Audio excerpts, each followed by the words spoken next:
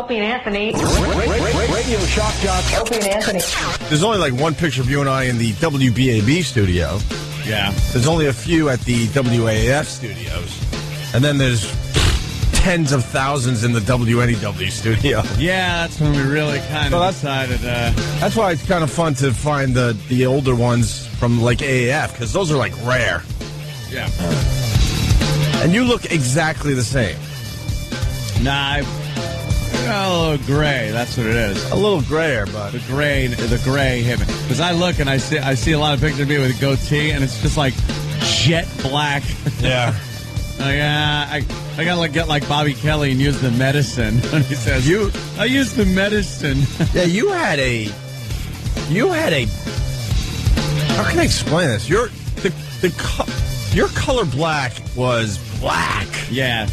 Does that make sense? Yeah, it was like jet black. It was like jet black, which you don't see often, because most people that have black hair technically have dark brown hair. Yeah. You know that, right? But with you, I think it was officially black hair. It was black hair. Like jet black, like midnight black. Black goatee. I found a picture. Like, I'm going through this box of pictures last night. I found a picture. I have no recollection of us doing this. Did you know that you and I were human bowling balls? What? Think about it. Wait a minute. Think about it. I block these things out many times. I'm looking at these pictures going, oh, wow, what happened next? We did the douchiest of douche radio bits. Oh. We were human bowling balls in Faneuil Hall. Do you remember this? I have completely blocked this out. Do you have a recollection? Like when I saw the pictures, I'm like, oh my God. Then it all came to me. But if someone would have talked to me only a mere 24 hours ago, I would have said, there's no effing way that Anthony and I were human bowling balls. Dude, I have absolutely no recollection of this. That's why I'm bringing it up. And you know it was some kind of Comedy Central thing? Comedy Central came to town. I guess they needed shock jocks. I don't know. Were we hypnotized to do this? Because, first of all, I can't imagine we did it. Well, although back then. I don't remember. What did it entail? It was a huge bowling ball. It barely looked like a bowling ball. It was a sphere. A big sphere. That you sat in and you got harnessed into. Nice. There's no way we did this. And then we were rolled down a ramp into bowling pins that were human size. No way. No way. Yes. I defy you to show me a picture of me strapped in this device.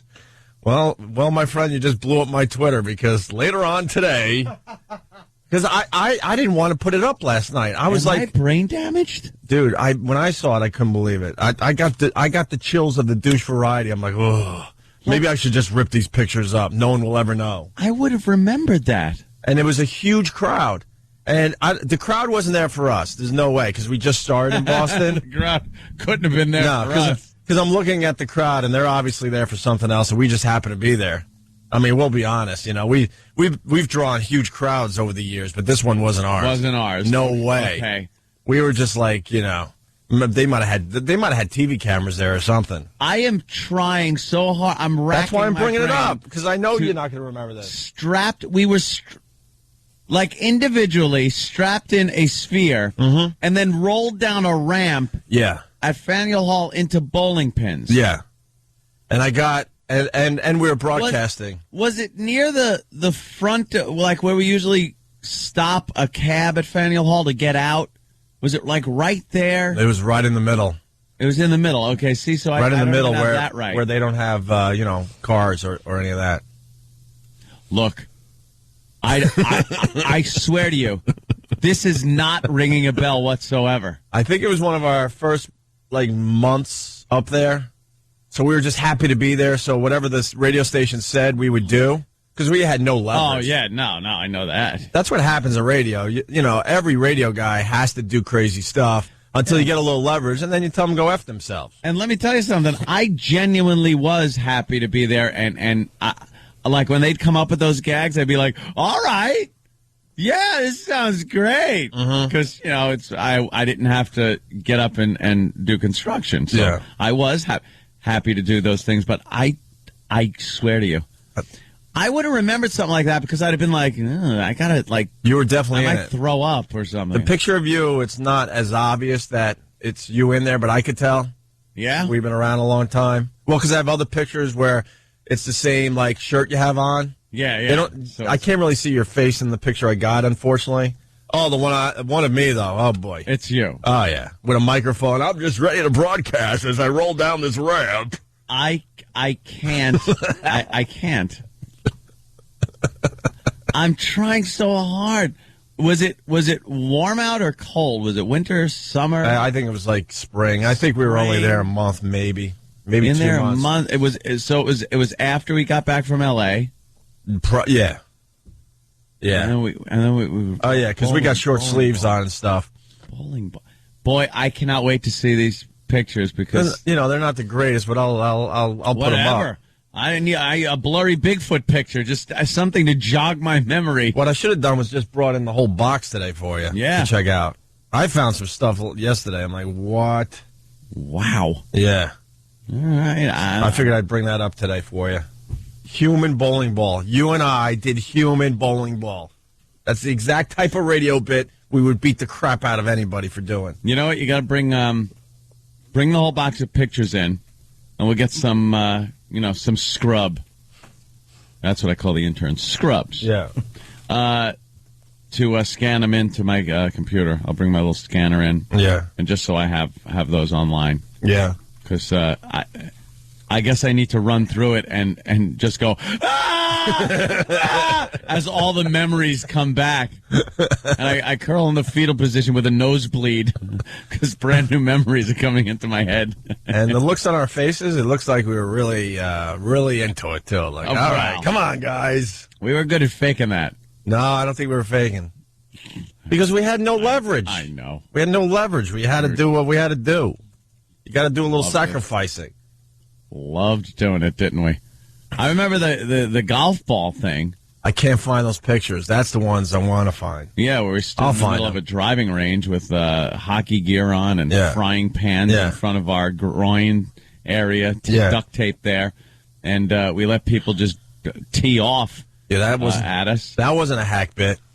That was fun. That bit was copied by so many radio shows after we did it because it made one of the radio trade magazines, which is the kiss of death. It was always the kiss of death for us. Then everyone does it. Well, there's R&R and FMQB. If you get your picture in there doing some amazing radio, something no one else has ever done, great. Next thing you know, a month or two later, it's completely blurred because every other radio show in America does the bit. You notice that just doesn't happen anymore? That's like a dead thing in radio. Well, just doing crazy stuff? Yeah, the crazy stuff that made the papers and things like that. Now it's pretty much just this guy said something stupid and he's getting fired. That's the only radio thing you've read about in recent years. Right. Now it's, that part of it is just dead. Remember the golf ball stunt, though? Yeah. That was scary. I remember getting hit. Too. We were well padded, but when you get hit by a golf ball after someone hits it with a driver. Oh, yeah. And we were only 100 and, we were between 100 and 125 yards out. 125 yards out. Something like that. Yeah, you felt it. It was, what was even scarier was the golf balls that were just missing you, just whizzing by your head. Yeah. Yeah, those were creepy because when you got hit, you knew you had padding on. Because you felt the golf ball hit, but it didn't give you that pain like you didn't have padding on. Right. When it whizzed by your head, you got that feeling like when you were on the golf course and someone teed off. Oh yeah. And it whizzed by your ear, and you realize, that could have cracked my skull open. Yeah, and when you got hit, you wanted to just start screaming bloody murder. Yeah. And then realize, all right, you're well protected. But just the thud it makes. And the clang that one made when it hit right off my frying pan.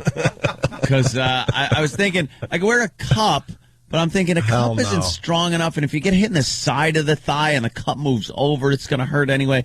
So I just took a frying pan, a giant black frying pan, and duct taped it right over my groin area. Yeah. And one hit, it was a direct hit, and you just heard like a bong. It was like a Chinese gong sound. Yeah. Where I would have just been. We both had gone. the frying pans. I think you came up with that, which was a great idea. We're dressed like hockey goalies for the most part. But yeah, I haven't found those pictures. I'll find them though. These are boxes that I've had in my basement in Huntington for like off and on for 10 years. Before that, it was in a basement up in Boston. Before that, it was in my mom's house. These boxes haven't been opened, and it's like time capsules. Were listeners pushing us down the ramp as bowling balls? No. How are we being propelled? I think the Comedy Central people. I'm not sure if it was filmed or it was another failed pilot attempt that we were part of. Yes. How many of those have we done over the years? Quite a few failed ones. Yeah, no kidding. Where they don't even acknowledge that we did anything for them. That's always a pleasure. Thank you, Comedy Central. I'm trying to remember this. I would have remembered being strapped into something like that. Well, someone remind me. I'll bring all these pictures in tomorrow. You got to. All right. And also in honor of Dice, with this Twitter thing, and remember he was saying like status. Yeah. I'm cleaning my ears. Yeah, I got a few of those last night. So I did a cleaning my ears tweet last night. It was the biggest hit. Pictures and everything? Yeah, I happen to have a jar of Q-tips, and I'm holding one. So you see my hand holding one, and then you see the jar of Q-tips, and it says I'm cleaning my ears with Q-tips. Yeah, why not? It was a huge hit last night. Yeah. People love hearing what you're doing. Doesn't matter how stupid it is. There it is, cleaning my ears with Q-tips. Oh, look, there are the Q-tips. Wow, and people could go, those are the Q-tips. He's actually cleaning his ears right now. I feel a little closer to Opie. That was in honor of what Dice was saying yesterday, because everyone has to update their status. Yes. With their Facebooks and whatnot. So, all right. Yeah. I'll show them the AF picture. Opie Radio on Twitter, by the way. We're finally social networking our butts off here. Look at that picture. Oh, my God. Mm-hmm. Look at that. Look at the jet black hair. Yes. That's all it is. Your hair is darker in these pictures. That's it. I look like I'm 17 years old. Yeah, you look like a young child. And it wasn't even that young at that point. Danny. Oh, yes. The coolest thing is that you're still using the same equipment that's in that photo. Yeah, you know what? Look, that's the same board. Oh, my God. I think it's the exact same board. Oh, how sad. Is that the exact same board that we're using right here in New York? I don't think it's yours. I think it's my board. I think that's the one. It's that one right there? Yeah. Wow, dude. Because that picture is easily 12 years old. Yeah. We've bitched about the old equipment we're using here in New York, where we got wood and stuff. Our stuff is framed in wood here. And there it is. There it is. A picture from years ago with all the wood. Yeah. All right, we're just getting warmed up. Seems like yesterday, doesn't it? Oh, boy, sure does. No.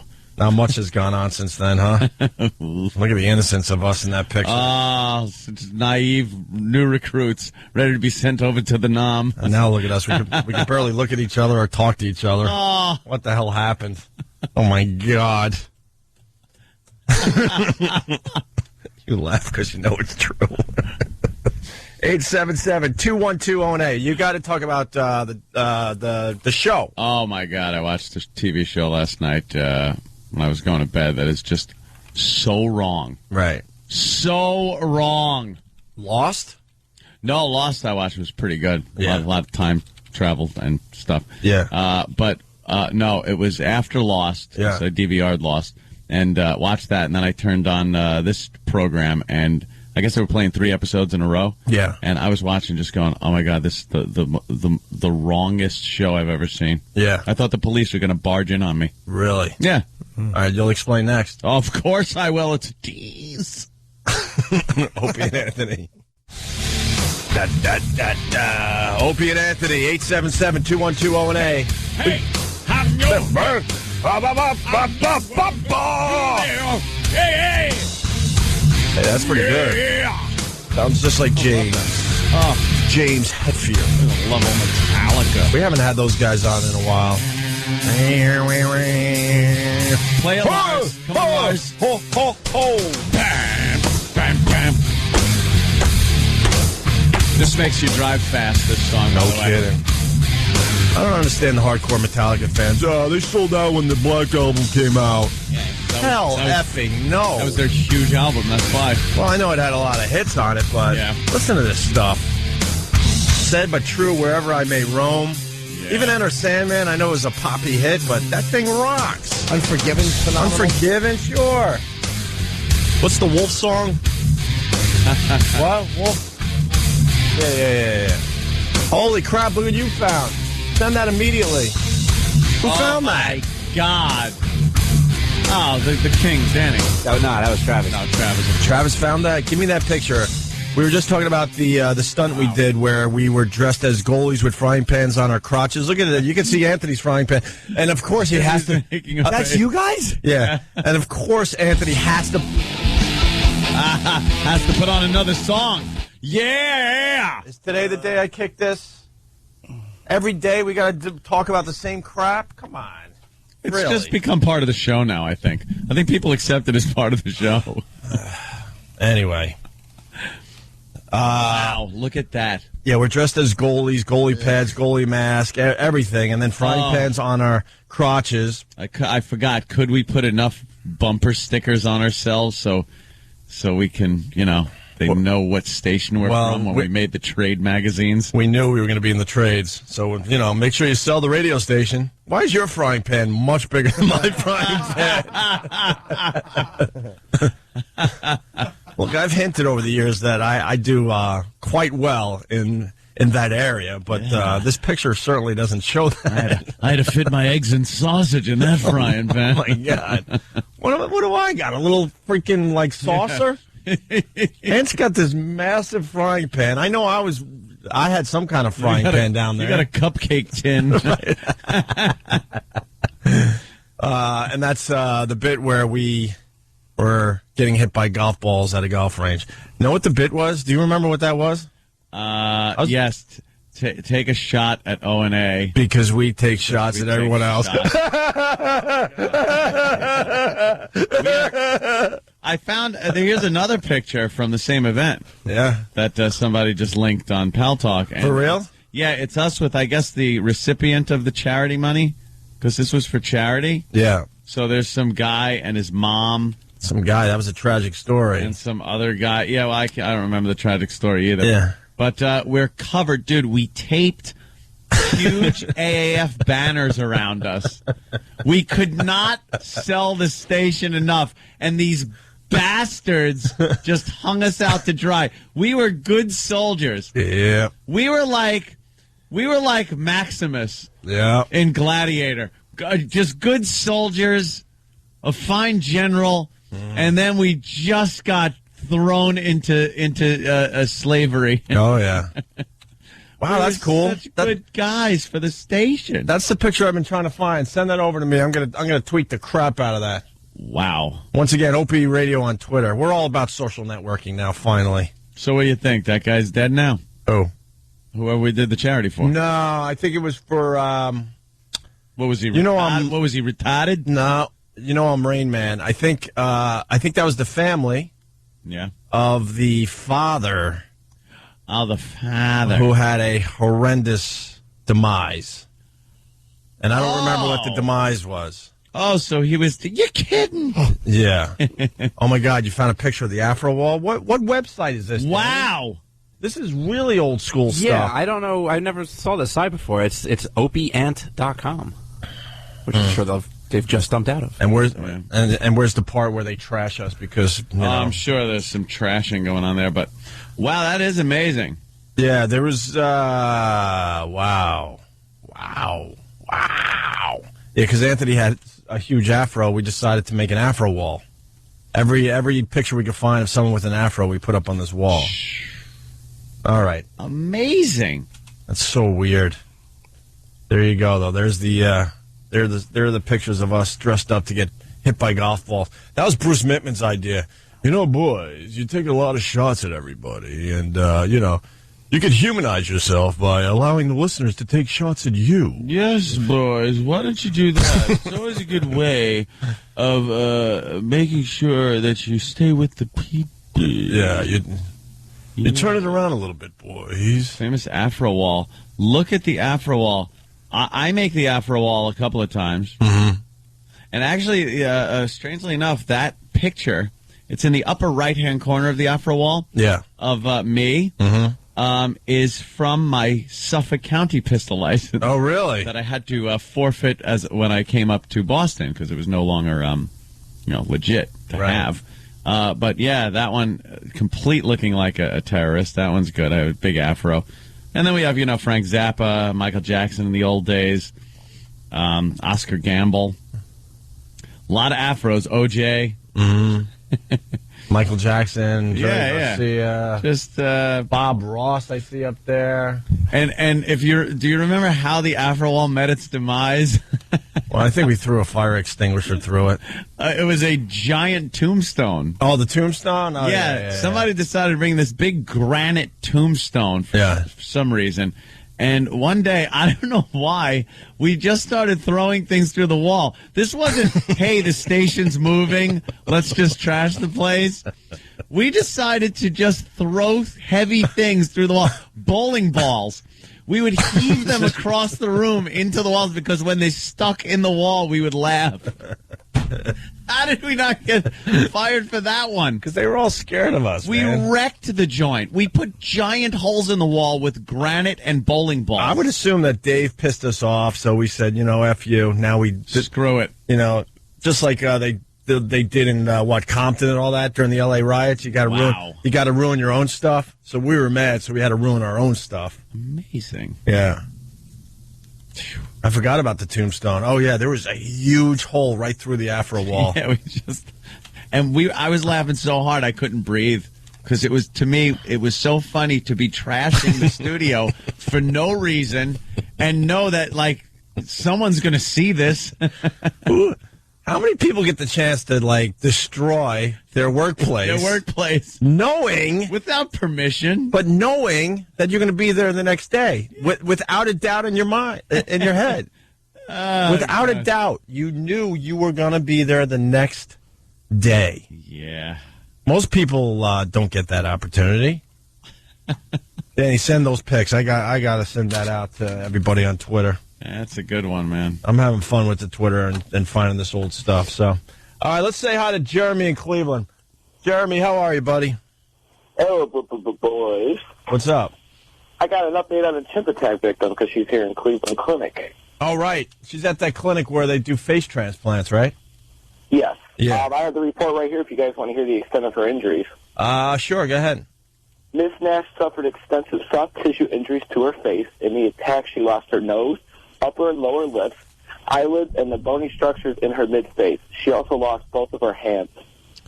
The chimp attack lady they don't even know she's going to be blind because she's in a coma still. And they took her eyelids. Wait, but the bone structure in the middle of her face is gone, too? Oh, yeah. Yeah, basically her whole face.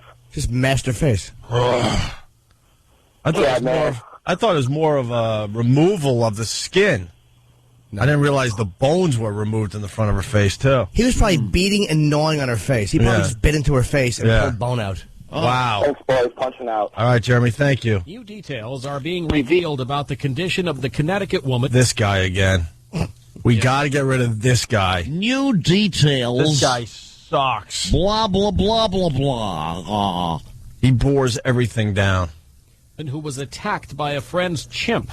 Hospital officials say Charlotte Nash lost her hands and may have brain damage. The 55-year-old also suffered severe facial damage when she was brutally attacked on February 16th. Just as Charlotte Nash arrived at the house and exited her vehicle, the chimpanzee attacked her untriggered. He jumped on her, began biting her and mauling her.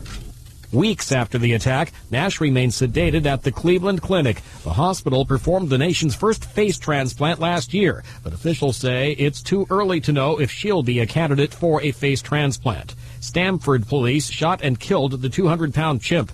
Officials are still deciding whether its owner, Sandra Harold, will face criminal charges. The chimp's owner and the victim were friends. The animal had been raised like a human and spent many peaceful years in captivity before it went on a rampage. And there's a story in the paper today, or actually on the news, some old couple has a pet deer. A pet deer? Did you see that on TV? No. We got to get the story. I don't know where, but this old couple feeding a deer in their kitchen, and said, "Yeah, it's their pet deer." What? And it's a pretty big deer. Why? Huh? Why have a pet deer? I don't know. I looked up and saw this, so we need a little more info. But That's stupid. Yeah, that can't end well. No. Deers are very skittish. Yes, they are. And it's an older couple, so they're going to lose all their knickknacks. They wreck the joint. And old people love knickknacks. They love their knickknacks. Oh, there's some pictures right there. We'll link on onaradio.com of the pet deer just walking around the living room. You can't potty train a deer? No, they'll leave their little nuggets all over the place. Their little pellets all over the house. And then don't you got to feed them a lot of grass? Yeah. Huh? It was a very young deer, and they were bottle feeding it. And the old woman was in one of those Pride Jazzies, so she's not exactly going to be able to get out of the way. What is it called? Those little Jazzies. Yeah, but it's called the Pride? The Pride Jazzy. Ugh. Now, they got a bunch of different names. I know, to make you feel better with the fact that you can't walk anymore and you're heading toward the grave. so name your electric wheelchair after names like Pride. Really? The self-sufficient. Should be called the Burden. The Burden. With the Coffin Express. The Burden. If that lady isn't a candidate for a face transplant, who is? Cody in Indiana wants to know. I don't know if they're going to bother with the face transplant with the chimp lady. Yeah. That lady her life is done. They're saying brain damage. Really bad. And then, she's going to wake up eventually, realize she's blind, and then go, well, at least I have my, I don't even have my hands. Hope she wasn't a big nose picker. She's in deep trouble. At least she won't have to worry about rubbing sleepies out of her eyes. How do you live? Oh, dude, it's terrible. You know that I would rather lose a leg than an arm? Anyone else? You think about this stuff. Like, if, God forbid, something happened to you, what could you live with? I could live with one eye. I wouldn't be happy about it. Yeah. I could live with a leg missing. An arm missing would depress the hell out of me. A leg, anything would depress you. No, but they got that leg thing figured out. What, spatula foot? I've been doing a lot of thinking about this. Spatula foot? I see these guys in Central Park running and biking and all that. They know how to do the fake leg now. And they got a hinge just right. I saw a guy walking on Columbus Avenue as I'm sitting outside this coffee shop, just kind of people watching, one of my favorite things to do. Yeah. This guy walks by with a fake leg, and he's walking like everybody else because they got that hinge thing figured out perfectly. So it looks, where the knee hinge bends perfectly, right? Also, that arm, it's like trying to pick something up. And your toes don't have to hands they can't figure out. They can't get the hands right. The toes don't have to do anything but just kind of stay there. Yeah. I mean, it would still suck. Don't get me wrong. I mean, I'm pretty good friends with Eddie from Big Brother, and, it doesn't look like fun. He's got both legs missing. He uses crutches like they're legs. Yeah. But I still think that's better than, having an arm or two missing. Yeah. Why can't they figure out the arm thing? Horrible. Just because you use it's more complicated, right? Oh, yeah. Yeah, it is. You do a lot more, I think, with your arms than your feet. Right. Walk on them. Right. Depends on who you are, I guess. Yeah.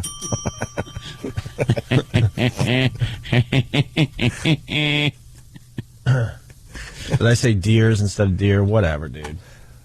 Whatever. Shrimps. Huh? I like them shrimps. Yeah, whatever. Let's say hi to Ron in Georgia. Ron. Brian. All right, what's up, Brian? Hey, man, there's a couple that live in the town where I live. It's a 3 red light town, pretty small, but they had a pet deer and somebody came by and shot it. They shot the pet deer? Yeah.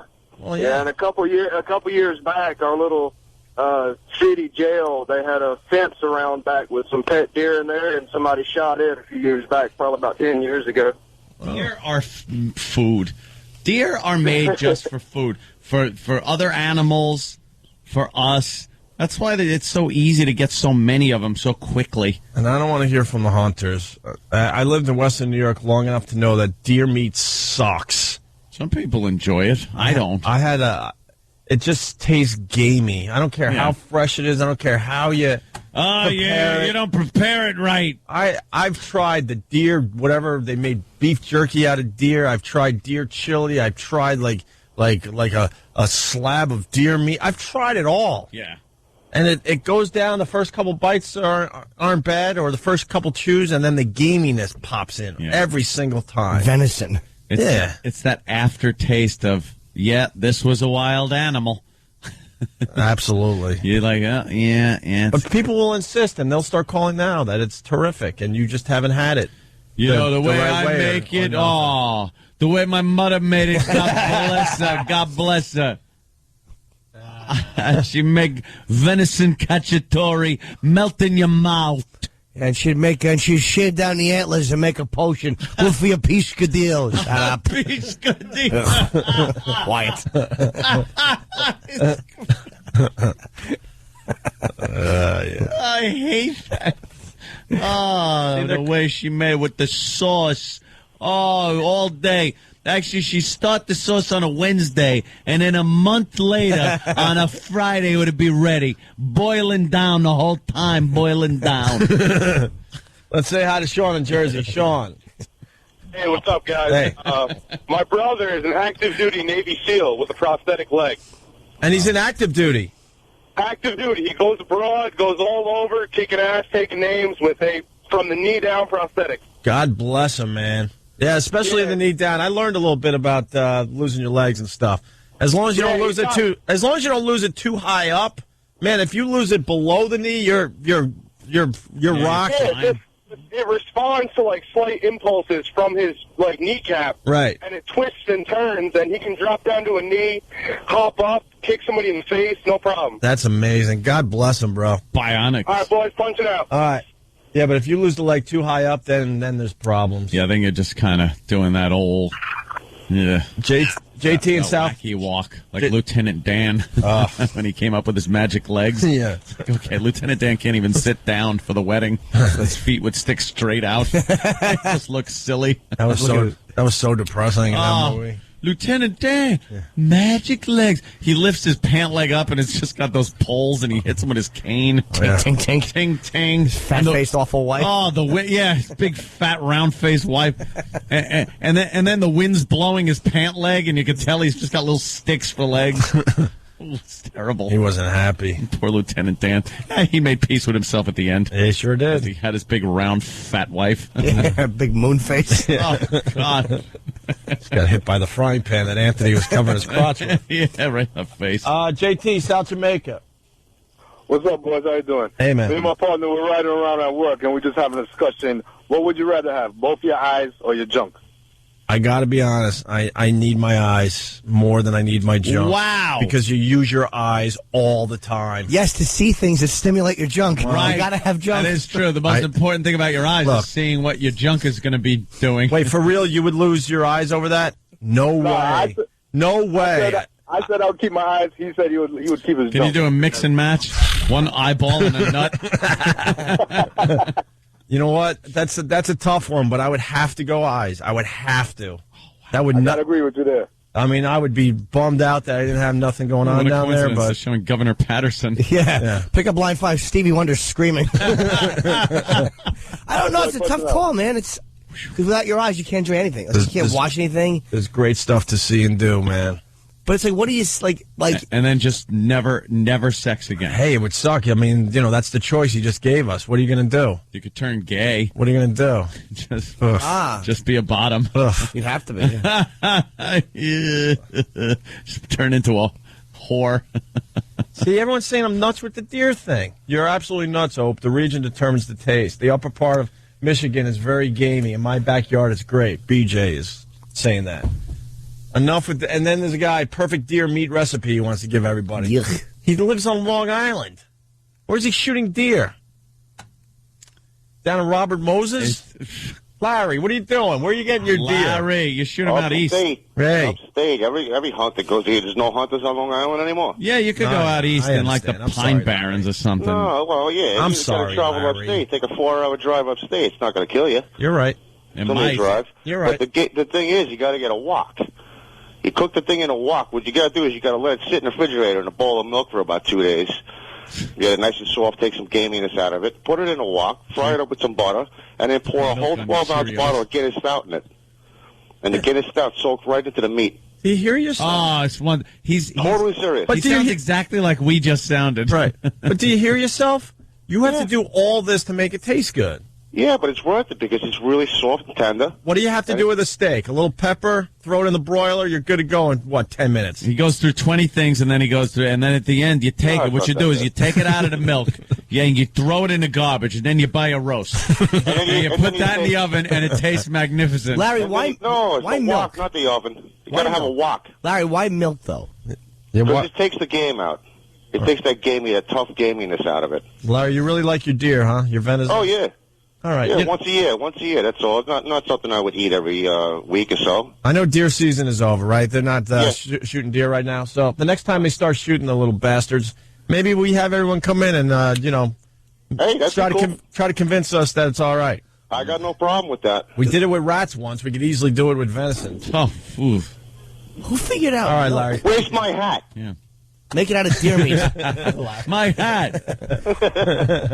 Yeah. Who looked at milk and said, I want to put meat in that for 2 days and let it sit? Like, how did that happen? Take the gaminess out. Yeah. They probably tried everything. Yeah. Motor oil. Yeah. This doesn't work. Okay. Down to milk. After milk, it was thumbtacks.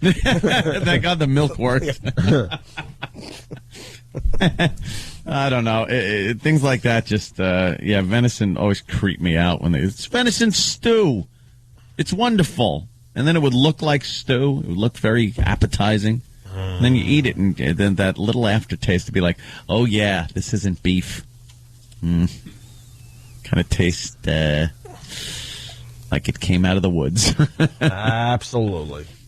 You started off with a nice Bigfoot salad. Imagine what that would taste like. Ugh. Eat a Yeti toenail. You know, Ted Nugent has a cookbook. His wife, Charmaine, had a cookbook, so I bet you that there's all kinds of... I'm sure. Yeah, Uncle Ted's going to teach us how to cook. Uncle Ted will teach you how to cook. Yeah. Let me tell you. Yeah, you buy from the Rite Aid, I'll buy from the... You buy from the supermarket, I'll be super... We got it. Brilliant, Ted. Brilliant every time. But I bet you're right. My backyard's the butcher shop. That's right. Yeah, isn't Ted great? You let Uncle Sam do it, I'll let Uncle Ted do it. All right, fine. That's wonderful, but most of us don't have backyards that are an entire state, Ted. And his dumb little things, the USD. Yeah, the U.S. dumbasses. I trust Uncle Ted. Right. We know you, Ted. Salt of the earth. Salt of the earth. A little stamp with a UT on it. Uncle Ted. Great, Ted, but no one gets to live like you. Do you understand? Exactly. Take a small boy and teach him how to murder a bear. Good boy. Before he dies. Exactly. Right. Take something with him. Right.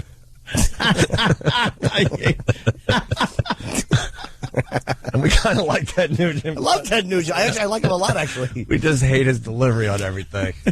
He knows better than everybody. Because he comes off very pompous, very all-knowing. You can't tell Ted anything. Yeah, right. We get the stats. You're right. We're wrong. We get it. Yes, okay. Right. Those are good. I'm all pro-gun, and he telling me, no, let me tell you about it. No, I'm with you.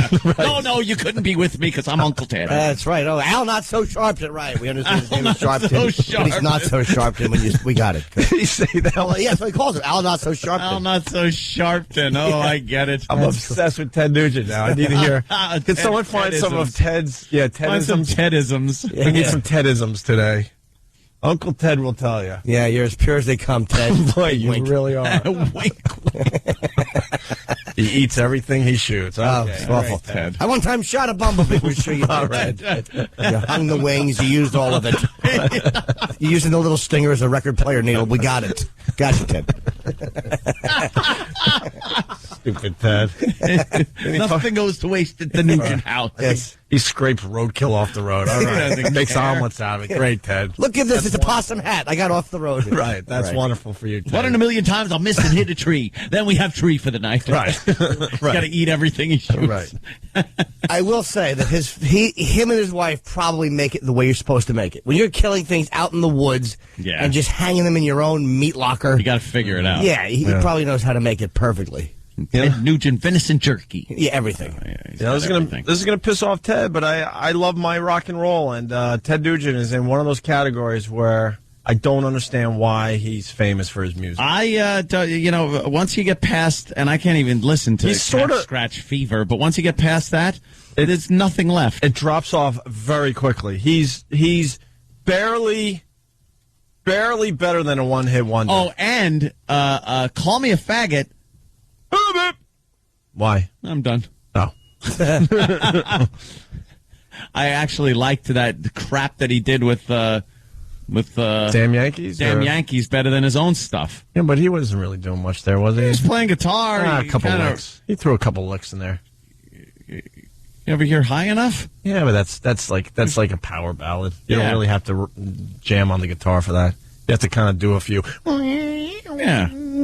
But he was, emotional notes. It was the Ted sound. The emotional note. You don't like Wang Dang Sweet Poontang? I hate Wang Dang. I like that song. Sweet. Like I said, the big drop off. The big drop off from Cat Scratch Fever. The tempo of that is great. Stranglehold's a very good song. You're right. No. Stranglehold's pretty good. It stinks. All right, you're right. All Ted's stuff stink. Wang Dang is a very good song, although lyrically it's not very good. Oh, there you go. Oh, is he going to shoot a bow and arrow in a loincloth from the top of his stacks of PA? My old friend Buzzy calls him Uncle Teddy. Check out Uncle Teddy. Does he? Yeah. He likes him? I think so, yeah. This just has that 70s arena sound that... but not really a good one. Not like you're there watching. Yeah, but Wolf Mother was bringing this sound back a little bit. Yeah. And a few other bands, yeah. I don't know.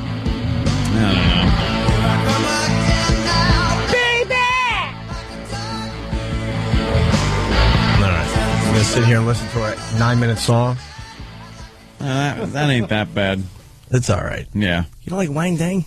No, I hate that one. Give me a little Wang Dang. Oh. Just the beat of it. Hey, let's hear a little Wang Dang. I'll beat you if you say the beat again. You're right. I am a one stupid, redundant idiot. It's like my father when Hall & Oates, You Make My Dreams Come True, came out. Dumb father put it on a 45 50 times. Wait, what song? You Make My Dreams Come True by Hall & Oates. Oof. And my grandmother got so annoyed. She said, he's a one-note Johnny. A one-note Johnny? I don't know what that meant. Should have punched Grandma. What do you think I did? Took it? How else would I handle that?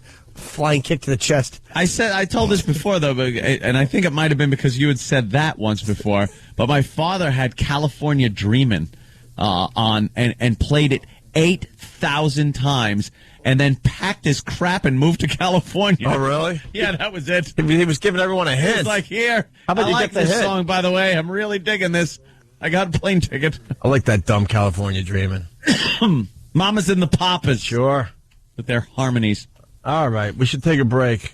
Maybe we'll do a little Wang Dang. Oh, here it is. Right, we get it. You're doing it. Ooh.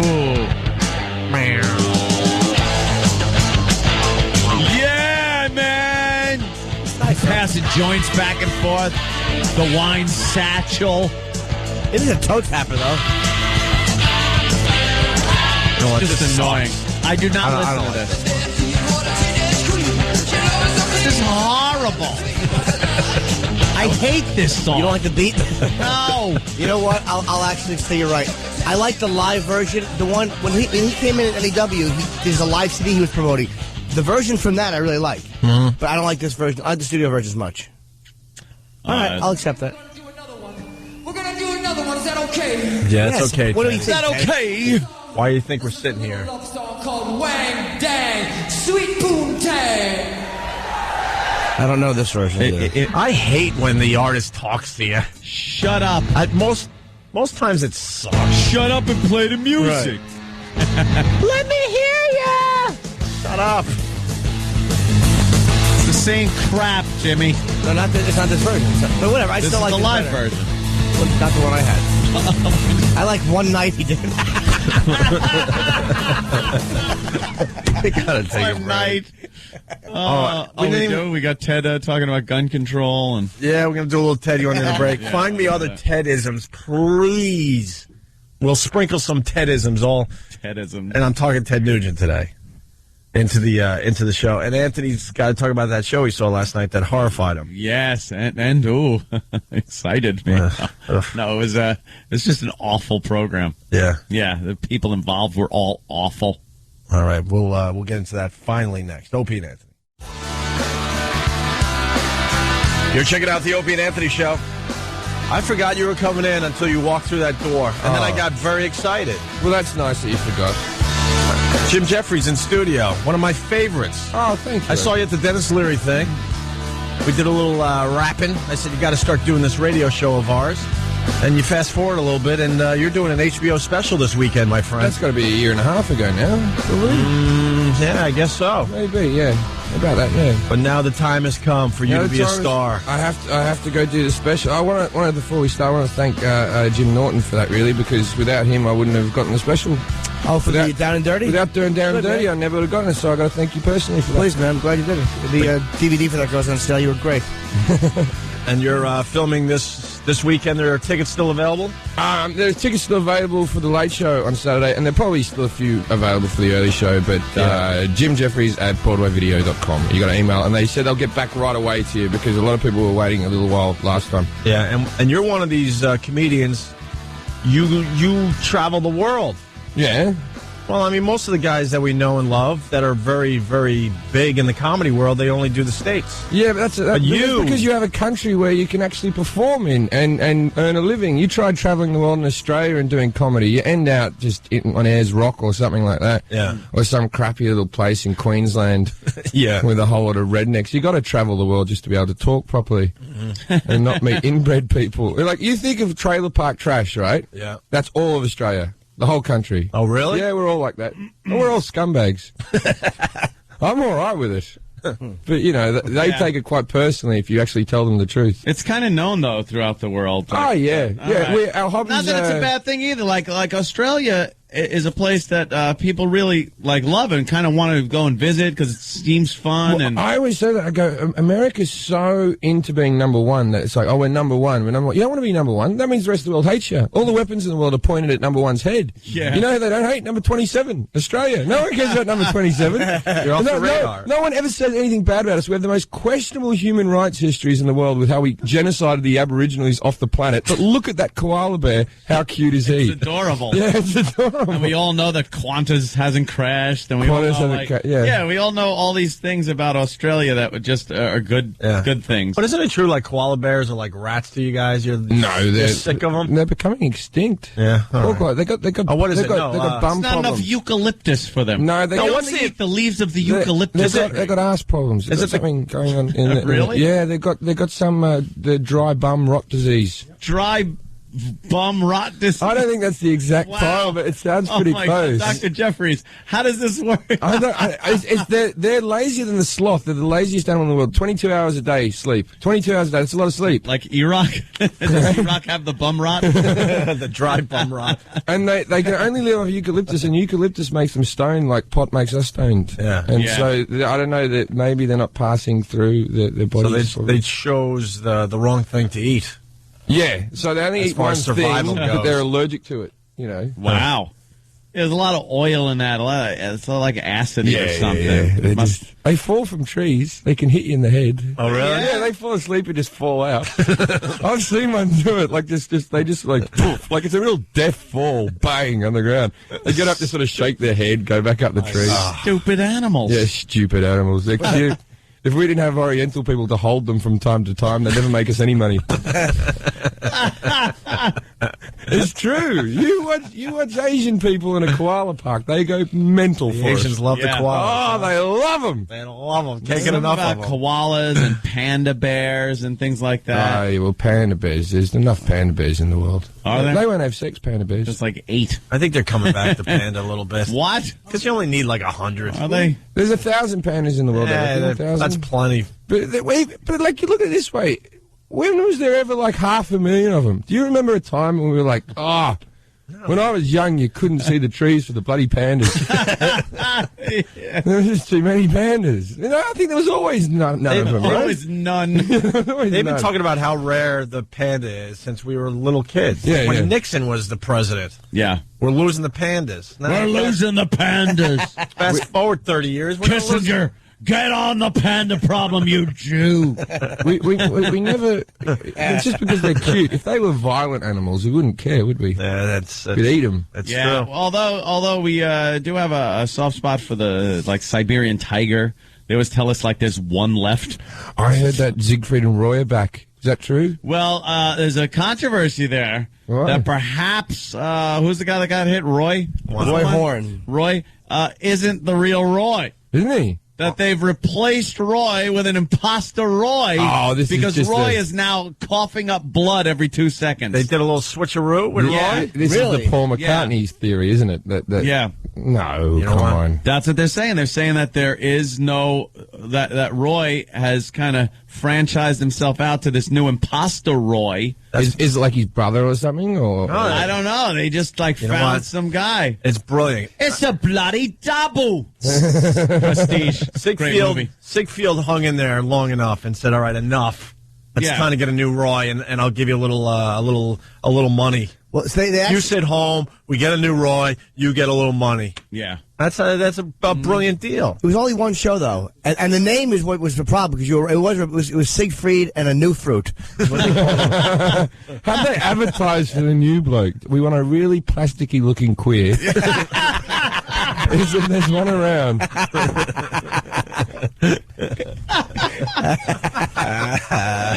Who likes pets? Yeah. Well, they say that those white tigers are almost incestuous, what you need to get them. So that was the one that attacked him. And there's a special about this guy and girl couple who owned tigers, and they had a threesome with this other guy, and they lived with a guy, and they all trained tigers. Anybody see this on HBO On Demand? Some guy with a dress. So is this how a tiger's born, or is this what the carers are doing? I don't know how they actually get the white tiger, but white tigers have a problem mentally. And this couple for many, many years. Well, they think they're better than the black ones. Don't they? They certainly do, but they're more violent actually, and they colonize.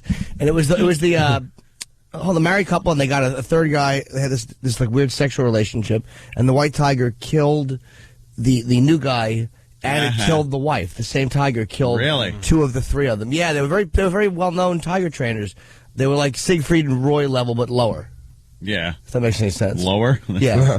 How many grades of tiger trainers are there? I know. We were talking about that maybe a couple of weeks ago, where the old school with just the whip and the chair. Yeah. And we were like, how did they decide to pick a chair? And then you realize it was just like what was in the room at the time when the tiger attacked him, when it was just him and the whip. And the tiger said, "I'm not taking your whip." And the guy said, chair. He just starts poking Isn't at there him. a theory that the chair's meant to be like another animal's legs attacking it? Is that it? That's the theory. How about you hold two animals' legs? Humans always do that. They go, when we do this, the tiger thinks, how do you know? Yeah. How do you know? Don't smile because they see it as a sign of aggression. Yeah. And how do you know? Maybe he just doesn't like your stupid face, and that's why the chimp chewed it off. You heard the chimp story, right? Yeah, well, we talked about the chimp story. Yeah, well, the chimps, all the animals No, are there's a rising new against chimp them. story. No, the one that beat up the man that looked like the woman. Oh no, there's a newer one. There's a much newer one. I have been on planes. I've missed the news. What's happened? This same one was hardcore. Yeah, same ending basically. Woman Ripped had off the face. Did the woman still live in this? This one? woman had a chimp, Yeah. and like her husband. First, her daughter died years ago. Then her husband died, and all she had was this chimp. And she started really getting close with the chimp in a way that some of the neighbors were like, They all shag the chimp. No real confirmation of any hanky-panky going on, but she would share, like, wine and lobster tails. She had to have surf and turf with the goddamn thing. And then sleep with them don't in forget the same bed. Don't forget either the shower or the bathing. Oh, no, this is the same chimp, I think. And then the Elmo doll? Yes. Oh, this is the story I was thinking. What was the previous chimp story? Oh, the guy with the birthday cake? Birthday cake. Oh, I don't know about that birthday one. cake guy? No, I don't know about birthday cake Greatest guy. story ever. But I only know do a little Googling in your hotel when you get out of here. Guy had a chimp, and him and his wife, and it got a little too big, so they brought it to this chimp place where you bring refuge your or whatever. big chimps. Yeah. And but they would visit. They'd 12th. visit their chimp all the time, and then it was his birthday, so they brought the chimp a birthday cake, and another chimp decided, hey. What's with the birthday cake, and I don't get none? Two other chimps. Two other chimps, yeah. So the two chimps pounced on the guy and ripped off his genitals, one of his feet, his entire face, and started ripping his fingers. Ripping his fingers one by one. Not his cake-eating fingers. There he is after, like, he looks lips stupid. off. Ripped his lips off. That jawbone is made out of, like, his ass now or something. He hasn't got a nose. It's all He's bent got up. no nose. That's why Michael Jackson and Bubbles, he got rid of him. Yeah, no one knows this. That's a magnetic nose. He popped the nose off so you could see what's left. The little dots above it. The little magnets. He pops a little nose. Have we got a photo with him with the magnetic nosing? Like, how realistic does this other nose look? It's just a chunk of plastic, isn't it? It looks like a plastic nose. It's just one of those ones taken off those Groucho Marx glasses. And thrown on. You think at the end of the night he comes home and just hangs up his grandkids' things on the fridge with his nose? He just snaps it on there and goes to sleep. He puts it upside down and puts pens in it. I'd love to punch his. How great would it be to get into a bar fight with that guy and watch his nose sail across the room? He just sock his nose, lands on the billiards table. He takes Coke with a spatula. That's funny, man. That guy looks silly now because of a stupid chimp. His eyebrow looks kind of taped on too. His eyebrow. Did you see his eyelashes? Yeah. His eyebrow. It doesn't look. Wow. Real. That doesn't look real at all. That's probably taken from his taint. And they sewed it on there. His Jack Klugman eyebrows. What a creep. The smile on his face is, well, you win some, you lose some. Yeah. Isn't it? It's like, he's like, what are you going to do? Try to bring my chimp a cake. And so he doesn't have any hands, so he just has stumps. He's got like now. a couple fingers still there. Or? That must make putting your nose on difficult. Oh, my God. He's got to hold it between his two palms looking silly. Snaps it on. He hears that click and knows, whew, I'm in the clear. I always find people like that weird that own chimps and stuff like that. It's like they always seem to be like crazy. I'll try to put it this way. You know, whenever you see someone who's like the fattest man on earth, and they do like a documentary, and they go, "I eat 14 pizzas for breakfast, and I have 4 chickens. I eat them like Tic Tacs." You know what I mean? And they go through this whole thing, and then you go, "And I haven't been out of bed for 4 years," and it's like, sometimes I can't afford dinner. Sometimes, like, I'm like, the budget's a bit low at the moment.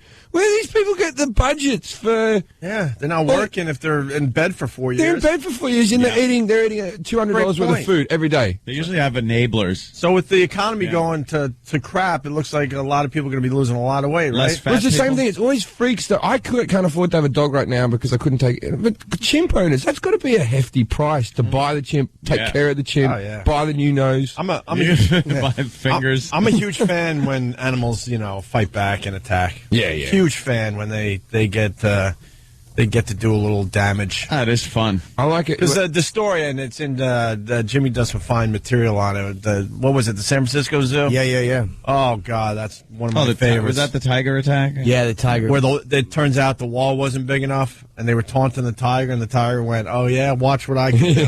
I've been waiting for this day." Yeah, because at any time the tiger could have done that. Yeah. But he's like, "You're taunting me." Oh, you're taunting me? Really? I know I could clear that fence. And I've known it forever, but they feed me well. Yeah. Usually little kids point at me and smile, and that's fine. But these guys are taunting me. I am going to rip your throat out of your neck. Really? You're having fun with me today? Yeah. Okay. Watch this leap. Yeah. Watch in amazement, people. Photo op coming up. Yep. Look at my wait. mid-air Did he kill some 20-foot kids? leap. Oh, he did some damage, and then He chased down the guys that were taunting him. Yeah, and One then- was hiding, and he found them. Yeah, and then the friends were like running, trying to get to safety, and the snack bar was closed, and the people inside Not for said, the "Sorry, tiger." we're closed." Wouldn't let him in. Wouldn't let him in. One guy was killed. The main offender, I think, Yeah. was killed, Yeah. and the other two were chewed up. I didn't know the one guy was hiding, though. Yeah, one guy was like hiding, Yeah. and the tiger found him in some, but not like hiding on one of those little sidewalk things that. Just to top it off, did the tiger jump back over his wall and go home? And That just would have made it even nicer. lay down, put those paws the way the cats do, and then lay his head on it like, I'm done. Well, the ending of the story sucks because they have to kill the animal because the animal was doing what it's supposed to do. Doing his I job. never understand They do that. that all the time. They kill the animal. I never understood that one. Once they have the taste of blood, it's all over. I understand when they kill domestic dogs because sometimes people rile them up and make them into proper fish. What about the people at the zoo that start taunting and poking, and then all of a sudden the animal gets hold of the winter coat? That one is the best. Yeah. Oops. And just pulls them through the Gotcha. bars, and they're just screaming bloody murder. Well, Yeah, there's one serves with you a right, bear. dummy. A bear that grabbed some guy Right. through the bars. A panda bear, wasn't it? Yeah, it was a panda. Yeah. And boy, they're strong. Yeah. Oh, they're adorably cute and very strong. Oh, yeah. We when we were leaving the station yesterday, and one of the police canine units were out front. Oh, yeah. And he goes, invites Kenny over to the window. And, Kenny, he's a big guy. So Right. Kenny goes in and kind of leans in the window to say hi to the officer, and the dog goes, Oh, Kenny jumped back to see that big dolt get frightened like that. Was me and Jimmy just started cracking up laughing and calling him a wuss. I would have paid money to see that. it was I've never funny as hell. I've never seen Kenny Oh, intimidated dude, or it scared. was great. Watching an animal get frightened. Oh, Yeah, that's wonderful. He was frightened by another animal. It's like watching the Loch Ness Monster hear an explosion. Dummy. When I was in Iraq, they took us out. Hold on, Jim. Oh, there he is. The panda trying to pull the little Asian fella through the bars. Look how strong that thing is, man. That thing is not happy. You got to give that jacket up. Yeah, Give he up gave the jacket. The panda wants your jacket. I'm sure they had to kill the panda, even though it's a rare. No, animal they at wouldn't this have point. killed. They don't kill the panda in China. No, he's rubbing the panda Panda's on his rubbing the jacket on his face after that. He was Yeah, it's all in rubbing good fun. Iraq. I'm I sorry. was just saying when I was in Iraq, they take you out to. They've got dogs out there, you know what I mean. But these are bomb sniffing dogs. That's their gig, right? They got to sniff bombs, right? So we went out and met the dogs and you pat them and all that sort of stuff. And some are very fierce, but they're very well trained. But then you meet that one dog that's sitting like crying in the corner, and he's the one who found a bomb. Oh, he's not in good shape, that one. And they're like, does anyone want to adopt him? He can sit on request, and plus he's very needy. It's like a broken down woman. A broken down woman, huh? Yeah, oh yeah. I was thinking of getting one, a scared bomb dog. Yeah, a scared bomb dog. That's all you need. God, that thing's got to be a little skittish. I think they train them. What do they train? They train those dogs to sit down when they find a bomb. Well, that's how they train them for drugs. My brother's a cop, Yeah, and they he just works kinda a bit sit with the dogs, down. and he says that they're all the dogs are smack addicts and coke fiends and that type of stuff, because the way they get them so into the drugs is their reward for finding the drugs is they get a little bit of drugs. Come on. Yeah, they get a little tiny taste of it, just a little taste. I've heard that, but I'm not. I was never that sure true? if it was true or not. I don't know. If that canine guy's listening, if he could call in, I mean, he obviously knows how to train the dogs. Maybe we'll learn something about that today. This wasn't a drug dog though. Yesterday, it was a dog they used to apprehend bad guys. It was just when someone runs, he flings his door open and he goes, "Go get him, boy!" This was a beautiful German Shepherd. Wow. And he'd peek out from the back seat. And me and Jimmy are standing kind of at a distance from the window, but he'd peek out and look at us and go like, show his teeth. And me and Jimmy were just like looking, going, this thing could just lunge through this window and grab your throat, and there would be nothing you can do about it. It was honestly, it was scary because like the dog was so unreasonable. It was like we were talking to the cop, and it was obvious the dog sensed your intentions. We were being very pleasant, but the dog didn't care. He didn't like us being there. But compared to that chimp, like, very few animals right now are frightening me. Yeah. I'm like, it would suck. What's he going to do? Spend 12 minutes eating my nose and fingers? No. I think the officer would be able to, Have you ever done that thing where you get in the suit with like the hockey mat? No, well, we did in Iraq, and you run, and then the dog. It is a rush because you can't run because you're dressed in a big mesh suit. And even if you're so you're running like a Down syndrome bloke with an erection, right? and you're just sort of plodding along, and then the dog tackles you. But it seems all right to sort of punch it while you're on the ground because you're trying to swat it away, and it keeps going at you. Oh, they don't care. That's playing to them. Oh yeah, they love it. These dogs. And then just one whistle from his trainer, and he's back off. All right, I've had me fun. We should take a quick break. We could. We got to get into that show you saw. Oh, well, look at the tease we're doing. We don't mean to. I mean, it just means we're doing some good radio because we're just kind of going with the flow here. Jim Jeffries, you got some tickets left for your HBO taping this weekend. Yeah, at Jim Jeffries at BroadwayVideo.com. Just email them how many tickets. BroadwayVideo.com. Yeah, you got to be over 18 is the only requirement. And just put how many you need in your contact information. It's the same ones I've used. Jim Jeffries. It's JEFFRIES. That's the word. At BroadwayVideo.com. Yeah, this is going to be huge for Jim. I mean, go and support him. It's the HBO taping. That's awesome. We're very happy for you, Jim. It's right here in New York. Exciting. It's very exciting. My mother doesn't get it though. She goes, I go, Mum, I got an HBO special, and she goes, is that a cable network? And I went, yeah. And she went, oh. I went, it's very big, Mum. It's very big. Is it going to be on Australian TV? No, because Australian TV sucks, Mum.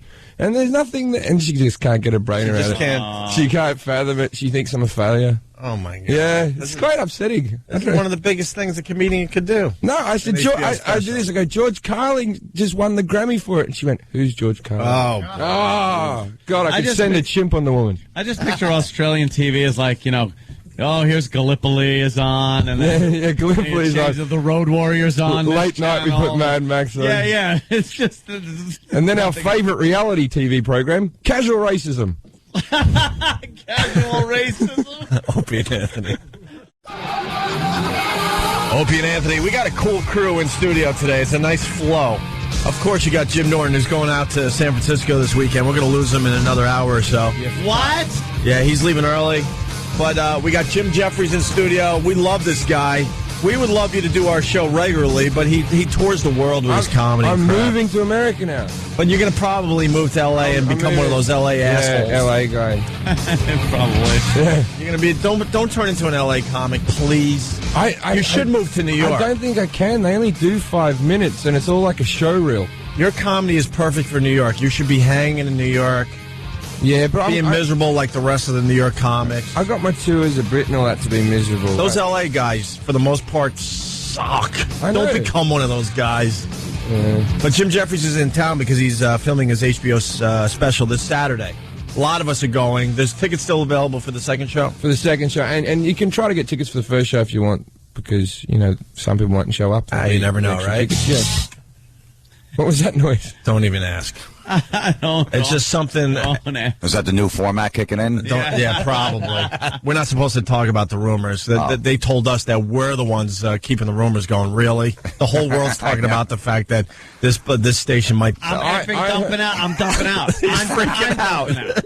Just enough. It's freaking out. Enough. Even though everyone's talking about, he's freaking out. Don't care. He heard it in Atlanta. Let everybody else talk about it. The second we do, we get effed. In 6 months, there won't even be radio. They're getting rid of it completely. Getting rid of this media. We can't afford it. The economy.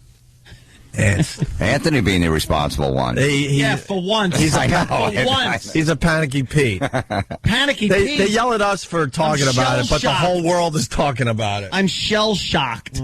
That's why I'm panicky Pete. But it's ridiculous. It's ridiculous what they do to us. You guys are the ones. Oh, really? At least people are talking about the station. There's a conversation in Atlanta about this station. That's good. Well, see, you better shh. All right. I'm actually irritated because not at you. I'm Jim Florentine, by the way. Jim's doing the show at Eddie Trunk on Saturdays on VH1, and you guys get great guests and Geezer from Sabbath and Dio from Sabbath. Yes, I'm so annoyed.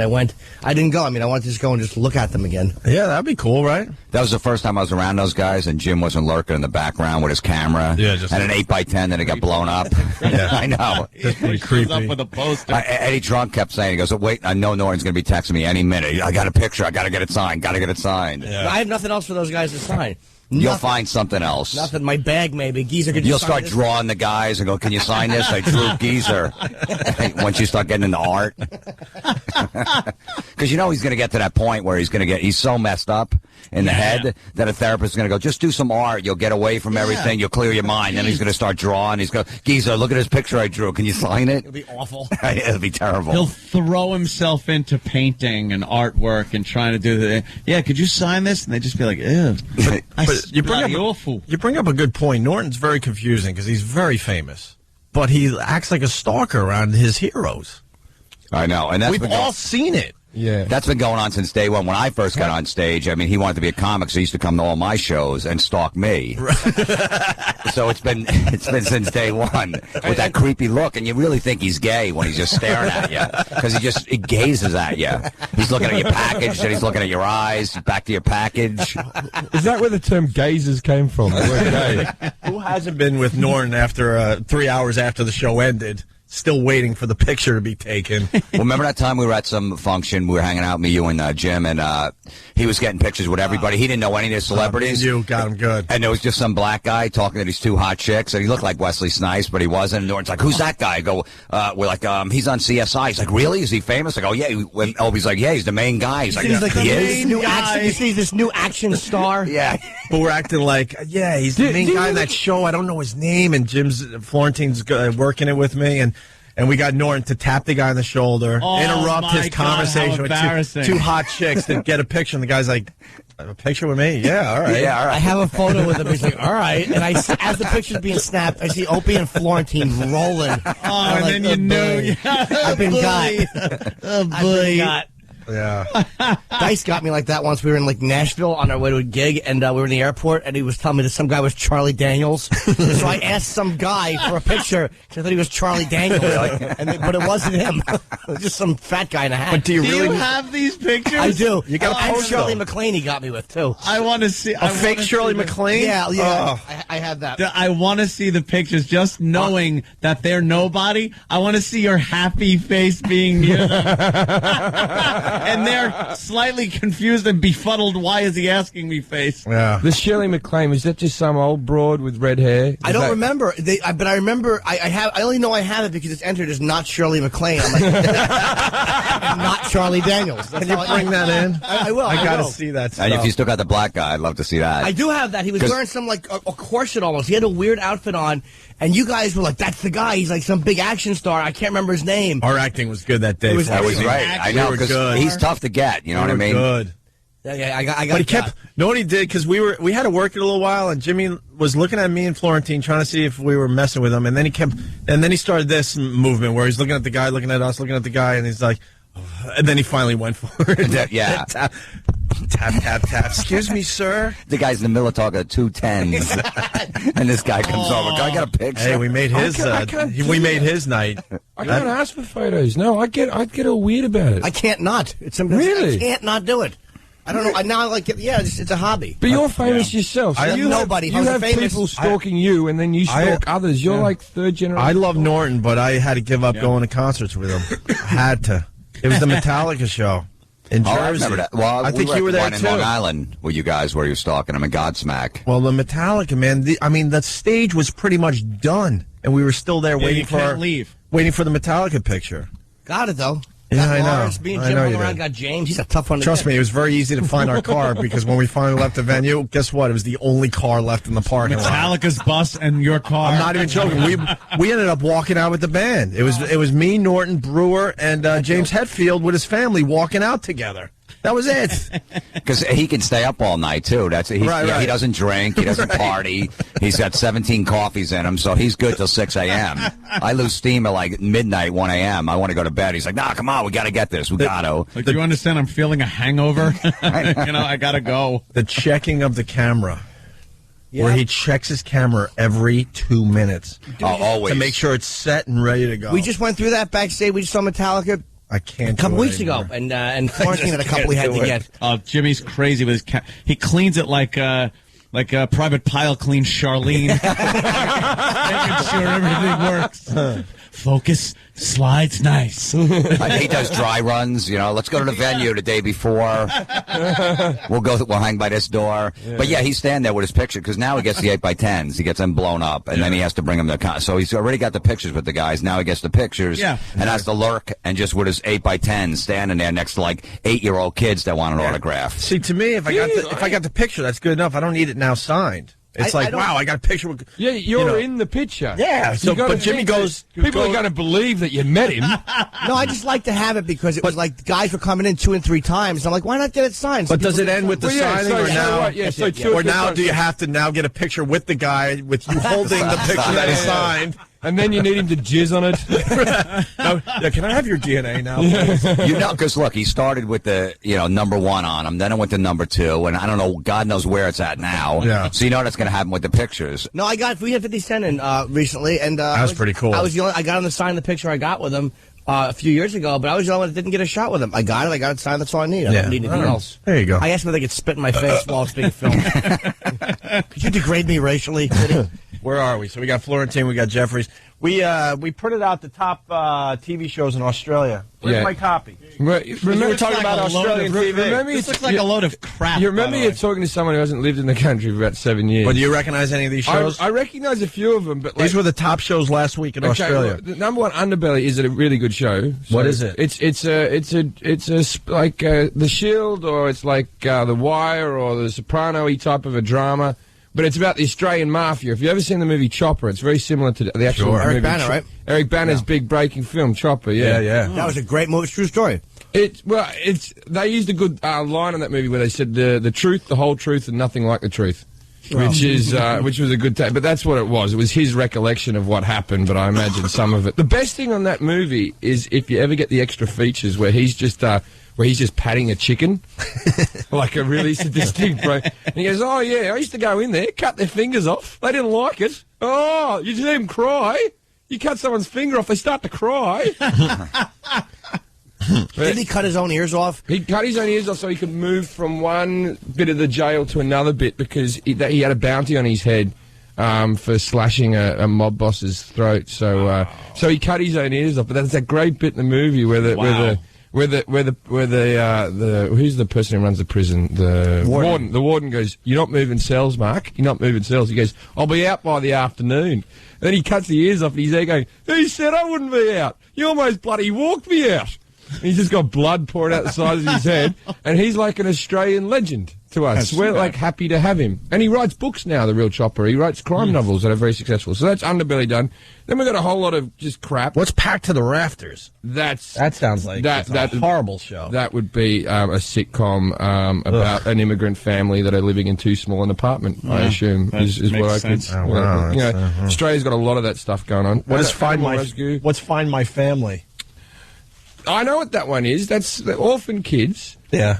People who have grown up without parents, and then we go out, we find... Look, it says what it does on the tin, Opie. Yeah. How can you not think that's good? Find My Family. Find My Family. Why haven't we stolen that one? That would be perfect for American TV. It's ethically wrong, probably. Yeah, and sometimes, just to make a good show, they give them false families. Do they? No, I don't know. That would be very... get them really involved with these people that they think is their parents. Dude, I did see an ad, though, during that show that I was talking about earlier that I didn't talk about. Oh, let's do that. I did see an ad for a show where they do send somebody out and find people's long-lost fathers, mothers, families, things like that. So they have kind of taken this. And the father's like, oh, great, you found me. They've been doing wonderful. Since the dawn of time. I always like the reunions on those shows whenever they go, and here's your dad the whole time. Yeah. And they come out and they cry, and the dad always gives a little bit of, I never wanted to leave you, but... You know what? But you did, mate. You did. What are you talking about? You have a choice in this world. You did. I was young, and I didn't know what I was doing, and... I was shagging a girl in Kansas like 10 months ago, and she just had a kid just like a week ago. And I think I've just slipped under the radar. I don't think it's mine. I'm pretty happy with it as well. It's not mine. I'm pretty sure it's not mine. Another guy's taking credit. Oh, okay. So, gotta be happy with that. Safe. One of my biggest nightmares is that door opens and there's a 20-year-old walking in saying, hey, You're my father. And it's some white trash a-hole that I wasn't able to mold and raise. Oh, yeah, and now I have to deal with for the rest of my life. Yeah, but you missed all those young years, though. The diapers and all that crap. That's a good point. And school. That's a good point. And soccer. Send her over to my house. Oh, great. And you don't have to pay for anything. Yeah. But you'd have a good-looking daughter. But that's my nightmare right there. I have it all the time. Like, it's someone that I wasn't able to mold, and now they're just some meth head, complete loser that I have to deal with for the rest of my life. Opie goes, how do I know you're my daughter? And she shoves her finger up her nose. Does this look familiar? You're mine. Oh, my daughter. Ugh. Hey, what's that show you were watching? We've been teasing this all morning. Not on purpose, by the way. After I watched Lost, of course, which is mandatory on Wednesday. Ready to go to sleep, and then I noticed this show on. It's called, what the hell's the name of it? Look, I forgot already. Little Miss Perfect. Oh, I saw this. Yeah. Oh my goodness, Little Miss Perfect. Now, if you saw the movie Little Miss Sunshine, I think you can understand what this is about. It's about these little beauty pageants that these parents drag these kids to. Anywhere from age 5 to, I think, 12 is the age bracket. It's horrible. And it is so despicable. The parents are the ones you just want to smash in the face. And then coming in second is the people that run this thing. Aren't the parents all just, their mothers mostly, and they're all fat pigs? Fat, slob mothers. And they're always the same thing. It gives her confidence. She loves to do the shows. It makes her feel good about herself. I'll do it as long as she wants to do this. Yeah. And then the kid's like, I don't want it. Just shut up and put on your whore makeup. but she loves it, every minute of it. And it's mostly either very wealthy, spoiled brat kids from well-to-do families, or complete white trash from like the trailer park somewhere down south. And they get these, adorable little kids and parade them around on a stage in front of flaming homosexuals and pedophiles in bikinis. They have an evening gown segment of the show, just in case you're taking an 8-year-old out to, some nice restaurant. Yeah. They're not even up to having on the green. Oh, Uncle Paul. and it's the whole thing of how they treat these kids. And once I watched one episode, I knew, in my humble opinion, I guess I got to say, that the Ramseys killed JonBenet. Really? Because they aren't their children. They don't treat them like their children. They are property. They are things that are to be brought in. It's the way of socializing. You know how that Munchausen syndrome by proxy thing, how the mothers usually get attention because it involves them with the doctors and this, and they can talk to people and stuff. It's the same thing with these pageants. It gives these mothers that have nothing to do, they have no life of their own, something to do, and people with common interests to talk to about these pageants. And it's one of the sickest things I've ever seen. The way they dress up and make these kids up. One mother was brushing this girl's hair, and she had her head in a vice grip lock with her hand and just twisting her neck, and the kid's going, ow, ow, and she's just brushing her bleached, blonde, destroyed hair because she had bleached her hair so many times. And then the hairspray and the sparkly crap and the giant whore eye makeup, red lipstick. And then they make them go out on the stage, and there's this wow portion, they call it, where it's time to wow the judges. So they put them in their most hoary outfits, and they got to go out there and do like grinding ass dances and parade around and strut around like they're trying to get laid. How is this legal? I think it is. I think it is just in America. I know it's not. It is so close. It is. It's not child pornography, but it's by definition. But it might as well be. It's the closest thing you can get to child pornography is watching this, I could absolutely see a pedo frothing at this stuff. Of course. It's kids in little skimpy bikinis, it's also, all made up like whores. Who does the presenting work, the judging work, the running work? Homosexuals. Yeah. Dude, they are all gay guys. They go to these coaches, these pageant coaches, and they are either former mothers of these girls, because they're all tremendous fat bitches, or flaming homosexuals that are going like, and I have this idea that you're a chimney sweep. And this is from the show. You're a chimney sweep, and in the middle, you take off your chimney sweep, and you're in a beautiful dress. You've gotten rid of the chimney sweep portion of your life, and you've emerged a beautiful butterfly. And the kid's just like, I want to play with my dolly.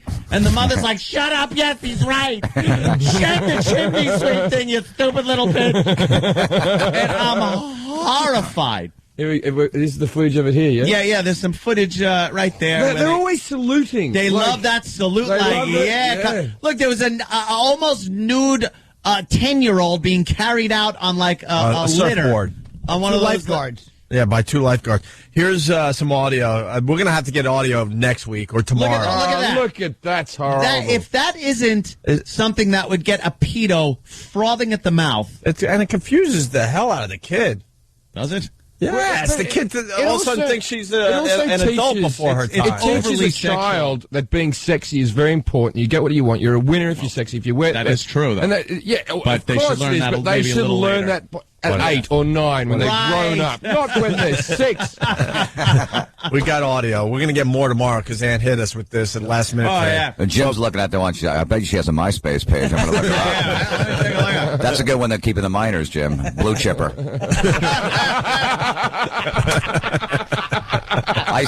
My sister had this friend. She was like 15, and she was in love with me. I was like 26. And she's like, my friend, I'm like, you know what? She's going to be hot. She started to get a nice rack. Yeah. So I'd send her a birthday card. I'd call her on a birthday every year. I'm like, you never know when she turns 18. A bit of lay-by. I invested a little bit. Yeah, I'd call her like twice a year. And then when she turned 18, I nailed her. It was beautiful. Oh, wow. Yeah, I brought her up. I brought her up like September 1st. It was a 40-man call-up. I put her on the roster. I can see that mission accomplished banner over the bed. Great, yeah. Are you dead serious? I swear to God, absolutely. Oh, you're my hero. I love the effort. Fantastic. That's fun. Yeah, you put the time in. You never know. Yeah. You know, what's a couple cards? Good man. You know what we should do? Because the phones are late. Everyone saw the show you're talking about. And we got 2 lousy clips. We should have more. But, there's some YouTube videos. Maybe Sam could work some of these YouTube videos and give us a little more audio. And we'll do this proper after the break. Jim Jeffries, HBO special taping this weekend. That's very cool. Florentine, what are you promoting? The VH1 show with Eddie Trunk? That metal show this Saturday night, 11 o'clock, VH1 Classic. Who's on this week, you know? Vinnie Paul's the first guest, Dimebag's brother. Oh, wow. Pantera. Yeah. Nice. And you can go to VH1Classic.com for more info. Yeah, and I got a prank call CD, Terrorizing Telemarketers, Volume 5, out this week, too. It's nice to see the guy who does the prank phone call thing. Yeah. Oh, I've seen. Sorry. Terrorizing Telemarketers. Sorry. Yeah, I'm so sorry. It's good to see Florentine has come home. Too busy watching Back to the Rafters. Yeah, Back to the Rafters. Florentine has come home, ladies and gentlemen. Opie and Anthony.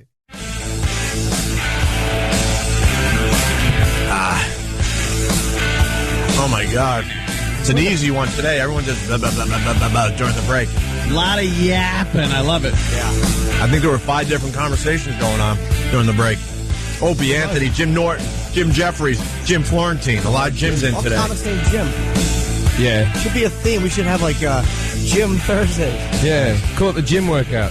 Sure. No, that's wow. The gym workout. Mornings. Pew, pew, pew. Oh, that's great, dude. That's terrible, right? Mornings at the creepily bad. Yeah. I just did a show Gym Radio. Where was and I don't even want to say where, but I just did a morning show somewhere in another market, and it was free-for-all Fridays. Well, yeah. What happens on free-for-all Fridays? There was nothing going on. I expected when I opened the elevator doors, like people going nuts. There was no free-for-all anywhere.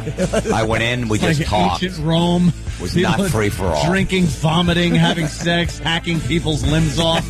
Nothing. You got to hate morning radio. I mean, you've been fortunate to do Howard's show, our show, and then you go out there and you have to deal with free-for-all Fridays. Free-for-all Fridays. It's just horrible, isn't it? Yeah, it's really bad. Did you ask any of the staff what Free For All Fridays meant? Like, they busted my balls about coming on the show. They were like, we need 5 topics, all these, so you were on a plane recently, like that. Yeah. We want stuff from Iraq. They go, look, I do 45 minutes of penis jokes. Yeah. Can I say it? Like, no, you can't. I go, that's all I talk about is just taking care of myself. I've never understood these radio guys where someone like Florentine or Jeffries or Norton, you don't need to prepare. You just sit them down and start yapping. But they do that. It's the easiest thing to do in radio. It's a talk show. I was doing one, and they do that thing where because they know I do a lot of religious material, and they go, "Hey, so you're in that hotel? There's always a Bible in the bedside table. What's up with that? Do you ever read that? And you're like, oh, you want that joke, do you? Oh no. And then I just said, all right, just say that I'm single. I got a bunch of material I could just talk about on the radio. Fine, because I want to sell seats. That's the bottom line. So,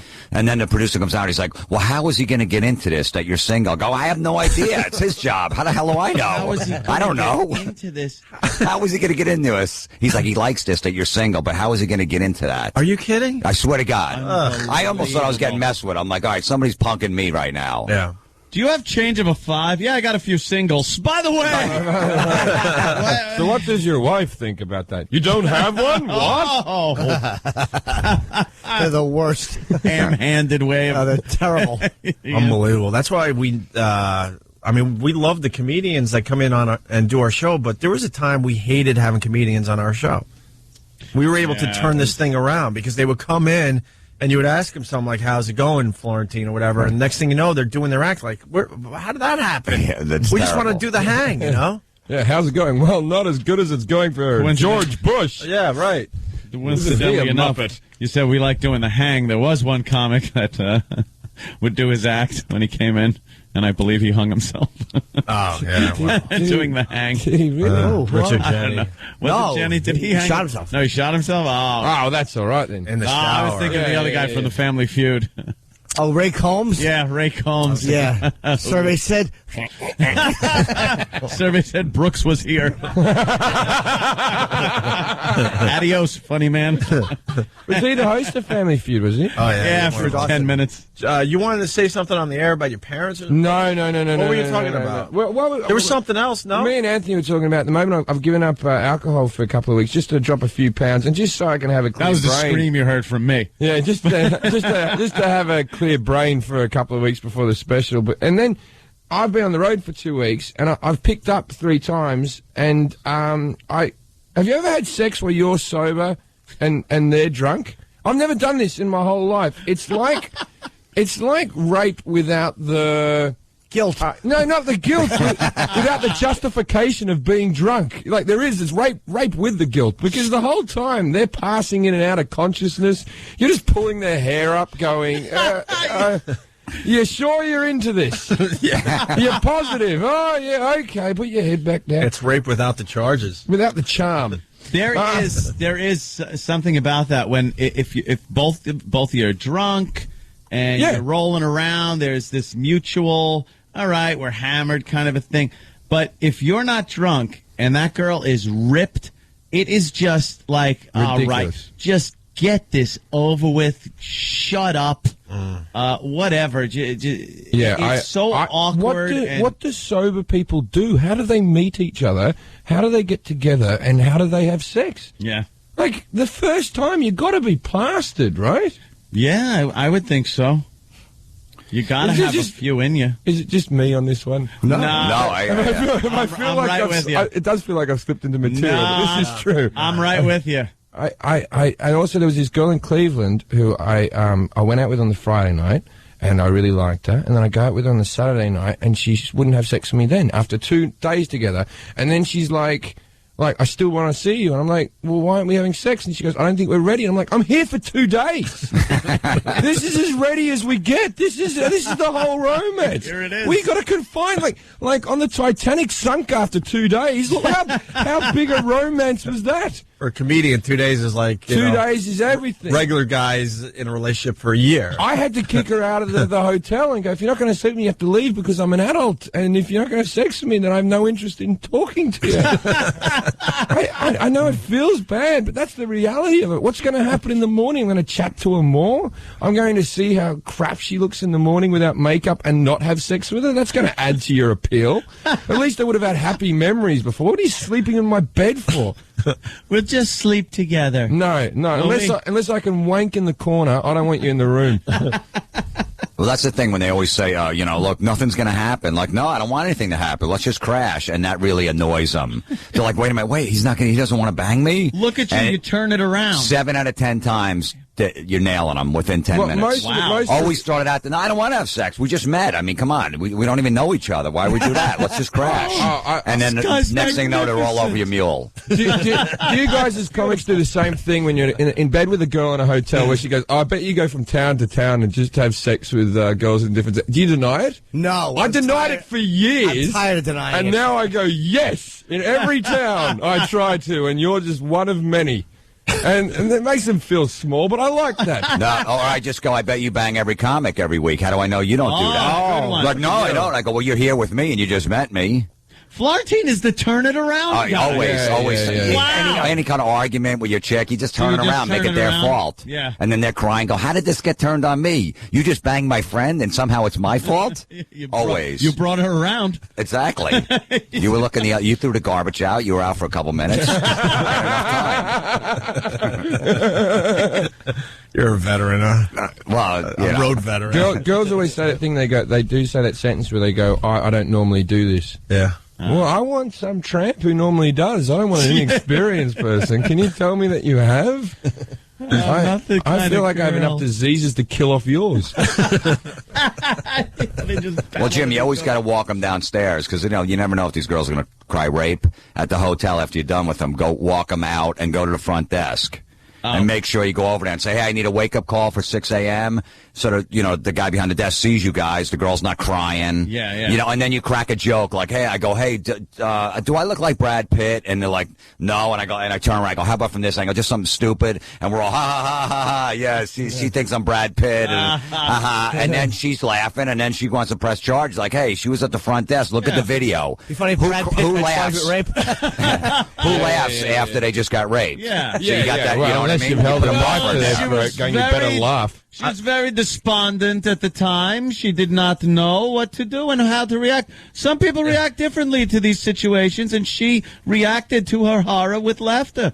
I'm doing a very Jewish lawyer. Yeah. When I was in New York, the first time I ever came back, I picked up 2 girls from Caroline's. And it's very, very rare you get the 3 thing going on, right? But to convince them to have a threesome, I had to keep on doing shots and stuff like that. Ooh. It turned out they drank better than me. I was plastered. Yeah. They took me back to the hotel and they stole my video camera. So if you're out there, girls, I'm still up for it. Yeah. Even after the crime. Even after the crime, I forgive you. I was in on a Jim Jeffries attempt one day at the bar. We were both trying. And just failing miserably. I think we were a little too drunk. Halloween. Was that Halloween? One of them wrote. One girl wrote on my Facebook.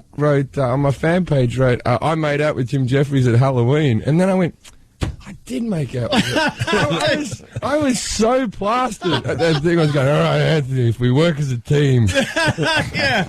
All right, see these 2 over here. We're going to walk up over, boys, get some drinks. And I'll use my charming accent. They won't stand a chance. I do that. I think I start thinking of like Sean Connery, and I start walking up going, hello, ladies. How are you? Oh, nice. Where are you from? Where are you from? Oh, I'm from all over. Where do you want me to be from, bird? Oh, I do that. Me bird. You ever been with an Australian man? Where I'm big down under. Oh, it's horrible, man. Horrible drunk I am. Oh, that's funny, man.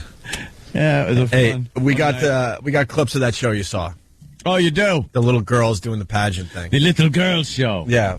You want to start with the... What did you have to type into the computer to get this up without getting arrested? Yeah, I know, right? Hot. We start with Michael, who explains what he does and how great the pageants are. Michael. My name is Michael Goranis. I am a pageant director, friend, mentor. He's got anus in his name. What is his name? Go anus? What? My name is Michael Goranis. I am a pageant director, friend, mentor, coach, and the queen of everything, actually. What are you doing there? Pat your lashes. Pat your lashes. Hold it down. I would like to really sort of be the spokesperson for pageants and for wherever lies in your heart right now for pageants. If it's not a positive thing or not a positive experience, I invite you all to retry and come to the world of pageants, because I'm here to tell you there is something for everybody.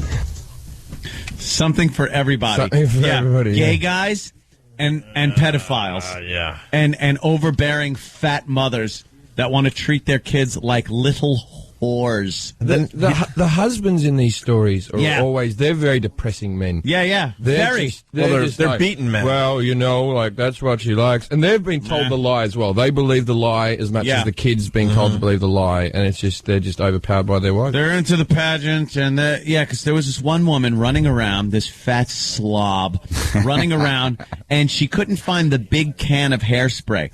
And she had dragged, of course, her daughter and her husband and her son to this thing, and they're all in the hotel room before the pageant, and it said like 35 minutes before stage time, and the mother is crying. She's literally crying, going, I bring the big hairspray and I can't find it. Get your father. Get him, because we need to. And she's pulling the sheets off the bed, and then she looks under the suitcase and goes, I found it. Get over here, to the kid now to spray her head with hairspray. Well, why wasn't the kid there? She was cowering in a corner. Yeah, they had her out working the streets. Yeah. She's just trying to be a kid somewhere else. Just the poor kids. Yeah, for a second trying to be a child. Tina, get the axe. Just that type of overbearing bitch. Well, this guy swears it's a whole positive thing. He swears. Oh, really? I continuously go to weddings and parties and things with girls with whom I've met at pageants, and I see what it's done for them. And, you have to sort of weigh out all of the pros and all the cons, but when all is said and done, I think pageants really are a positive journey. If you could trade places with your mom for a day, what would you do? Kill myself. Probably go shopping and spend on her credit card.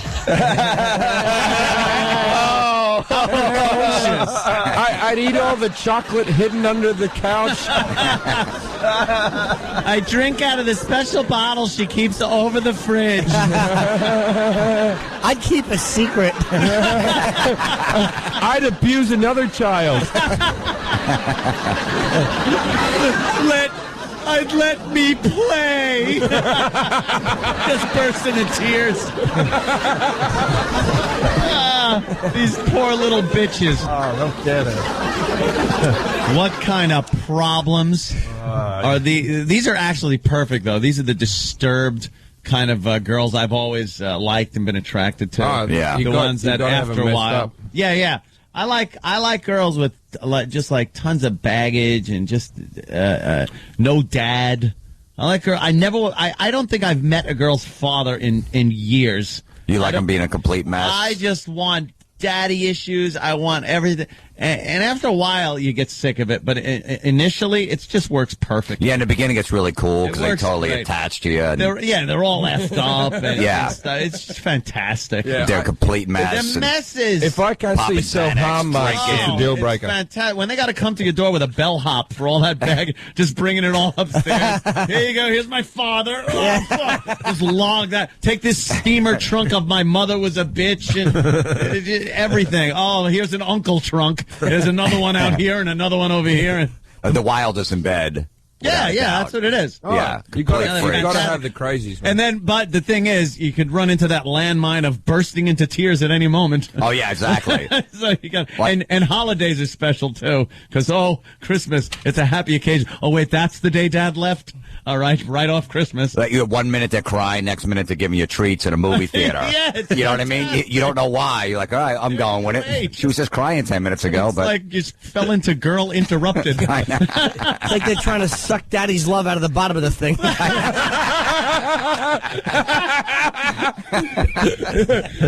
All your problems aren't at the bottom of a scrotum.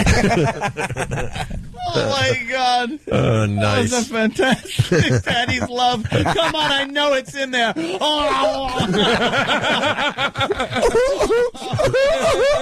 Atta girl. Yeah. And then afterwards, we can't do this anymore. Hey, we might have found the girl that stole your video camera. What? Yeah, we got more from this little Miss Pageant thing. What? Jessica. Hi. Were you one of the girls that went home with Jeffries after Caroline's last year? Yep, me and my friend Jen. It is, right? Where's my camera? Oh, we didn't take your camera. We took your CDs. Someone took my video You're camera. fessing up to stealing something, so your credibility is shot. There so was the Sony DVD camera, the ones that you put the little DVDs in, that wasn't there in the morning. And anyone could have taken advantage of me, mind you. How old are you and your friend? I'm 26. 15. Yeah, come on. I met him at a pageant. How old is your friend? She's 14. No, come on. How old's your friend? 25. Okay, so do you remember these girls, Jim? I don't. I remember the situation. Did you do anything with Jim? I cannot remember what the girls looked like. Jessica, I was plastered drunk. Jessica, He was. We closed down Caroline's, and then we went to Playwrights. I don't even know where Playwrights. I bet you that's her. That Playwrights is around the corner. No, it's definitely her. Jessica, walk us through it, because Jeffries doesn't remember anything. Well, he was on your show. It was like the week he was on your show twice, and I thought he was hysterical, so convinced my friend to go to Caroline's on a You're Sunday. welcome, by the way. Thank you very much.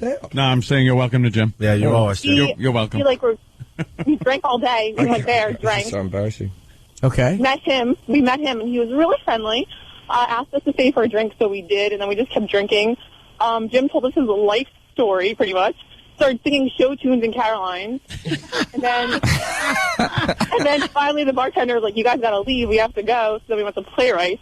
But we pretty much drank and chain smoked all night talking about his life story. It's pretty exciting. And wait, you went back to his room, so keep going. Let's go. Yeah, keep going. We went back to his room, the three of us. Yeah. And Jim, do you not remember this? I can't remember. I'm a drunk. I'm a horrible. I can't remember anything past waking up and not getting. I can't remember anything before waking up and losing stuff. Wow. Well, pretty much Jen and I decided we live in Westchester, so we missed our last train. So I pretty much told Jen, listen, you have to give it up so we have somewhere to sleep tonight. Jen agreed. We went back to the hotel that's not how I remember it. I remember what was going on. All right, wait, let her go. So Jen agrees. Keep going, Jessica. So we go back to the hotel room, and sorry to disappoint, guys, all three of us passed out drunk.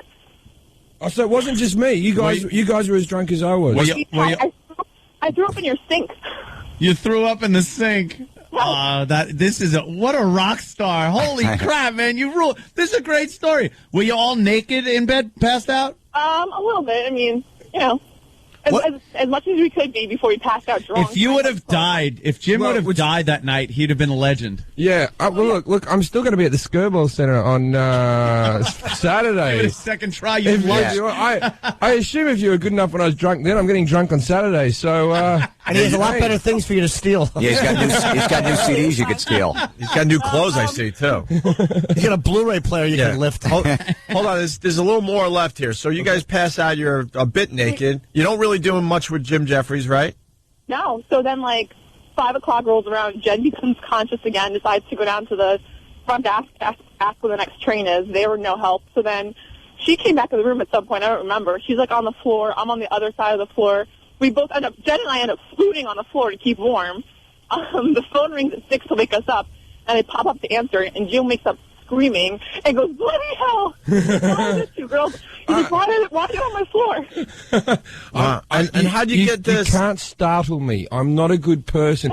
Remember when I told that story about the break-in with the knife and all that? Ever since then, I'm a mess. Yeah. If you try to wake me up, I'll scream. I will punch you. Yeah. I will just, especially if I'm hungover, I'm horrible. Yeah. There was no punching, but he was pretty scared. So what about the stolen item? What happened? Yeah, how'd you get the item out of his room? So, so then Jen and I haul ass to the train station. A cab would not take us to the train because he thought we were hookers. He flat out denied driving us anywhere. Get to, close enough. Wait. You're out of the hotel, which is fine, but how'd you get the CDs? Oh, that would just been my room. I don't know. Jen, apparently, so I get to Grand Central. Jen's like looking through her purse. I look in her purse. I'm like, what is that? She's like, oh, it's good for you. It's a parting gift. I'm like, excuse me?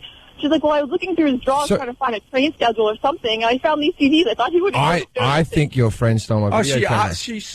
My video camera was gone. If I've she still took got the the CD, plug she for took it. the camera. The video camera was gone. Yeah, your friend took She it. definitely would have told me that she took it. No, Nah, she took but maybe not. No, she wouldn't have told you about the CDs because you saw them in the bag. What were the CDs? That's true. I should ask her. What were on the CDs? Just They my were stand-up. his The stand-up CD. Stand-up. They were awesome. Thank you. Thank you you. really think Well, at least your comedy was awesome, even though you passed out. Do you really think... That's the best review I've ever had from a girl who didn't sleep with me, who passed out in my bed. Yeah, the other girl's got your camera. It's so obvious. Do you really... obvious. Wait, Jessica, do you really think that your friend was looking through his drawers for a train schedule? Yeah, She was looking for money. Probably not. Oh my God. She would have just got his pants pocket, right? Your friend's a thief. Yeah, your friend's a thief. A little bit.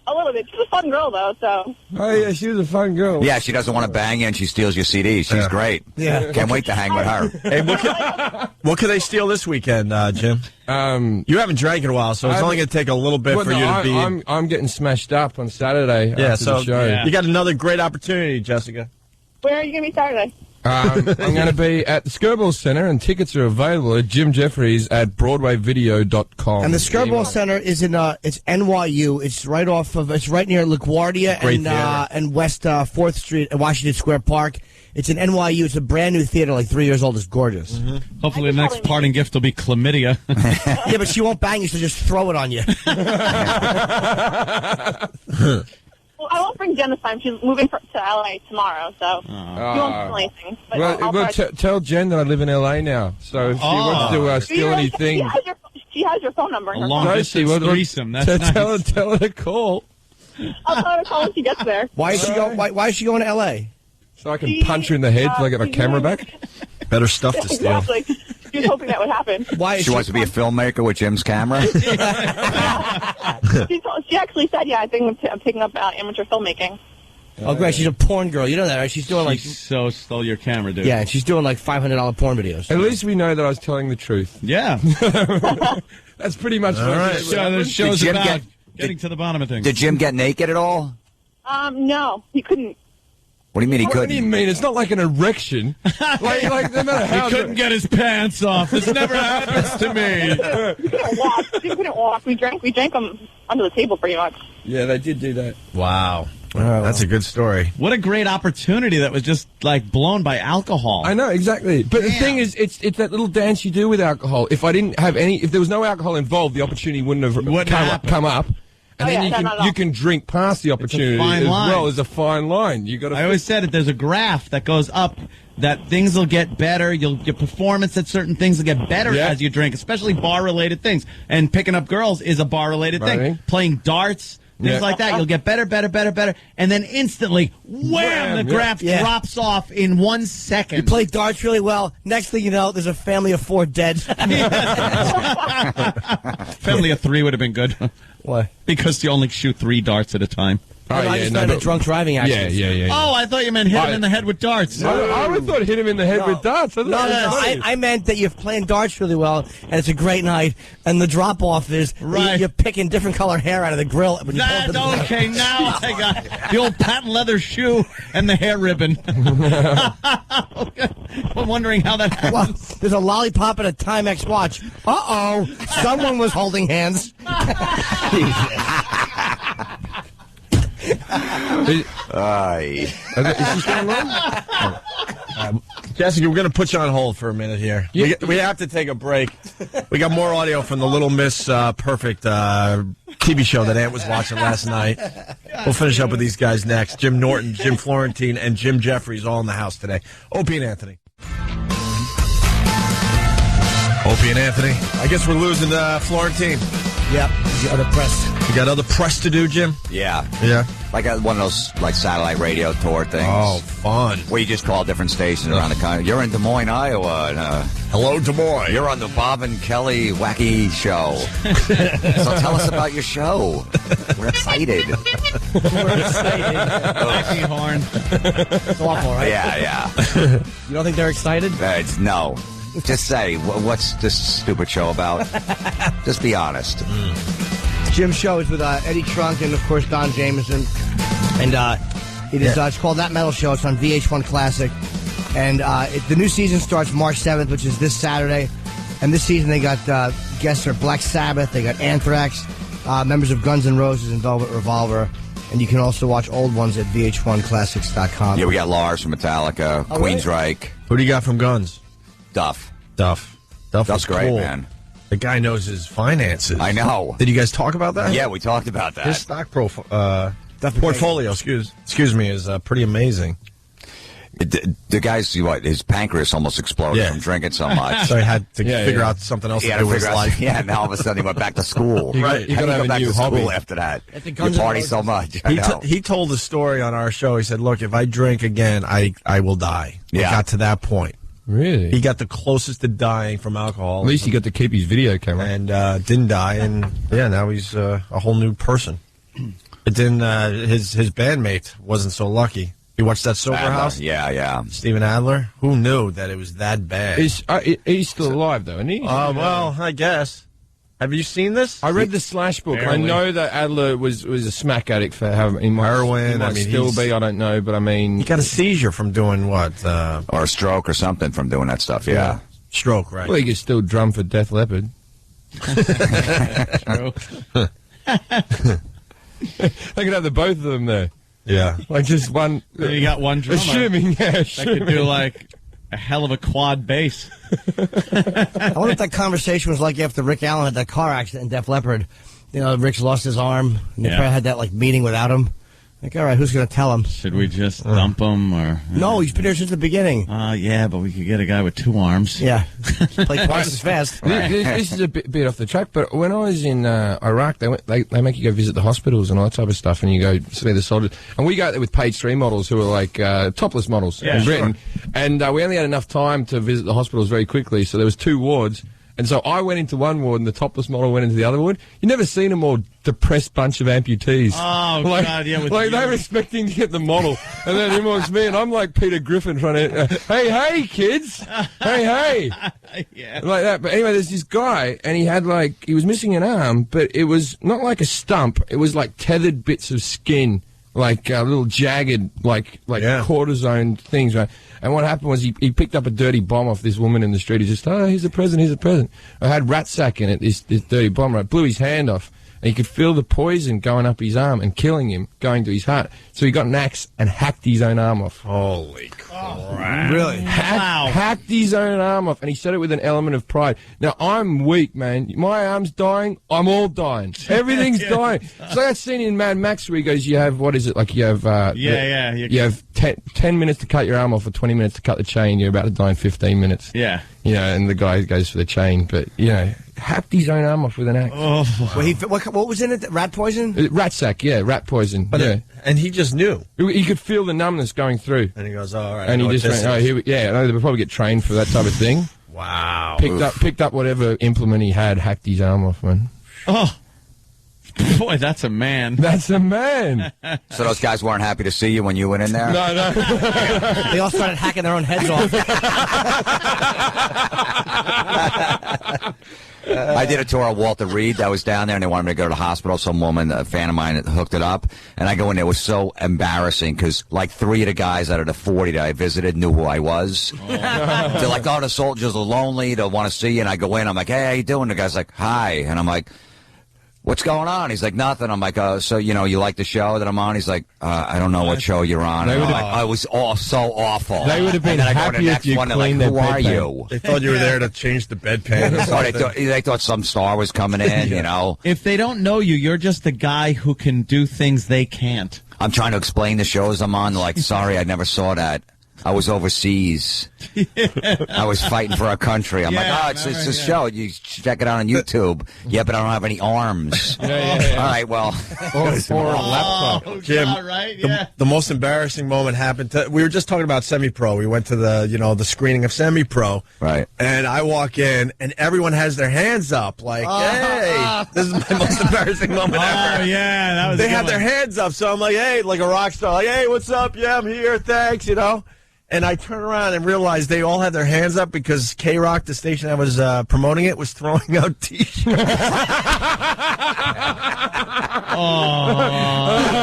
But then Jim Norton tried to have a photo with you, so everything was okay. And I should have known because it was all black people because where they had the premiere, it's like that's the area, so they all came in for a free movie. Right. And I'm thinking, wow, Aunt and I and Jimmy, we're doing real well. We are like crossing over to the community. They all had their hands up because they were throwing shirts and hats and frisbees. Did you feel stupid when you? I had a bad one. How did you play it off though? I just grabbed the chair and sunk all the way down. You feel so stupid. Even talking about it just bothers me. I had that one at Tavern on the Green. That was a Christmas dinner with a bunch of people and everything. And we had been in New York for a little while. Not really long enough for a lot of people to know who we were, though. And it was some dinner with people, and this couple comes over with a camera and goes, "Excuse me, would you take a picture?" So I'm like looking at my family and stuff and everything, like, this is cool, man. I'm finally getting to show them the star that I am. So we walk up to the Christmas tree that's in Tavern on the Green, and she hands me the camera, and her and her boyfriend get in front of the tree. And when they said, "Could you take a picture?" they just wanted me to snap their picture. You look worthless. Could you press this button? Yes. I went back to the table because I kind of made a face like, to everybody like, this is part of the territory. Yep. Get used to it. You got to deal with people. And I sat back down, and they were just laughing at me. Like, oh. I had one of those with Voss in Montreal. Oh, my God. We weren't working. And we got a lot of recognition from that dumb thing we did, right? And we're up there for the comedy festival, and Voss just did Last Comic Standing. He was getting recognized everywhere. And this lady comes up to Voss like, "Oh, my God, can I get a picture with you?" And Voss is like looking at me like, "Oh, see what I've become?" And then the woman taps me. And I'm like, "Oh, she knows who I am, too." And she hands me the camera. The worst is when you're going into a place like a Walter Reed or anywhere you're going, and they go, "All right, we got a special guest," and everybody's like, "Who's the special guest?" Oh my God. They don't know. And you could feel the disappointment. Bob Hope, right? And when there's no recognition, they're like, "What? Yeah. What are we gonna do with you?" And I was out with this chick, and all of a sudden this guy came on the street.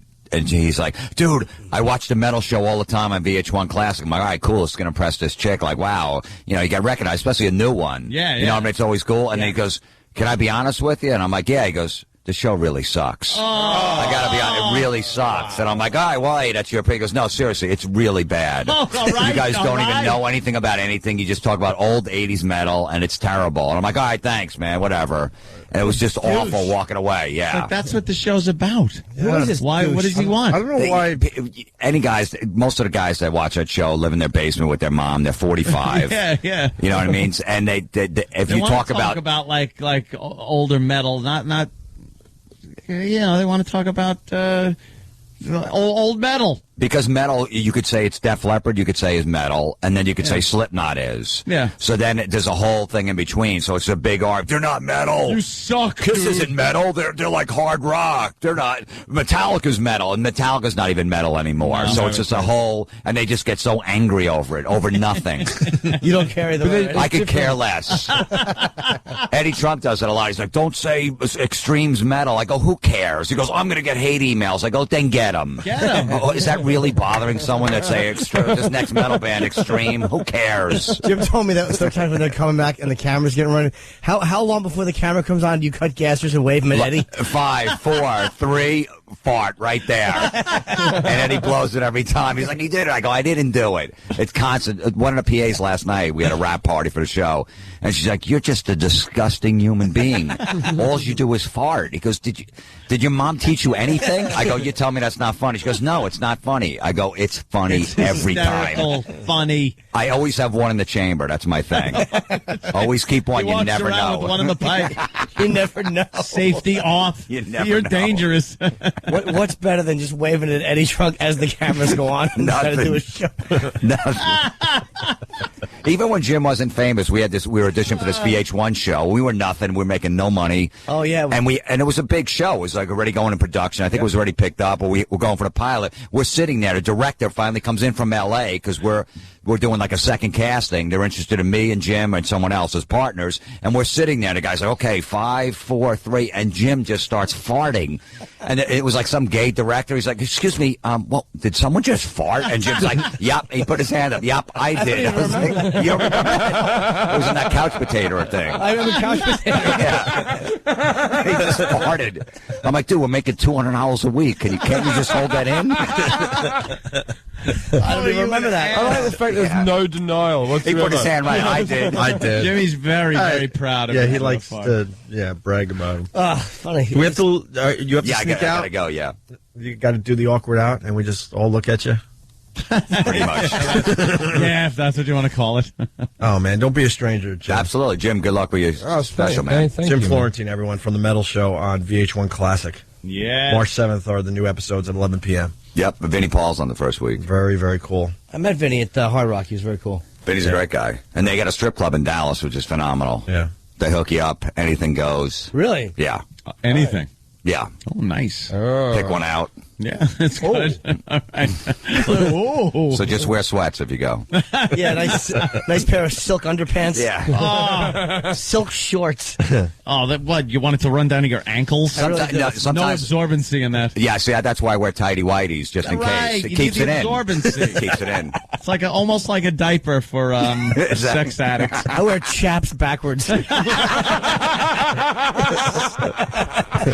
my God. Jim Florentine, everyone. Thanks, Jim.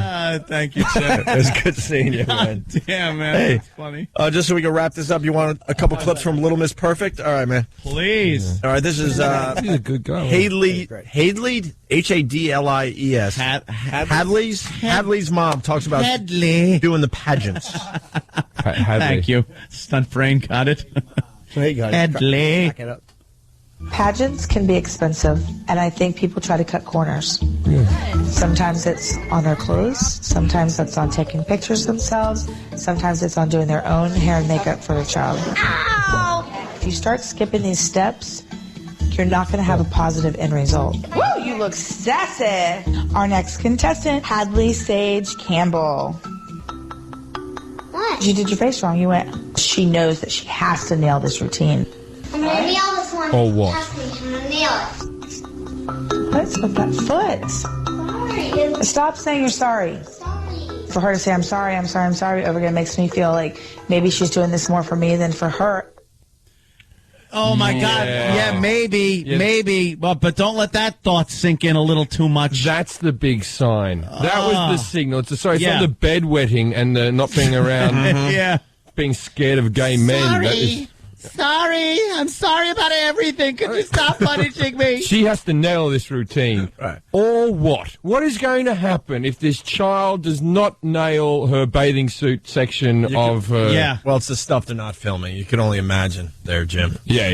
You have to nail this routine. Right. Oh, yeah, the beat downs. Or we chain you to your bed in the basement for a week. It really is just bizarre to watch this show because parents don't realize what they do to the kids. Why would the kid want to do this? Like, there's nothing.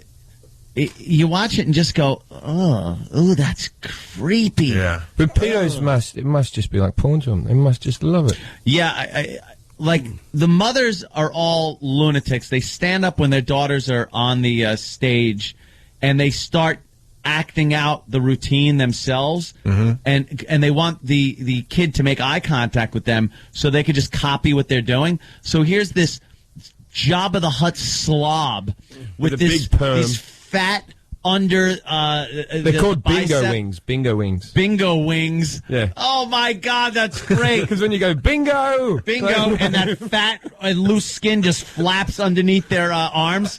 Yeah, bingo wings. Yeah, bingo wings. That's what they call them. Bingo wings. Yeah. I thought everyone knew that term. Bingo wings. That's perfect. Oh, the British have a lovely way with language. It's shaking, and she's trying to do the routine, and she's like smiling and telling the kid, she's pushing her mouth, like the mother's doing this, pushing her own mouth up, like, smile, you little effer, smile. And the poor kid is there with this fake plastered on smile, walking around like a robot, because they're kids, they don't know how to, like, move loose when they're choreographed like that. So it's like they're just going through these motions, and it's just creepy. And then it's like, and now here it comes, the evening gown portion. This is where we judge facial beauty, the dresses, of course, and the poise. How the girls walk in the dresses, and if it looks natural. And what here's horrible this just company is making these gay dresses? guy. Completely gay. It's just despicable. Like, what you're teaching kids, and like, if you say kids play sports, at least they learn some type of healthy competitiveness. But just smile and look sexy teaches you nothing. At least sports is exercise. Yeah, right. There's nothing exercise. Well, This is just you'll burn a few calories being molested, but it really is sort of a prelude to molestation. It's an audition to be molested, is what these things are.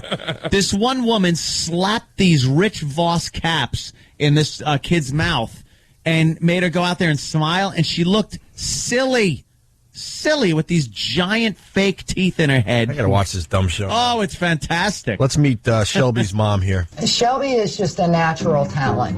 It's like This woman, let me set it up a little bit. Please do. This woman is every haggard, smokes 8 packs a day, spent too much time out in the southwestern sun. She could be 35, but she looks 60. Oh, yeah, she's leathery. I remember. Leathery old She looks like hag. a purse, or like a leather. Yeah, a hag with these. It looks like she doesn't have her teeth, all her teeth, and she's just her whole life now is hot gluing beads on rags for this little poor kid to parade around half naked on a stage in. Hot gluing beads. When did you realize you had enough watching this show, by the way? When you had to go for a Kleenex. You know a little too much about this. You got sleepy towards that. I got sleepy after that. You did a marathon, huh? Had to roll over, wrap it in the sheet so it doesn't get on you while you're sleeping. I just let it get on me. I don't mind. Oh, do you? Yeah. But then you wake up with potato flakes. I always have a shower in the morning. Potato flakes. Yeah, it looks like you got some stomach dandruff. Does it? That's the haggard woman. That's Shelby's mom? And you can see she's got like a tat on top of her chest, but that is just sagging. Any woman who tattoos a dropping. tit, why do you tattoo tits? Are like the best things in the world. So dump they. Sorry. We need to ask the valid question. Jim's talking about any woman who will tattoo her rack. Why would you do that? I think it's an awful place. It's probably going to end up like when you pick up a comic with silly putty, and then each year you just pull it a little more until Beetle Bailey is about a foot long. Her breast, if you push it together, is like the back of a Mad magazine. Let's meet Shelby's mom. Shelby is just a natural talent. It's like the talent fairies flew over her crib in the hospital and just sprinkled her with magical dust. Big Very well put. Not that constipated smile. Give me a real one. Not that You still look constipated. like you're constipated. I wear many hats. I'm mom. I'm head costume designer. I'm head choreographer. Drop the jacket. I want more sass in that frass, Missy. I'm kind of tired of doing it. Well, you're going to get tired of doing it, but you're going to do it until you can do it in your sleep. It's a big expense for these pageants. She's got to understand, I'm not going to just put all this money out just for her to go up there and blow it. Well, the constipated smile. Kids don't get constipated. A 5-year-old shouldn't know what the term constipated is all about. It's something that you get when you're older. This is when she was doing her own headshot. She nailed up this this little backdrop on this trailer wall, pulls out this cheesy digital camera, and makes her kid do these sexually suggestive poses and starts snapping pictures of her. And then tells her, hey, this isn't Playboy. She says something like, "This isn't Playboy," and then the mother said that, and then the girl goes, "You mean Playgirl?" Because the kid didn't know. She thinks Playboy. Why would I be in Playboy? I'd be in Playgirl, thinking it's a girl playing girl. And she goes, "No, Playgirl has naked men in it." And then the kid made this face like, "Really? Ew!" Like an ew face. And she goes, "And besides, you can't be in Playboy till you're 18." The mother said that to the kid, like she's already got her geared up for that one. Yeah. We're moving you out to the mansion. And it ain't going to be Playboy. It's going to be Swank or Wee. Wee. Hustler. Oh, Beaver Hunt. No, Hustler's even better than... It's phenomenal. Who didn't love the Beaver Hunt section? I loved the Girl Next Door pictures more than I liked the models. I loved those other ones where it was just disaster. You guys have got at least good ones. The ones in Britain, we still get the American imports, but then you get these ones that are just British girls off the street that are just called jugs and stuff. Like just these like horrible fat women without teeth with a leg up on a pollard. Are you a fan of Bigums? Bigums? No. Now I've got the internet. I've got a laptop. I haven't bought porn since a laptop. You know, those magazines are in. I can't still. Those magazines are in deep trouble. Why would you? Yeah, I can't see a still photo. I need live action. They have to somehow reinvent themselves. How are they going to do that? They can't. Like even Playboy, 3D glasses. Playboy, they said, is heading towards bankruptcy. Hey, Drew, you're in. You got anything going on? Because we're rushing to the finish line. I'm actually running out right now, so I'll see you guys when I get back. Oh, no, Yimmy! Now we lose Jimmy. This is going to be the last man standing today. Yeah. For Cobbs. And Jim, good luck, man. I'm happy you're doing it. Thank you very much, Please, man. dude. You did a very deserving comic. All right, guys, I'll see you Tuesday. If the plane doesn't crash, I don't die. You see that piece of... There he goes, another one. Now there goes Norton. Tag him and bag him. They're dropping like flies. Yeah. So it's before the end of the day. I'm gonna own this show. Yeah, Drew needs a quick plug. Go ahead, Drew. Yeah, my CD available. Go to the Great Drew Boogie on MySpace. I was just hanging out here, you know. All right, well, it's Opie and Anthony remixes. It's a good CD. That's right, 2 discs. I was tracking through it. It's nice. Some real good work. Thank you, sir. And Jeffries, the quick plug for Saturday night. All right, Saturday night, you can get tickets at Jim Jeffries at BroadwayVideo.com. 10 p.m. show has still got plenty of tickets left. Just email your name and details, and I'll get back to you probably today. This is very cool. It's his HBO taping, so support Jim Jeffries this Saturday, all right? Yes, I need people who are going to laugh as well, not butt heads. I was going to say something else.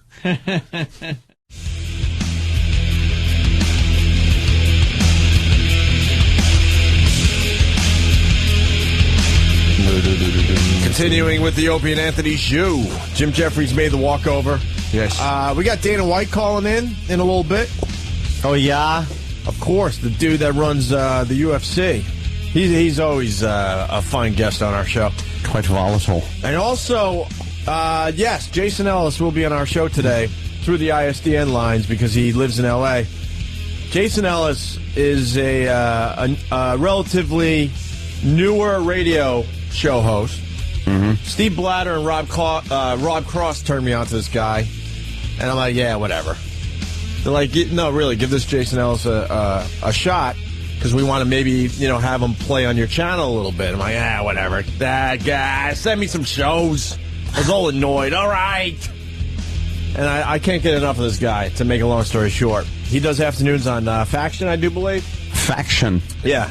And he's great. I love him. Mm-hmm. And I don't like many radio shows whatsoever. Well, I'm sure the feeling's quite mutual. With what? Many radio shows don't like us. Well, that's fine. Trust me, it works our way. It doesn't work the other way. There's a lot of horrible radio out there. And it's very rare that I'm turned on to a new radio show, but this Jason Ellis, he has something going on. So we're going to talk to him today. And I think he's going to start doing like a best of show. Or they're going to give us like a best of show that we're going to start running on 202 on the weekend. So we're very excited to talk to him in about 15 or 20 minutes. He's got a great little story, too. He decided, I think he's in his like mid to late 30s, he decided to pick up MMA. What, is that a disease? Or? Yeah, he's just jumped in a wheelchair, figured he'd UFC. Try it out. UFC stuff.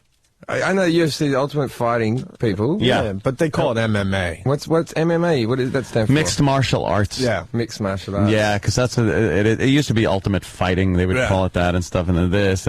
It's gone by many different names. Right. The original one was pretty cool. I always dug that because it was just stomping people. You could take your elbow and just jam it in their face and keep going. The refs barely even. They're like, is he dead?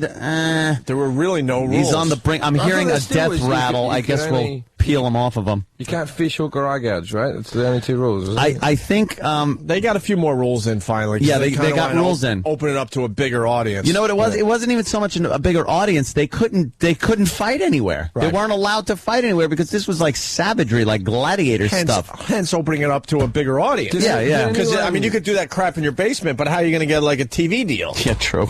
So not only that, did anyone get properly injured, like brain damage? Or yeah. Some people got really elbows fucked to the up. head. You'd see until the guy was out cold. Teeth and blood and like cartilage. And, just shit was in the middle of the fucking ring. I don't know why anyone would ever do it. I don't know, do it, but watch it. It was really cool to watch. Tremendous. The early UFC fights. I remember from like 10 years ago at least, when it was just kind of getting off the ground. I remember watching one of the first pay-per-views, and at that time it wasn't mixed martial arts. It was just style versus style. Right. And I saw some judo guy or some Jeet Kune Do or whatever just kick the fucking teeth out of like some sumo guy who's, he's just like stomping his fucking legs. And this throwing rice around and shit. This fucking guy just flew at him. Within 15 seconds, the match was over, and I swear, we were taping it. We rewound the tape 5 times to where you could see a tooth fucking fly out of this guy's mouth. You know what it was like? It was like fucking Mortal Kombat. Yes, exactly. It was like Mortal Kombat. You get like the big fat guy, and he's fighting a guy that like throws Street Fighter. He's throwing fire out of his hands and shit. And like it was really like that.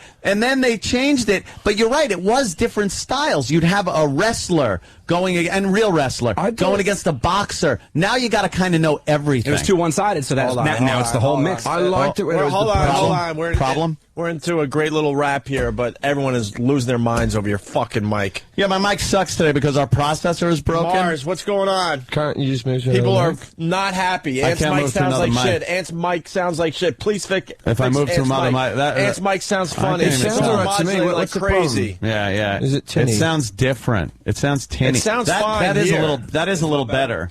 That is a little better, at least to me. How's that? Hopefully it's better to... that's a little better. It's just he's that actually sounds a little better, but I was kind of getting used to the tin can and string sound. That was really nice. That was good. Does that sound better? Let me see. People out there. Sounds like a cat pissed on Ant's mic. His mic sounds fine. All right, let's see what the third choice is.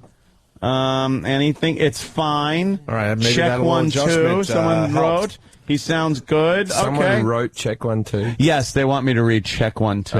Check. All right.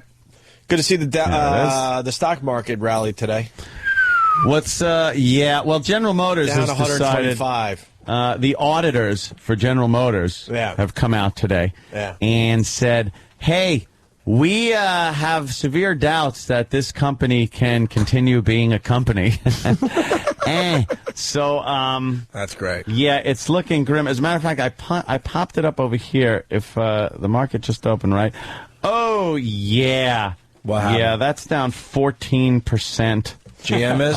Yeah, down 31 cents to $1.88 a share. How low could this fucking thing go? Well, let's see. When it dipped below 8,000, we're like, uh-oh. Now it's well below 7,000. A year ago, let's see, April 30th last year, we were looking at $24 a share. For GM. For General Motors shares, and now we're at $1.88 a share. Well, you should buy them now. They're very low. Kidding. That's a good you should buy them I don't know before much they go about shares. before they go bankrupt. See, if they go bankrupt, then it's worth nothing. But you got to take the chance. They're not going to go bankrupt. How much money you got, Jim? Obama's in. He bails people out. Everything will be fine. Let's get into this together them here. out. How much you got? I got a few bucks. I got a bit of money. They've already bailed them out right now.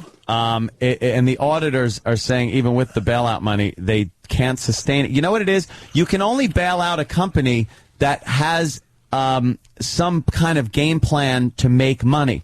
If no one's buying new cars from General Motors, what are they going to sell? Right. You could keep throwing fucking cash at these guys to pay their employees and keep the plants open and everything like that. But if no one's buying new cars because, first of all, the banks aren't loaning money because of the big thing. I'll buy one. I'll bail them. You're going to buy one? I'll just get one. Yeah, get one. That'll help. I'll help them out. Oh, the stock just went up a half a cent. Do you know I actually sent money. I sent a payment to General Motors that I didn't even have to, and they sent it back to me. Why they sent it back to you? I'd have kept it if I was them. Yeah. Because I forgot that I had actually paid my car off, and when I turned in the other car that my ex had, right, the SRX, I was like, oh, cool, I don't have to make that payment anymore. But I'm like, oh, I got to remember to pay my Escalade payment, though.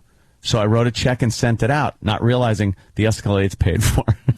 So they sent it back to you? Yeah, so they're like, hey, we were sending this back. That's the problem. They're I too try honest. to help them. The motherfuckers, they're too honest. What did they do? Take Aunt's money. They could have taken that cash. You know how much that probably happens? Dummies paying for their fucking paid-for cars? Yeah. You know, it finally happened with Obama. I was wondering... Yesterday, it finally happened. You dropped the M-bomb. I told you it was going to happen. Hell effing no. No? He looks very weathered, finally.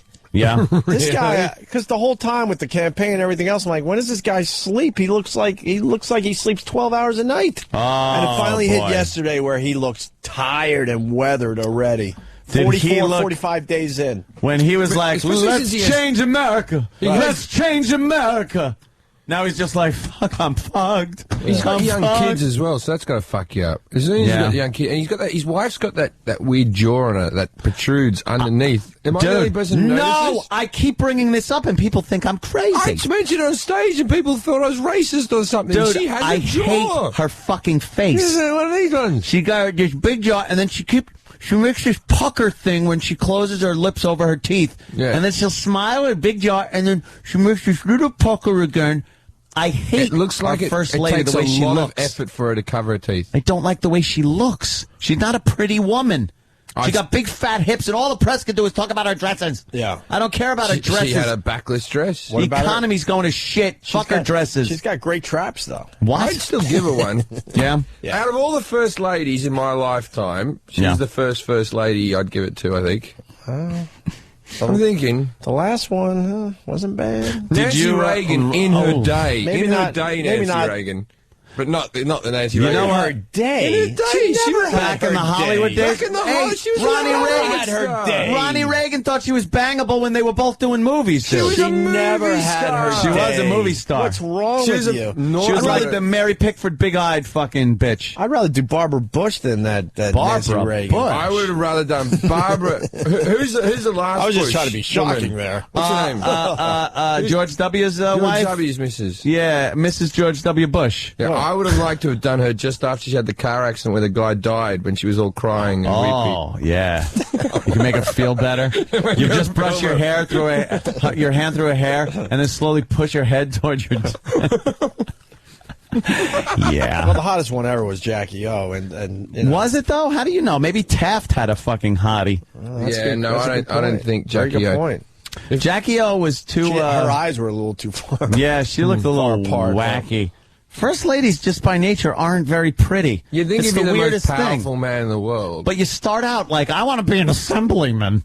Yeah, you start out as a douchey fucking nerd that wants to like run the library or something, and you pick up a chick, and then you're the president with some fucking pig. Because, you know, you think Obama can't fucking pick up chicks like Billy D. Williams used to get? That guy's that guy's got some game, you know it. And he's stuck with fucking Big Jaw.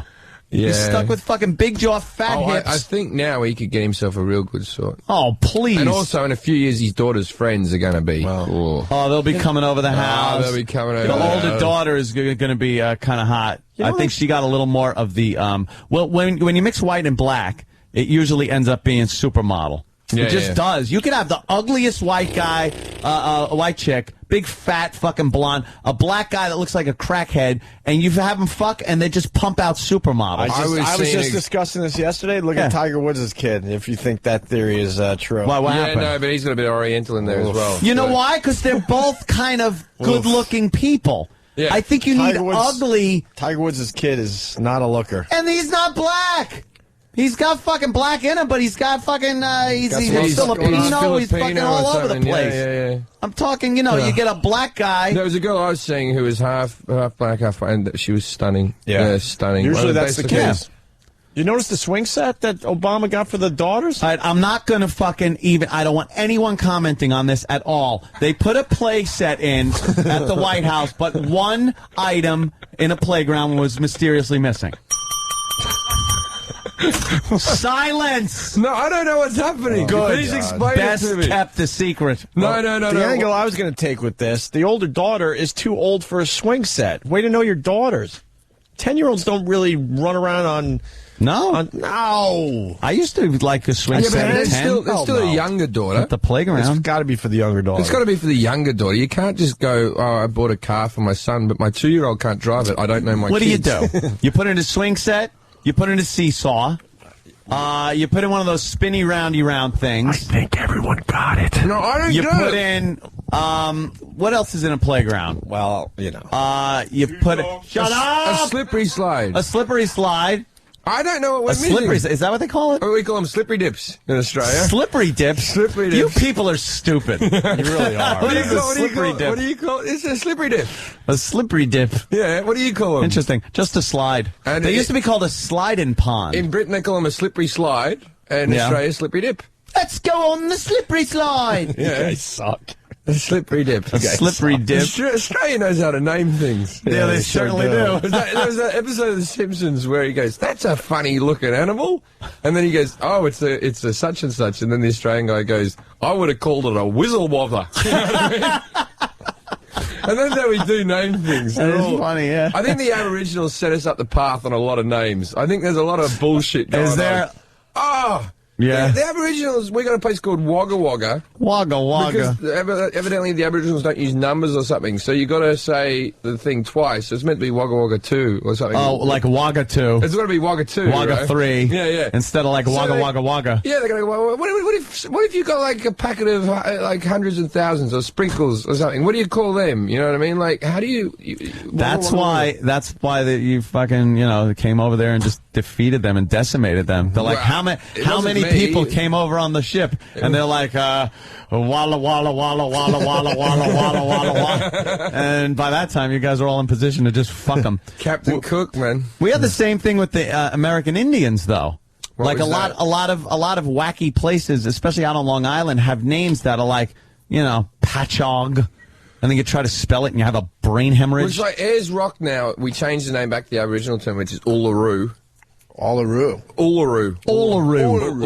I grew up on Warramoo Avenue, and there's a lot of stuff like that. Yeah. Coogee, Kalgoorlie. Kalgoorlie's a good name for a town. What the fuck does that even mean? Kalgoorlie has the most amount of hookers per capita of anywhere on the planet. Are they, like, nice looking? It's a gold mining town. They fly them in. Gold mining town? What fucking year is it down there? Well, I know it's winter is summer, summer's winter, but what is it, 1850? It's got the biggest man-made hole in the world. We're very proud of that. This fucking Pal Talk volume.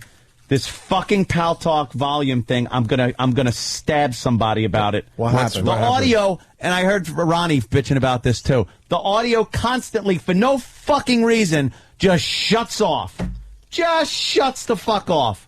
And I understand it's only a couple hundred people listening on that, but they're enjoying things. They, wave, we use it when there's that. But the thing is, what's Pal Talk? I'll look up. It's the video conferencing. You've seen the Pal Talk. Okay, what I'm more I still don't know what bit of play equipment is missing from the slippery dip and the swing and the merry-go-round. All right, shut the mics. It's obviously a black thing. Shut the mic. No. It has nothing to do with that.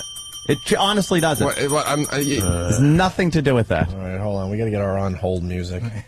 Yeah, we'll put our on-hold music on. I really have no idea. I'm not playing you.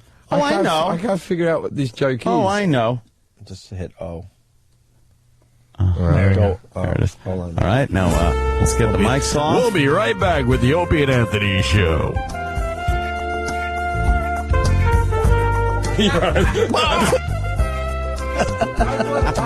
What are you, an idiot? Now, don't repeat it. It makes perfect sense now. What? It might be too late. No, I hit dump a few times. You dumped. When I said the LP thing. Shut up! I didn't say it. You don't understand. You don't understand how sensitive I get the situation is. I can't believe your brain went to that place. I would have just skipped right past that bit of apparatus. No. Mine goes right to it. I turn the mics right on so we get the reaction, but your reaction was to repeat what Ed said. No, I didn't say people were laughing. Or laughing or something. I didn't say something even worse.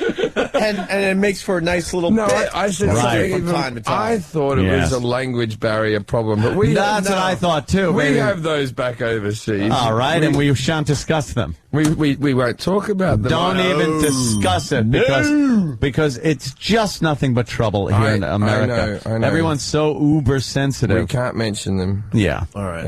Although it's the only thing I want to say right now. I know, really. Let's just avoid it. Let's talk about the gold mining town in Australia with all the hookers. Kalgoorlie. So they got a lot of money coming into that little area. Very, very rich people who work in a hole for a couple of weeks, and they rear their little heads outside. And every bar you go into there, every bar is all the bartenders are topless. Because it's like a bar with like 90 men just standing around. These are real men. These are gold miners men. Sure. You know what I mean?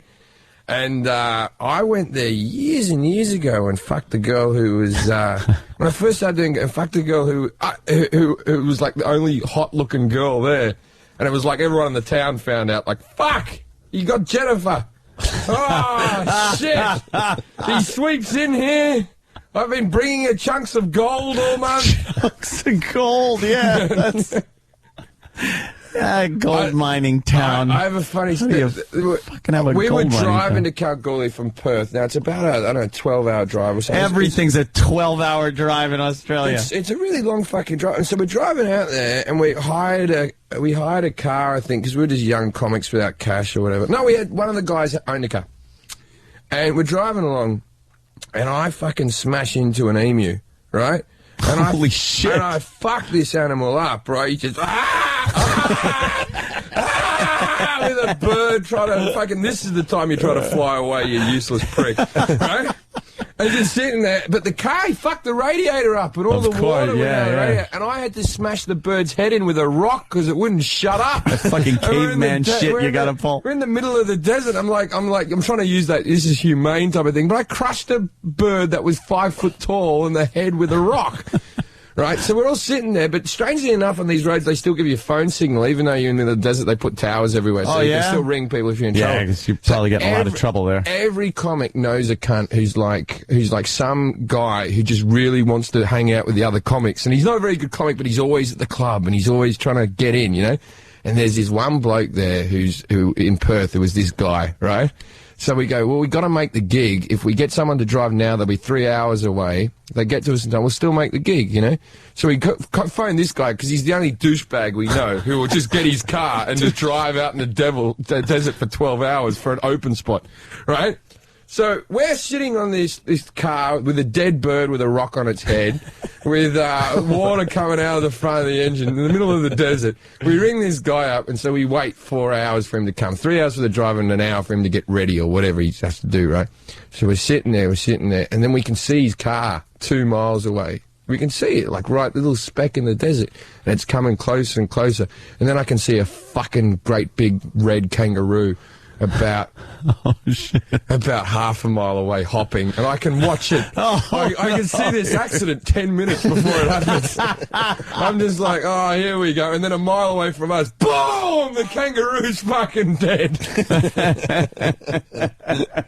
We walked down the road, his car was all right, it was still drivable, it was all fucked up on the right front.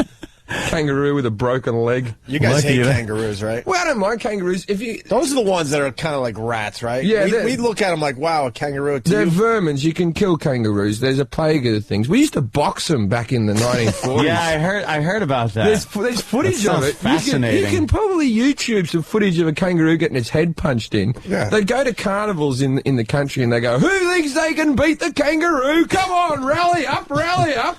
And they get this 6'4" kangaroo, and they put fucking boxing gloves on its little fist, and they're natural boxers. I know, right? And so what they do is they get another bloke in, and he'd start punching the shit out of the kangaroo with his little tiny head and just smacking it. And the thing is, you have to knock the kangaroo down to be able to win the fight. Jesus. But with the tails and the big feet, they're like fucking tripods. these things were concussed on their feet. Just they're like flopping around. Like Knocked out, but he's still standing. They wanted to fall over. If they could have fallen over, they would have. Oh my God, that's hysterical. If the kangaroo wants to win, it just rears up on its tail and kicks the shit out of you across the ring, and that guy's dead. Right? Yeah, they got like claws on those feet where they could just rip fucking intestines out like a velociraptor. But my old man said, "Oh yeah, we used to watch kangaroos being punched. Oh, it was all in good fun." I couldn't imagine punching him in his little head, though. It would seem so sad. These aren't little kangaroos. These are big reds. These are like big 6 foot tall buggers. Yeah. But they're called big reds. They're not like big reds. They used to have dinosaur kangaroos back, like, you know, before my days. Yeah, there was big 12-footers ones, yeah. Holy shit. Wow. Which is only, because you always think Tyrannosaurus Rex they're only like, I don't know, if someone probably Google or something, but Tyrannosaurus Rex was only like 12 foot or something. Yeah, when you see like skeletons of them. Yeah. Or in the movies, they're giant. They're giant. We think that they're humongous. But you know. They'll still bite the shit out of you. You don't start picking It's only on them. 12 feet high with fucking giant teeth and fucking he's nothing. Oh my God, that is fucking funny. Hey, speaking of animals, you were telling me just before we started about Cat Guy. Cat on the head Cat guy. on the head man. There's a guy. That guy is an asshole. There's a guy I had a run in with that New York dope. who has a cat on his head. Right. And the cat sits upright on its head. Yeah. Like, what type of freakish fucking training did he have to work this cat into doing? And he walks around, I think he's got a cane as well. He walks around, because I think his spine's starting to get curved from the weight of the cat on his head. Yeah, it's a big cat. It's a big, and it just ass sits on this cat. guy's head and doesn't and has no problem with it. And the guy walks around Manhattan. And he just rocks around Manhattan. And when you see a guy with a cat on the head, the natural response from another human is to go, "Hey, you got a cat on your head." The cat on your head. Yeah, Right. what's with your cat on your head? And then he'll ask for money because you've noticed the fact that he has a cat on his head. It's like walking around with your dick out, right? And then someone going, "Your dick's out. Well, pay me. Right. You've had a good show." Like, am I in trouble for noticing a phenomenon of a man with a cat on their head? I'm allowed to notice it. But he's an asshole about it, because we had a run-in with the guy, and my girl's like, naturally, we happen to have a camera, like, "Oh, I want to take a picture." And right away, "That'll be $10 to take a picture of the cat on my head." Yeah. All angry and stuff. You. I'll just go That's to the him internet. right there. That's the dude. There he is, guy with a cat in his head. He's an asshole, this He guy. looks like a real fucking obnoxious cunt. He looks a bit Because like it starts Phil off all Spector. nice. You know, the people that walk around with a bird on their shoulder, or they carry a python. They're mostly not looking for quirky. money. They're like, "Oh, yeah, take a picture with me and my dumb pet." Yeah. And sometimes you'll throw them a few bucks, like, "Oh, that was cool, thanks." Not this guy, right away with the, putting his hand out for Dude, money. here it is. Just get a fucking Roddy that hates cats. Right. And then just let the leash go. And watch it bite this guy's whole head off. I'm going to walk up and Cat and all. slap him in the head with a fish. Where'd you see him? Yeah. I saw him at the front of Caroline's. He was just standing at the front. Just he's usually a little more uptown. Or just throw catnip in the cat's face so it starts clawing at his forehead. Right. Yeah. He looks like a, what is he? He's got like fleas. Redbeard You know the he's got pirate. fleas. Everyone has their thing where they're trying to make money in this town. It's I crazy. used to have a cat, right? That naked cowboy, you've run into him if you're I haven't seen him yet. I just saw him on the cover of the thing. that fucking Times guy. Square. I don't know. He's but out there in the middle of winter, I don't too. mind eccentric people. I just hate when you're eccentric and you've designed an outfit. That's what Because he's done. real eccentric people, I've met eccentric people. We know eccentric comics, right? Real fucking quirky people who go home and occasionally smear shit on their body and don't know why, right? Those are eccentrics, but not a guy that goes, "I'm going to be a naked cowboy for money." That's not eccentric. That's just, you're a bad businessman. He found a gimmick. Yeah. Actually, he's a good businessman. I don't like the gimmick at all, but this guy makes a fucking fortune. Does he really? He makes a fortune. Yeah. I saw him once. I was going into the 6 figures. I was going to the Javits Center, so I went and parked in the parking lot across the street, and that's apparently where he parks. And he comes up. His wife is also in on some fucking naked gimmick. cowgirl. She does the naked cowgirl. They It's his attempted fucking the wife. naked cowgirl thing. And they both were coming back to their vehicle, which was like a brand new fucking Range Rover. They get it. They fucking put their clothes on. They hop in. They were like, "Hey, take it easy." I can back out in a brand new Range Rover, and off they go. And So what happens with him in the tax department? I don't know. It's a cash business. By the way, he keeps it in his boots. He puts cash in his fucking boots, and then occasionally, I guess he goes to the bank and makes deposits. I was going to say, so for all those people out there that are, falling on tough times. You want to rob the naked cowboy? I guess he keeps him in his boots or something. The left boot. He wouldn't be a hard guy to mug, would he? I would think, everything you got. You know where it is. He's fucking naked. It's in his boots. And then I guess he's got to stop off at the bank every so often and drop the cash off. And he's not even a naked cowboy. He's wearing underwear. He wanted to be naked. They wouldn't allow it. And then he put on one pair of underwear, and they still wouldn't allow it because the outside of his dick was too... was it like a G-string or something? Was it? Something like that. Yeah. So now he's got 2 or 3 pairs of underwear. He's got to wear 3 pairs of underwear so you can't see the outline of his dick. And does he sing songs or anything? Does he do a performance sings little songs. But most people, these rube tourists, just want to take pictures with him in Times Square so they could go back home and go, look, here's me with the naked cowboy. No, it's really a naked guy that stands there. And they think these dopey women that come from the Midwest, they think he's hot, like they also think Fabio or whatever the fuck his name is. That Fabio. Oh, he's just the greatest. He's amazing. He's a man's man. A man's man. He has got a nice physique. We're going to take a quick break. Jim Jeffries That's like his job, I guess, keeping in shape. You get a naked cowboy with a cat on its head, then you got a fucking business. Now you got a big beer gut. Now you got a gig, sure. Jason Ellis is going to be on our show next. We're going to talk to him for a few minutes. He's going to start up on the virus, I think, this weekend. We're going to give him a couple hours to show everybody what he's all about. So we'll talk to him next. Jeffries has got the HBO special that he's taping Saturday. Tickets are going fast, but you might have a shot if you do this right away, right? They'll get back to you today, but the 7:30's, if not completely gone, almost gone, and there's still a few tickets left for the 10, but it will be sold out. You better save me 4 seats. You got 4? Yeah? I'm going 4, Saturday, 10 o'clock show. Yeah, how do they get their tickets there, Jim? You go to Jim Jeffries at BroadwayVideo.com. You email it. You got to email the time you want to go and your age. And if you've got my video camera, you should also mention that and bring that along. All right, we got a real busy show. We're going to talk to Jason Ellis in a second here. But we've been mentioned in another John and Kate Plus 8 article. Usually you would say, what the fuck, dude? That's like a girl show. But I love the mentions we get in these articles because it's not flattering for Kate. Sam, are you proud of the latest one? I am proud. I'm glad I was a part of this whole thing. This is from Goslip, GOSSLIP.com, and PhillyMag.com. We don't need to read the whole thing, but it says, the criticism has spread beyond the net. Kate's battle axe behavior has made her every husband's nightmare and consequently the butt of pop culture jokes, too. On their syndicated radio show, the notorious Opie and Anthony called her a capital C and her marriage loveless. A capital C. As men whose DVRs have been taken over by their wives and girlfriends' obsession with the show, it lit up their phone lines. There you go. I don't know why they didn't mention my exclusive interview. Yes, you did. Holy You know Jesus. about this John and Kate Plus 8?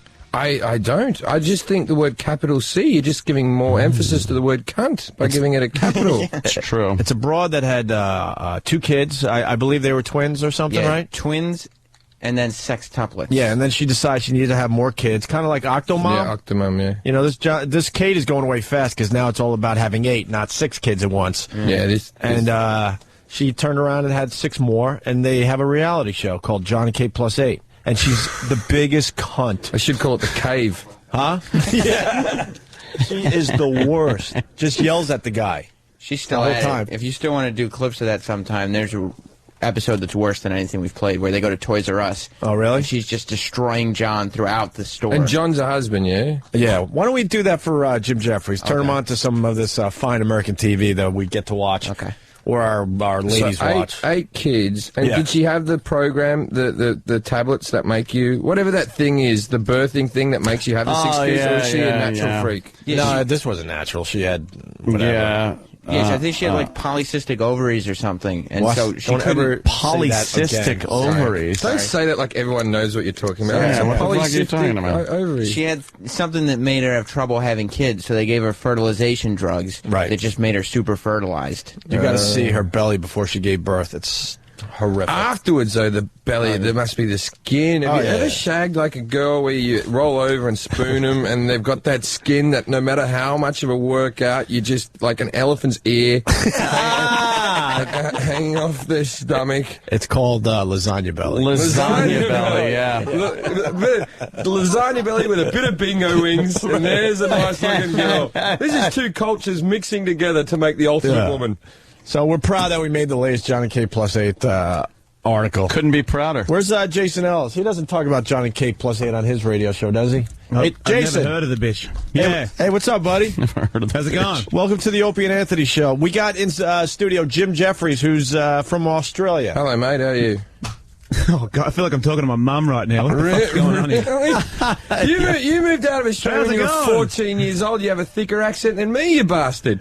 How was that working? I left when I was 17, and I'm talking to you like me and you, but then I'll go back to Opie and Anthony so that the world can understand me. Yeah, it is bizarre. It's we just said things then to each other that you wouldn't even know. There was subplots. There was. I know. I feel like I asked him on a date, and he said, "Go fuck yourself." It's a secret language. I feel like I got Jim Jeffries' clone on the phone. We just think it's an accent, but it is a secret language. Yeah, I feel like there's an echo going on. Or something. Chicks dig it though, man. This voice. They do dig it. Oh, it's ridiculous how much they want to bone you. You know what else? Go ahead. I heard you talking about kangaroos, and I realized that you can just say anything you want if you're Australian in America, and everybody believes that. Oh, they don't even exist. Dinosaur kangaroos. They go like That's true. They're fucking 20 feet high. There was dinosaur kangaroos. Oh, no, yeah, my mum's got one in her backyard. We do.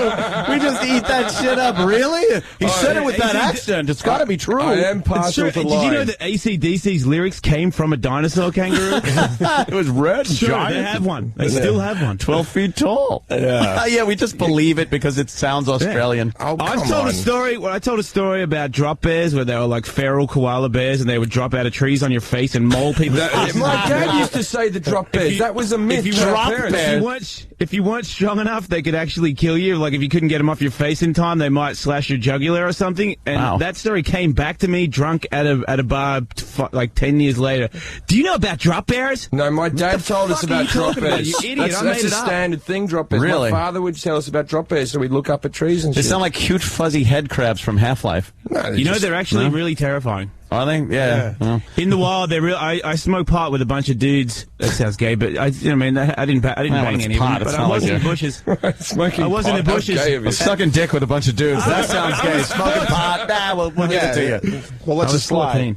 Yeah. Anyway, there was a crazy noise in the bushes because we were in the dark because we were smoking pot and we were underage and we didn't want to get caught. I think I was at a fucking school camp. You know what? I was fucking dudes. It is gay. So anyway, there was like a and I'm like, what the fuck is that? Like we're in the, you know, I mean, it's the outback. I know you're Americans and you guys would be way more terrified, but believe it or not, I'm not Mick Dundee and I get scared when I hear monster voices at nighttime in the bushes as well. So I was like, the fuck is that?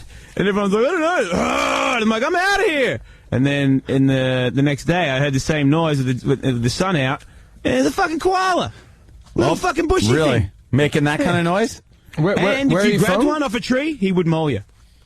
They're that fucking like vicious. No, well, you can hold them in koala parks. I don't think you can grab them in the wild. You can pet sharks in a fucking aquarium. You can pet tigers and fucking baboons and shit. It's not the real shit. Not the real thing. You can't go near chimps. Pussified ones. Yeah, try petting a fucking chimpanzee from that lady's house. Yeah, exactly. It's the same thing as like, you know, they're like animals in the zoo are like entertainment of animals. Yeah, they're just pussies. They've just been beaten down and they're on Xanax and stuff. Yeah, Seacrest tigers. Yeah, they feed them Xanax and keep them mellow so you can like, get your picture show me your dick. taken and not real. pet them and shit. We should have spread out the Australians. Why? I like this. We should have spread you Australians out a little bit. Even though Jason Ellis is in America a long time. Too much Australian. Now it happens when you get two of them together. Yeah, Fuck it, what happens? There's Aboriginals running away as we speak. Hey, Jason, Steve Blatter and Rob Cross turned me on to your radio show. They're like, you really got to check out this Jason Ellis. And I hate radio, to be honest with you. Yeah, me too. I don't even know why I do it, because for the most part, I hate every radio show. You want the fame and the power, don't you? Money, an apartment, a hot wife. Right. Keep naming a few things. Good point. Why do I do but it? There's a handful of shows I do enjoy, and I told Blatter and Rob, I'm like, yeah, whatever. But they finally said, come on, just give it a shot. And I really like what you're doing. Absolutely. And we figured we'd try to throw some of your stuff on our channel. Yeah, well, somebody just told me that the other day, and I was like, well, fucking hurry up and put it on there then, so everybody can hear it. Well, what happened was we were supposed to do this last week, but you went and had your wife had another kid, right? Yeah, humongous baby out of her vagina. The doctor had to cut her vagina in front of me. I watched the scissors go into the beeve and cut it open. I don't want to bang her. She's not listening right now. It was a drop baby. It dropped out on his head and started mauling the doctor. I always find that funny. You know what? He came out the same size as a fucking koala. He's a beast. He came out humongous. When my brother had his kid, his wife had the baby. Same thing. They cut the cunt open. The baby falls out, right? Yeah. And then the doctor Australians are the only people that can say cunt correctly. Cunt. Oh, yeah, cunt. Yeah. It's not offensive if we say it. When you say it, it's like, whoa, dude, no. Is it really we say it, the chicks fucking punch us and leave the house immediately. You guys saying it's like, it's so endearing, fuck me. Yeah. But they cut the baby out and they go, you're not to have sex with her for 6 weeks. And he's like, yeah, don't worry about that. yeah, because I was so desperate to fuck that. Yeah, I was ready. He said at the end it looked like Apollo Creed's face when he was killed in Rocky IV. Oh, wow. Thanks a lot for putting that in there. That's cool. Jason, so your first child, they didn't have to do it, but his name's Tiger, right? Your son's name is Tiger for Tiger? Tiger Lee Ellis. Recognize. Nice. Oh, and you had to watch this. It's not named after that fucking retarded golf player, I can assure you of that. Get a real sport, bitch. That's got to be pretty fucked up to see that live. My father-in-law was like, hey, man, guess what? Tiger came back to play golf after hurting himself the same day Tiger was born. I'm like, what the fuck would you tell me that for? Fuck golf. Fuck that guy. Useless. What, he injured himself playing golf? Fuck off. Injured yourself smoking a fucking pole, you useless prick. My God, golf injury. Jesus. Good point. I shattered my wrist and had pins in it. My doctor's like, do you know how many golf players I have in here? And I was like, no. I don't have any. And I was like, what the fuck does that mean? He's like, figure it out. I'm like, oh, fuck you. Fuck doctors. Fuck golf. Fuck all you mother pussies. Well, a lot of break something and fucking live your life, you homo. People got to understand that Jason Ellis does a lot of the extreme sports. The motocross, the skateboarding thing. What was the ramp? 70 feet or something? 70-foot drop. 70-foot drop.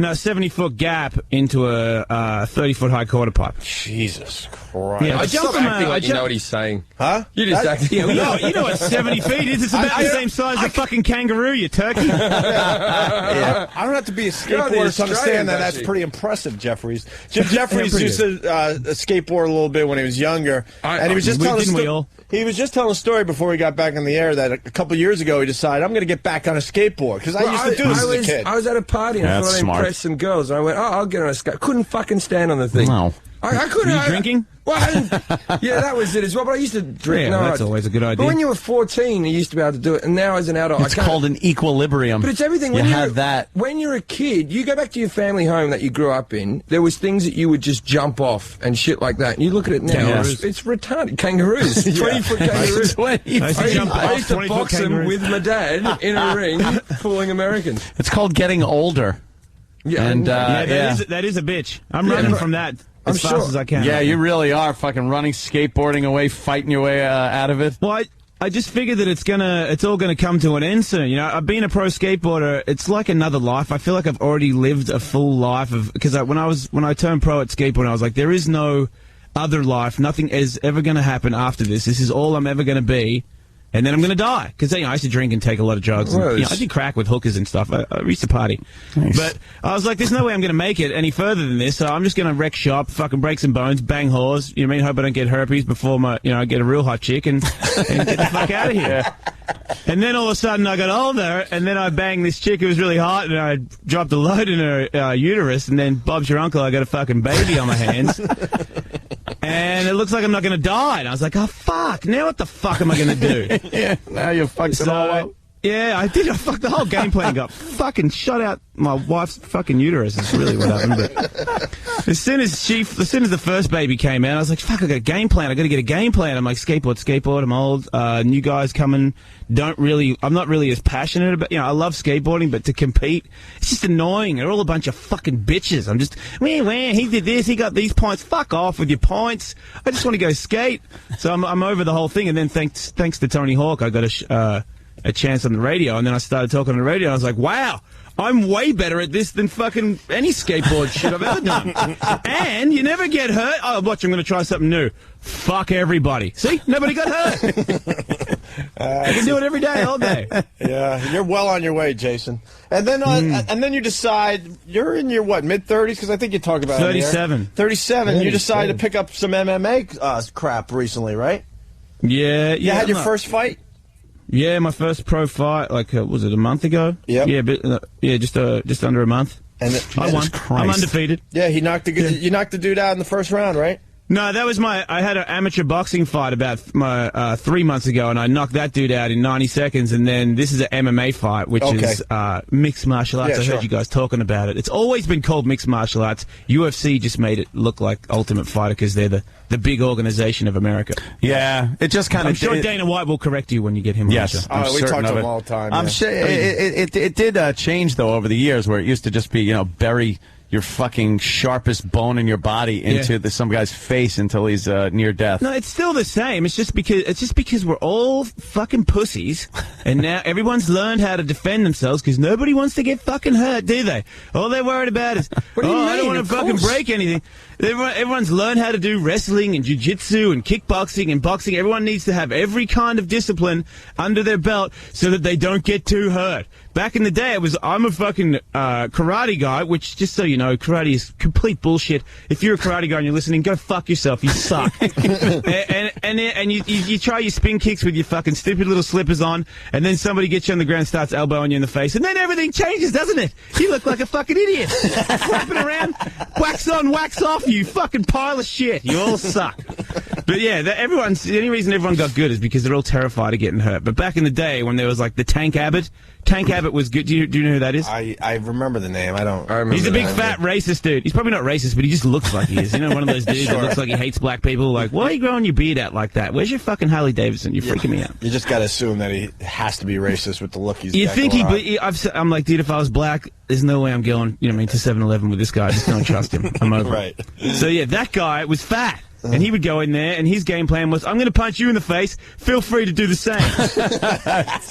That's a game plan. Right? Sure. It's a ticket seller. If that guy gets back in the ring, I'm there. He's useless, but fuck, man, I love his game plan. Hey, Jason, a lot of people calling in. They're excited we're talking to you.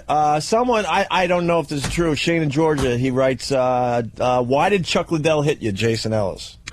Oh, because I was drunk, and I called him a pussy like 500 times, actually it was 3 times. I'm having it because this is the second last time I drank alcohol. I ended up a lot of things happened that night that I actually ended up thought that I got raped that night. Oh wow! Really? Congratulations! Thank you. It was an experience. It was an experience. I wasn't in jail. So gave up drinking. Yeah, is that why you gave up drinking? Are you calling me a pussy? That's when you reach. You saying being fucked in the ass is a pussy way to back out of drinking? You're afraid of getting hurt. They say people have to reach a bottom before they stop drinking, not be the bottom. Yeah. So. Well, I don't think I was. Actually, I was the bottom. Anyway, Chuck Liddell, I'm a big fan of MMA, and I'd been drinking. He showed up, and I was like, come on, man, hit me. And he was like, I'm not fucking hitting you, dude. And I was like, come on, just hit me in the arm. No big deal. And he's like, all right. And he punched me, like, really badly. I'm like, come on, dude. I'm a fucking pro skateboarder. Just hit me. And then he did it again. Yeah, I know. I was drunk. I told you that. He hit me, and then it was not good enough again. I was like, dude, you're a fucking pussy. Just fucking do it already. And then I said to Kerry Hart, who are in the Hart and Huntington, we're at a tattoo shop. I'm all, Kerry, tell this guy if he fucking hits me and he breaks my arm that I'm a skateboarder, I'm drunk, and I'm from Australia, and I will not sue him. I'll cherish it. Fucking wail on me, you idiot. And I believe the last word was pussy, because that's all I remember. I remember his eyes sort of opening a little wider, and he was like, all right, move back. And he told people to move back. And yeah, and I'd been drinking since like 8 o'clock in the morning. I was one drink off shaving my eyebrow off, and then I was like, ooh, he's really serious now. This is going to happen. Yeah, he doesn't know me, and he really thinks that I said pussy as in fuck you, I've never liked you, or anything like that. And yeah, he punched me so hard that I fell on my back from a punch in the arm. Thank God I was drunk, because it's like a car accident. When you relax, it doesn't hurt that bad. Yeah. But it did knock me over. I got up. I felt very, I felt very powerful that I could take a punch without breaking an arm. So then I told a girl who was there, because she said she was a kickboxer. I'm sure if you're from Australia, you might have done this.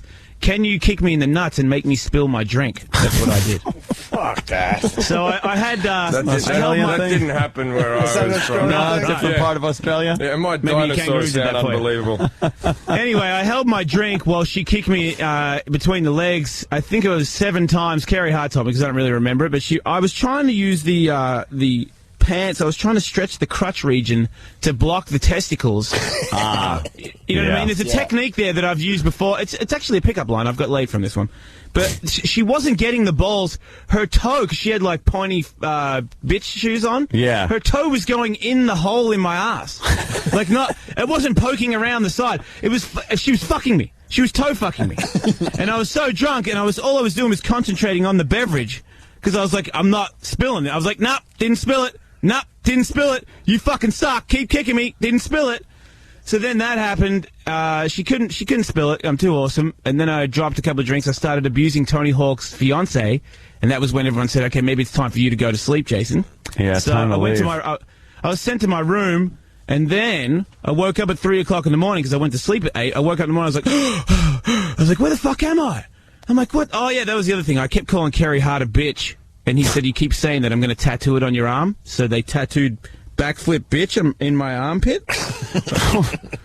I don't know why. But anyway, I woke up at 3 o'clock in the morning, and I was like, fuck, my arm is killing me.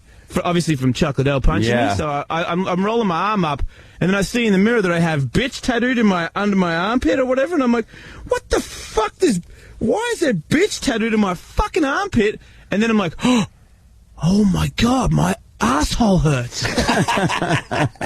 And I'm like, no way, because I know my track record. I'm sure I must have done some sweet stuff in the past, but I'm like, I've finally done it. I've talked so much shit. Somebody tattooed bitch on me and fucked me in the ass. You've got to be joking me. I almost cried, but then I thought, what's so bad about a dick in your ass if you didn't ask for it, If you don't remember it either. No, there's a few things bad about that. Is there? Yeah. I still think it'd be frowned upon. What are you going to do? End your life because you had a dick in your ass one time? You get a man up. What's wrong with you, Jeffrey? No, I wouldn't end my life. I'd be upset about it. I wouldn't end my life. You must have had to throw those fucking underwear away, though, if a pointy shoe was going up your asshole through your underwear. Wow, I thought I was offensive. No, there was no poo in my underwear. Oh, really? No. Right. Well, you know what? I didn't smell my underwear. I don't think he got fucked in the ass, man. I don't think he got fucked in the ass. No, I believe he got fucked in the ass by a pointy bitch shoe. Yeah, toe fucked. Oh, you got toe fucked. There you go. Yeah. Give him a trophy. No. So you weren't understanding. There must have been a language barrier there. How the fuck did you not get that one? The Aussie doesn't understand the other Aussie. Come on, can't get with it. All right. Hey, we just were watching a video of Pink punching in the face, too. Your friends with Pink, huh? One time she put her vagina on the back of my neck. It was pretty cool. Really? All bare and everything? Is it a nice vagina? Nah, because I'm good friends with Kerry, the dude that bangs her all the time. I had a shot at TV, because I've always thought I had a chance at TV because I'm so hilarious and I'm not as ugly as all you other radio dudes, so I thought I could get the TV thing going, but obviously I am just as hideous as all of you, so that's a good thing to know. But I did shoot a pilot. It was on ESPN too, and I went around to her house, and she said, I have to dye your hair pink, and I was like, go ahead, do it. But so she put my head in the sink and put her vagina on the back of my neck and massaged my head for like 10, 15 minutes. It was awesome, because I could totally feel each side of the beef, if you know what I mean. Really? I tell Kerry about that all the time. He's very insulted by it every time I bring it up. I'm like, you know what, dude? I know your wife's vagina. I know it. From the back of your neck. I know it like the back of my neck. Yeah, I was just watching that clip. She pops you in the chest a few times and then just she hits you clocks you in the face. Yeah, she's pretty tough. But then you got to punch her back, right? That's right. I punched her in the stomach in New York, actually. So I said, "Do you want to punch me again?" And she was like, "No." I was like, "You want to? Can I punch you?" She said, "Yeah." She's a thrill seeker. Hey, you got a lot of your fans calling right now. The LL Cool J interview. This is one I have no idea about. Yeah. So I don't know what I'm getting into, but they said you got to mention LL Cool J to Jason Ellis. Yeah, he was on the show. He was in New York and I was here, and somebody said, "Hey man, LL's going to be on your show in 5 minutes." I was like, "You mean LL Cool J, the rapper dude?" And they were like, "Yeah." And I was like, "Okay, that's weird."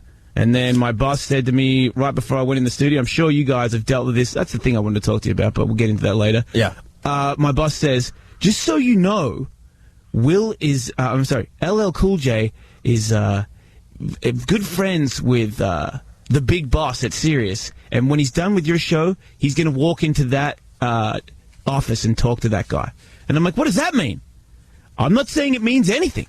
I'm just saying that's what he's going to be doing after the interview." And I was like, that's weird, because I don't really, I'll fuck with people, but usually if it's a celebrity, I know what you got. They need to be pampered. Yeah. "Oh, you're so fucking glorious. Fuck you. When's your album coming out?" I know that bullshit. So I've never really said anything too bad, but straight off the bat, this dude starts coming at me because he misunderstood me. I said he was like the prince of hip hop. Yeah. Because he was getting his last record was on a certain record label. I could care less, man. I never thought he was good anyway. No. But he's, I said something about you. You're like the prince of hip hop, except you don't have arseless pants. And he thought I was saying that he had arseless pants. No, dog, you are. You the one in the garage with your assless pants, motherfucker. I'm like, what? What's going? You get these balls, and I was like, get your balls. You're pissed at me. What, you want me to get your balls? Like, what's up with that? So now I gather he went to the boss after this great conversation. I haven't been fired. Well, yeah, I mean, I'm still here. If he's listening, I'm still here, and nobody's listening to your album, you steaming pile of shit. Why don't you do another episode of Project Runway, you washed up motherfucker?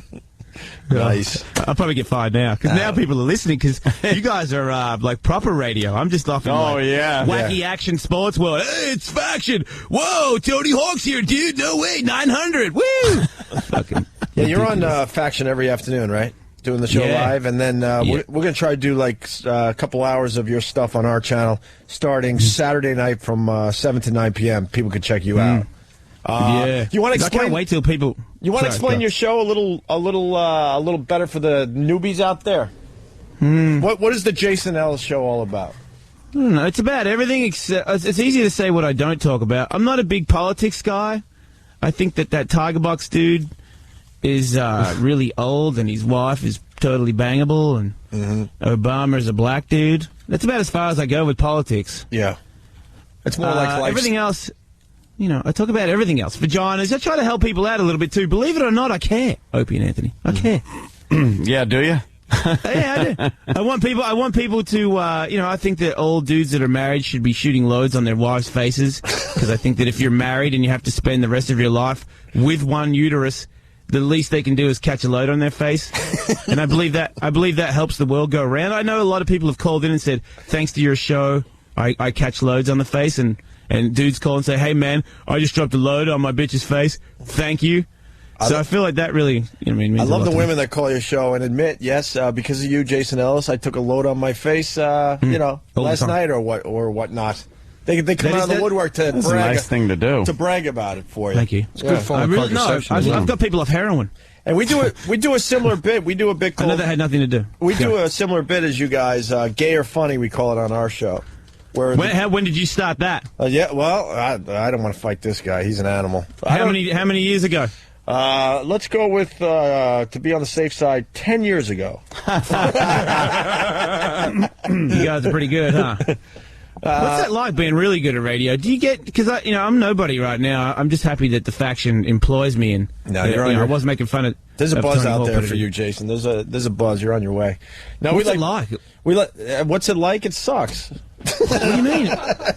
Don't you get stuff? Do you demand shit? Yeah, you get a little money, you get a little more exposure, and then but you got money. How much money you got? Like a lot? You get jewelry and shit?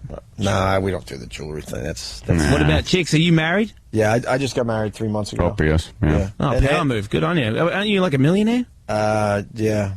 Why would you get married? Because wait a minute, weren't you a millionaire before you got married? Yeah. Yeah. What the fuck? I don't understand. Are you really old? Are you missing some arms? So when you missing some arms. So when you become a millionaire, then you dump the wife?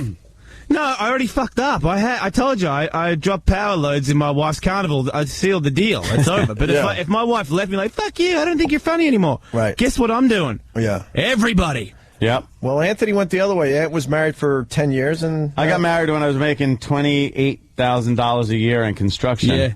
And then I got divorced when I signed my first $1 million contract.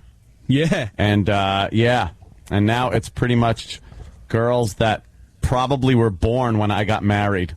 Right. You sound sad about it though. No. I'm just exhausted. No? Yeah. Are you ever lonely? He's dehydrated, Jason. He has right. That's what you hear in his voice. Never lonely. That's I do trot about the house a few days and nights a week. At times. Just kind of walk around. You walk to a window and just look out and go, okay, now what? I guess I'll light a fire in the fireplace. Do you ever miss that connection? No. What, of a good punch? No, the connection of whining to my ear. That's the only fucking connection I remember. Oh, the worst. I had an ex-wife as well. Really? She used to beat me. No. You did not have an ex-wife. Nobody believes me, too, because she was, like, really hot and cute. She used to be a stripper, which everyone should have realized she's a crazy bitch. But yeah, that's true. She used to beat me for smoking weed. Well, not so much smoking weed and lying about smoking weed, because I wasn't allowed to smoke weed. I'm like, fuck that, you know what I mean? I'm 28, 30, I'm smoking weed, fuck you, you know what I mean? So I come home with sunglasses on. She'd be like, why you got sunglasses on? I don't know. I just feel like wearing sunglasses in the house watching TV, don't I? And then she'd eventually get them off, and I'd look stoned, and then she'd beat me up. She actually kicked me in the face. Like, kicked me in the nuts one time, and then when I went to the knees, kicked me in the face, and then, like, took multiple blows, and I was bleeding all over the place. And then I went to sleep in the living room, and she said, coming back in she's like, what are you doing? I was like, I'm sleeping in the living room. You just beat me up. Get back in the bedroom and sleep here. And then I woke up in the morning, my pillow was all bloody and shit from my face leaking. Your head trauma. Yeah. And then I tried to make her go to anger management. She was really hot. You know when you're dumb and you bang chicks because they're really hot and you don't care about how torturous your life is because when you're banging them, they're really hot? No, there's nothing dumb about that. That's just reality. There's nothing dumb. Well, then... I don't know what happened, but I was really into that. I was really felt like it was worth it. You know what I mean? Like the whole day, I'd be like, "Oh my god, you are a fucking moron," but you're pretty hot, so I'm gonna bang you, and then I'm gonna get over it, and then in the morning, on it would go again. So what was like the last straw where you finally said, "Fuck the hotness, I got to get out of this nightmare"? The last straw was the actual beatdown that I told you about. That was in I was in Aspen, and it was one of my skateboard sponsors had taken me there to do a bunch of bullshit for the Winter X Games, and I was signing autographs at a club for a bunch of snowboarders, and that's when I got beat up that night for coming back, and there was dudes in the room next to me that heard the whole thing, and they were other skateboarders, and they were like, dude, because nobody believed, this is the thing, I thought everybody just didn't care, but someone was like, dude, look at your fucking head, and I was like, what? Like, you're messed up, and I was like, so what, dude, she's a little girl, I get messed up all the time, and she was like, they said, you cannot stay with somebody who does that to you, just because you're the guy and she's the girl, that doesn't make it right, so I think my friends kind of got into my head, and that was the end of that. What's she doing? What's she doing now? You know what she does? She actually she lives in L.A. now, and she had a baby with an actor dude who wants to be an actor but didn't really make it. I think he was in one movie, and then it kind of fizzled, which is awesome. Yeah. And she had a baby, and now she lives in L.A. I think she's a yoga instructor. Oh, hey, look at that. Yeah. Huh? You know what else she did after I boned her? Found Scientology. She's all into Tom Cruise's fucking alien load and shit. That is big in L.A., huh? Yeah. Jesus Christ. Well, she found her inner peace. Whatever. Hey, Dana White wants to say hi to you, Jason. Yeah. Dana. Yeah. We got Jason Ellis on the line, too, here, who just had his first fight recently. When are you going to sign me up, Dana? Dana, can you hear him? No, I can't hear Jason. Are we on the air? Yeah. Tell him I want Jason. Anderson Silva. Oh, he said he wants Anderson Silva. He wants you to sign him up immediately. This is going to be painful if we have to. Yes, tell him. There's got to be one lousy button. We want Jason Ellis on the. Tell him he better stick with little strippers from L.A. He doesn't want Anderson Silva yet. Oh, you better stick to little strippers from L.A. You don't want Anderson Silva yet. It was a fucking joke, Dana. It was a Jesus fucking Christ. joke, Dana. Jesus Christ. Jason, can you hear him, though? I can hear him now. Yeah, I can hear Jason. Okay. What's up, dude?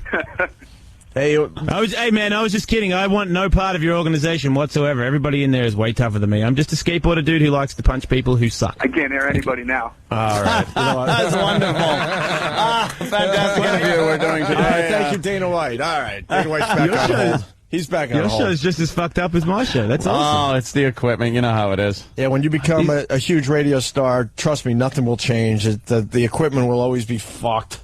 Well, I think equipment that fucks up is good. It's good to talk about. I want more people to work for me. I only have one dude that works with me. His name's Cowfucker. Right. And He wasn't christened that. Yeah, it's his name. No, it's an Aussie thing. You know what I mean? He's 7 foot tall and all that bullshit. But anyway, I like that dude, and I don't want to tell him to fuck off. So I really want. I had what is it called? Those people that work for you but you don't pay them. Interns. Yeah, Oh, I had an intern. Slaves. I abused the shit out of him all the time for absolutely nothing, and I made fun of everything he ever did, and convinced him that he was gay, and it was so awesome. And now I don't have one anymore, and I just really want that back. I love making fun of people that work for me, and you guys are mega powerhouses. You almost beat Howard Stern. You guys are like the king of kings, but not really. You just missed out. We always reach a precipice and then we fall to our deaths and have to reclimb. We were well on our way, and then we decided to have a little contest where a couple had sex in a church. So, you know, that kind of happens. That kind of blew up everything for many years. Whose idea was that? Anthony's. What? Wow. I don't think so. I really don't. That's a really bad idea. You know what? It was, for once, I don't even think it was our idea. Did they have sort of happened? Did they have sex in the church? Rumor has it not only did they have sex, they did a little ass sex. But that is still sex. Not only did they have sex, but they also had good sex. That's the rumor that we don't know. No. In the church, you're not allowed to bang people in the ass. Yeah, that's what God frowns upon. The normal sex. No, there was this dude. I know about it because I have a guy that works here who's a Jewish dude, and he helps me with religion. I thought you only and had he the said one there bloke. was a dude. This is a Jewish guy? Are you making things up? Raw dog. He's not a myth. But anyway, he's real. He said that there's some dude that came down to a town where everyone was banging everybody in the ass, and he said, "You guys can't bang each other in the ass anymore, or God will fuck up your town." And then they fucked each other in the ass, and he fucked up the town. Is that true? Yeah, I heard something about that. Yeah, I forgot his name, but he sounded like a noble guy. I know that story. All right. You don't know that story? I said I know that story. It's in the Bible. It's a great one, and did you know... Sodom and Gomorrah. He's Jewish. He said that the Jews dobbed in Jesus to the Romans, and the Romans killed Jesus. And that's why... That's what he said. Fuck And off. he's Jewish. No, the Jews That's had what he something to do said. with it, I think. I thought the Jews just killed him directly. Well, Why would they kill him? They are one. He's a Jew. Why would you kill yourself? I think the Romans poked at him a little bit, but I think, yeah. I heard that they dobbed him into the Romans. Yeah. And now they're really sorry for it, but they still did it. That's what I've been told. Maybe But I really want to talk about you and your glory, man, because I don't get to talk to anybody in radio that's glorious. Oh, I mean, please. I've never. Come on, dude. Look, man. There's the Howard Stern dude, and then as far as I know, I don't really follow radio that much. I listen to that guy because I'm like, oh wow, you can actually say what you want to say and get paid for it. That's pretty cool. And then there's you guys. You guys rattled the cage. You're the next in line. This is what I want. I can't be the #1 skater in the world. I'm sure as hell never going to be in the UFC because I have had a fight, but I suck. Dana will explain it later. But I want to be the radio dude, and you're the dude. You guys are the dudes. We've been next in line for 10 years. Yeah, but that's good enough. I'll take that. Let me fucking work underneath you guys. I'll be third in line. It'll be a great time. I want a Porsche, motherfucker. Come on. Let's hang out. You must have money. You got a Porsche already, don't you? Yeah, I got nothing. I got Starbucks in my fucking hand. That's it. He's got a little of everything. He was in Mall Cop. You got your own band. Taint Stick. Taint Stick, recognize. Recognize the Taint Stick. Yeah. The show today is actually groundbreaking. A new song. I'm actually not. Yeah, fuck it. I'll tell it. A new song that no one's ever heard ever before is going to debut on the Jason Ellis Show today, and it's all about my truck that I have, which is very riveting. I'm sure you can imagine. A song about a truck. Is it yes, a country, my truck country song? No, we're sort of a metal comedy band, but we're very serious. And I mean, the only thing that stops me from being really committed to it is, as I said before, I dropped a bunch of loads in my wife's carnival, and there's no fucking coming back. Yeah, that's baby. Because now that the radio show is getting better, and I get a lot of girls like, hey, I'm like, cool, I have 2 kids.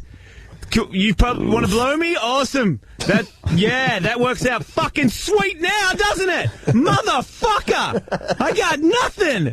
I wake up fucking 7 times a night. Fucking bitches want to blow me now? Shit!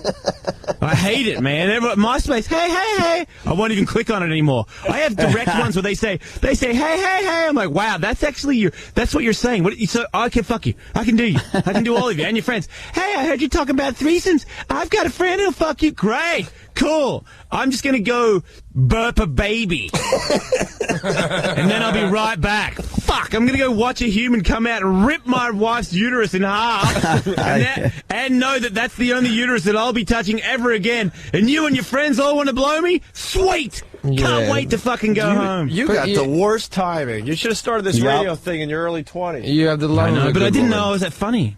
Yeah, you're pretty funny. You're very funny, actually. Not as good as you guys. Jason Ellis. Okay, the Jason Ellis Show. You can hear it live every weekday, 3 to 7 on Faction. Right? Faction, the number 3 radios recognize. Faction is coming up, motherfuckers. I fuck everyone. I will fight every other radio channel representing Faction. We are way better than everybody. You know what? Fuck you, Opie and Anthony. Fucking Faction is coming for your asses. Virus versus Faction. Come on, dance with me. Oh, wait a minute. I'm on your channel now, huh? Virus versus Faction. I like that. As long as we don't have to attempt to punch you. No, wait a minute. No fighting. Now I'm collaborating. Let's have a no fighting fight, and then I'm in. No, it's you. Now it's you and us against the world. Now I have extra backup. I'm Virus Faction, right? I like that you're on our side. Trust me. Yeah. Hey, everybody, get my balls.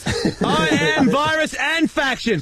I own the fucking world now. I am king of all. He's got 2 channels. That's Wait a minute, cool. motherfucker. You now have 2 channels. Yeah. We only have 1. What's you that can about? Come on here. Why don't you come on my show and relate to the kids? Opie and Anthony need to relate to the kids. Come and see the kids, man. So you can still have a job in 20 years. I'll hook you up, man. Yeah, I'll introduce you to all the kiddies. We want to do the little kids channel, do a show on that. Well, Faction is Sirius 28, XM 52. And then Saturday night, 7 to 9, we're doing a best of Jason Ellis on the Virus. We're going to, ease you in slowly here. And, I don't know, then maybe you move over and we take over the world.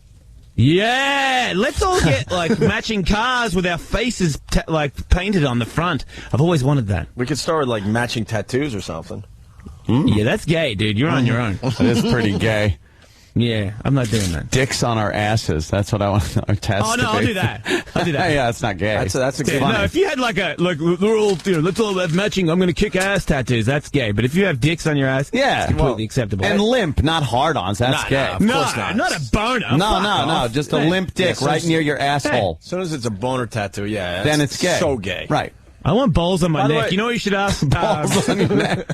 Yeah, because guess what you should ask Dana White? Dana White's #1 fighter, the heavyweight champion of the world, Brock Lesnar, has a straight-up cock tattooed on his chest. He does! That's tell fantastic. Dana that Brock Lesnar. He's an animal. Brock Lesnar needs to get some balls tattooed on his jugular. I'm kidding. That dude's a vicious man, but still. You look at it. Go look at it right now. Look at the picture. He has a sword, and because of his humongous boob muscles, his sword right near the neck area. It looks a little bit like a knob. Yeah, get a Brock Lesnar picture up before we let Jason Ellis go. Yeah. It's he's one hell of a beast, but I'm telling you, if he wasn't a beast, everyone would beat him up for having a cock on his chest. What else you doing on the show today, Jason? Record deals and talking about a baby coming out of my wife's vagina and debuting a new song. And, and probably I'll do the... Is this your first live show since having the kid? Yeah. Yeah, I'm back. I'll be checking it out today then. Cool. Yeah, I'm going to talk about you guys and how we're now like the Wonder Twins, except we're not gay. We're combined. What's a good one? We're like Birdman. You're Birdman, and I'm that fucking eagle. And talk about and when the sun's out, we're going to fucking fly out of a cave and fuck everybody up. It's going to be awesome. It could be like that. And make sure you start learning how to sound like an eagle. And make sure you trash Jim Jeffries on your show today too. Fuck Jim Jeffries! Guy's a steaming pile of shit. Who is Jim Jeffries anyway? What the fuck? It's me and AC/DC. Fuck everybody else. That's the only Australians allowed. Yeah, Jeffries is taping his HBO special tomorrow night, Saturday night. First Australian ever to do one. Yeah, we're tired. A funny guy from Australia. Wow. He must really bone a lot of horse. He's fucking hilarious. Wow, that is a weird... You got herpes? No, actually, no. Every now and again, I think I've got them, and the doctor just says it's like a rash. Speaking of herpes, Bret Michaels admitted to you that he has herpes? 1 and 2, motherfuckers. He said 1. I said herpes. He said 1 and 2. He goes 1 and 2. Is that like? So is that 2 grades of herpes? Wow. That means mouth and pee-pee. Oh, I got the mouth one. Every time you watch that show and he makes out with those chicks, like one of the other. I was watching with my wife. I can't even watch now the show becomes really entertaining because he does it to everybody with his 50-year-old. He's a nasty ass motherfucker. I actually like the guy, but he's the most grotesque individual ever, and he has that weird. Because he puckers up so he looks good in the photo. He looks like a girl from the 80s. You know that whole thing he does? Yeah. He does that when he makes out with him, so he's like, ooh, and just drops herpes all over everybody. Oh, there's no remorse. He made out with like a 22-year-old the other day. He's like, welcome to herpes. Like all over his face. Fucks her life up and anyone she fucks. Welcome to herpes. He gave her herpes all over her face and then fucking booted her off the show. Like, thanks a lot. Here's a little token of you can only give them if you've got them at the stage. You can still fuck a chick. You know what? That's a complete lie. That's a complete lie because I also do sex stuff on my show about because like I said, I care. I care. But herpes, when you're not showing with the condom on, you can still get herpes. Wow. Terrify yourself on that. And did you know that where you are, 25% of you have herpes? Really? What? Yeah. Yeah, just about everyone. Don't fuck anybody in New York, dude. Come back over here. Most people have herpes. Oh, right. I'd rather say... New York has more herpes than anyone in America. I'd rather say 75% don't. I'm more the herpes those are 3/4 empty. Right, then... yeah, that's what I say. You know what? Fuck Bret Michaels. He's a friend of ours, and he didn't admit the herpes thing on our show. He goes to Jason Ellison and admits it. He admitted AIDS on our show, which was really he admitted big. AIDS on our show. He admitted AIDS. Take that one, Jason. Take that. Take that. Touché. Take that. You guys really are the powerhouses that I've heard. All right. Can't wait to go for a drive in your Lamborghini. You got a Lamborghini? No, fuck that. No. Just the fuck, man. Come on. Manhattan, you know. I live here. It's where are you driving? You don't even drive, do you? Where are you driving a Lamborghini in Manhattan? I've driven Lambos before down. I drive them to my mommy's house. Yeah, well, out on Long Island, I got pulled over 80 times. Ant's part of a car club, so I'm suburban. He gets to drive the fancy cars. Fucking Ferrari 430. Yeah, see, there you go. Fucking Shelby around. GT 500 that I just shipped out to Vegas to come back at 720 horsepower. What happened to that car? Yeah. Yeah, fucking virus in the house. Check you out. I love driving cars fast and shooting stuff. That's my hobby. Yeah. Awesome. Jason drives the drift cars too, right?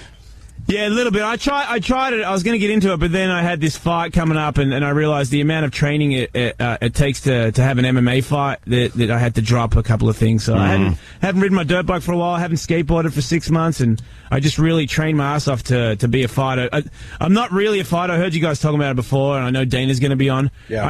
I trained to be a fighter. I fought in the cage, but the more I trained and the more I got into it, the more I realized that the dudes that you see on the UFC.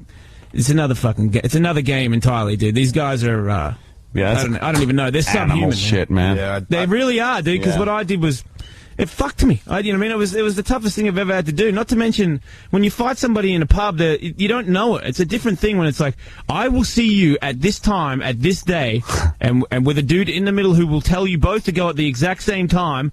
I'm going to be training very hard. I hope you are, and then I'm going to try and kill you. It's a really weird thing, man, because, it's not boxing. I did the boxing thing. MMA, it's like the little glove. When I first put the glove on, before I went out, I was like, dude, this glove just stops my hand from cutting open, and that's about it. That's the only thing that it prevents. Yeah. And when I hit you with it, you're gonna fucking die. And the other guy's trying to do the same thing. It's such an awesome experience, though. It's like fucking somebody who said they have herpes without a rubber, but they didn't show a scat, which is another show entirely.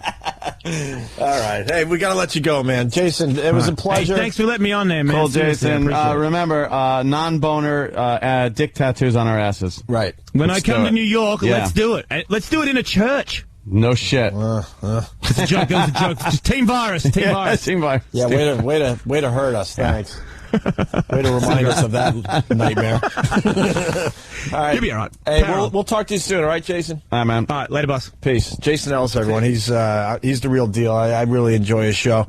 And you can listen to him weekdays 3 to 7 on Faction, Sirius 28, XM 52.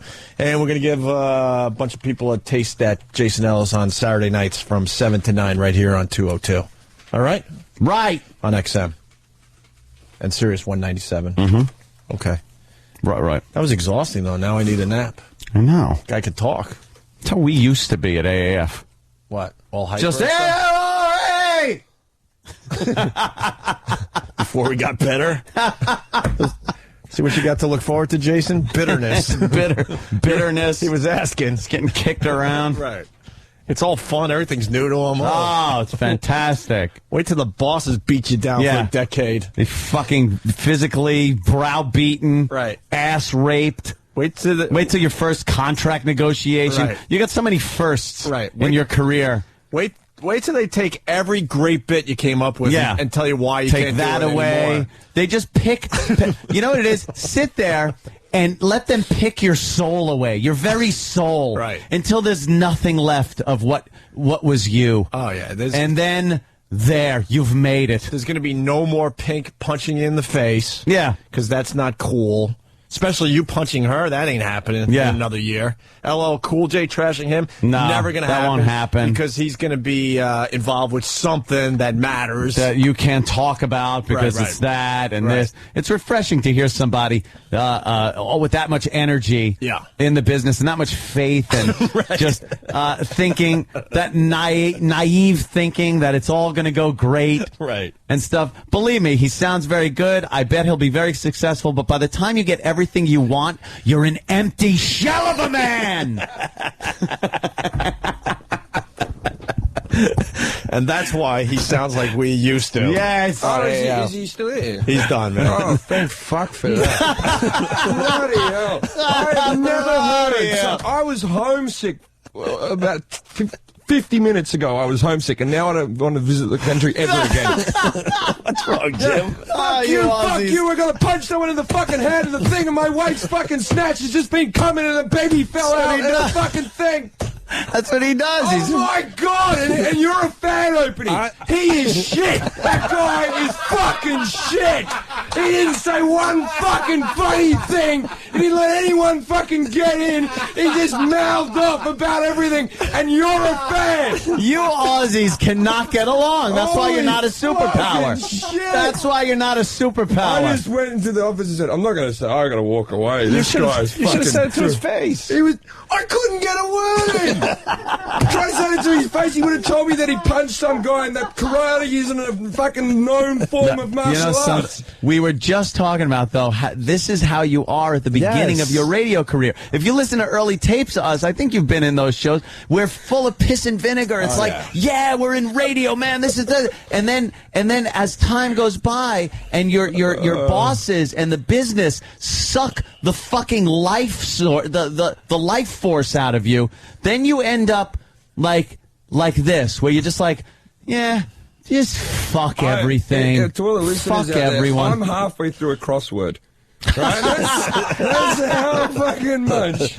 I've never done a crossword, and I'm not even good at them. Yeah, I saw that you changed halfway through that. I just went, oh, fuck this. I'm not. Fuck this. I love that. Fuck this. Yeah, I like Jason Ellis. I like his radio show. Funny. I'm sure his radio show's fine, but I certainly love his radio show. I haven't heard so many. I'm a swearer. I love a good swear. Don't get me wrong. He was selling himself to a whole new audience. You know what? And I think that's what one of the callers was going to get to, but fuck it. I'm going to just comment on this. When he's at the point where he's playing old tapes of himself and douche chilling out, perhaps we'll be in that montage. He's just so full of vim and vigor, energy, and that goes away. And I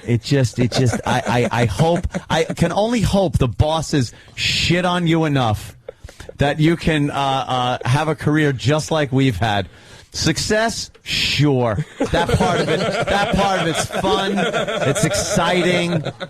You get to get things you want. You know, it was very nice when I paid my credit cards off and I would look at something in the store and go, I could just buy that. Yeah. But then you realize they've taken my very soul from me.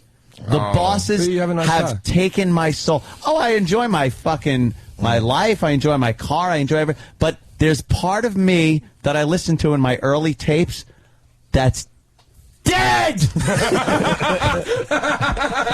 And then when this business is done with you, they just throw you out with the garbage. Spit you out into a big fucking dumpster. What respect you used to have, that's long gone. I'm not going to apologize. He's probably a very nice man. I overreacted there. I feel bad now. I feel bad because there's people going to be writing in that I'm a whinging bitch now overdoing that. Whinging bitch. No, you know but you know what I can say to them? Fuck you. Fuck your friends. Fuck your sister. Fuck all your friends' sisters. Fuck karate. Fuck Jim Jeffries. Fuck the world. I moved over to America when I was 17. I haven't dropped the accent because I'm a bit of a fucking cunt. I know this is going to get back to him, so once again. Yeah, have me on your show, funny. Jason. I'm a fan of Jason Ellis. Fucking Jim Jeffries is hysterical. Yeah, Jeffries, you are hilarious. Fucking guy. E-Rock, what do you got? Well, it's funny that you guys are explaining your old stuff to Jim Jeffries, because tomorrow we have some new old O&A stuff for you. Sorry. What do you mean? Some new AAS stuff that you haven't got a chance to review yet. Great, fan-fucking-tastic. What did you find?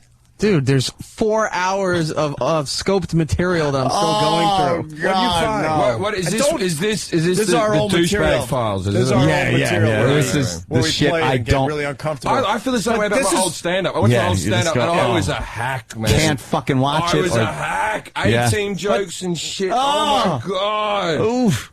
Oh, what is it with this shit? Why do we have water? Like, what's wrong with the tap? Fuck, I was a cunt. Well, you know what? But we threw it on the channel. E-Rock or somebody was throwing it on the channel like it's like we're still proud of this stuff. Like, no, if we're going to play our old shit, you got to give it to us so we can mock ourselves. People were listening to that like it was us. Serious? Yeah. Like, seriously doing before we said, what the fuck you doing? Don't just throw it on the channel. People are going to think that we... No, we got to make excuses. Yeah, now we can like, kind of, mock ourselves. Think on ice.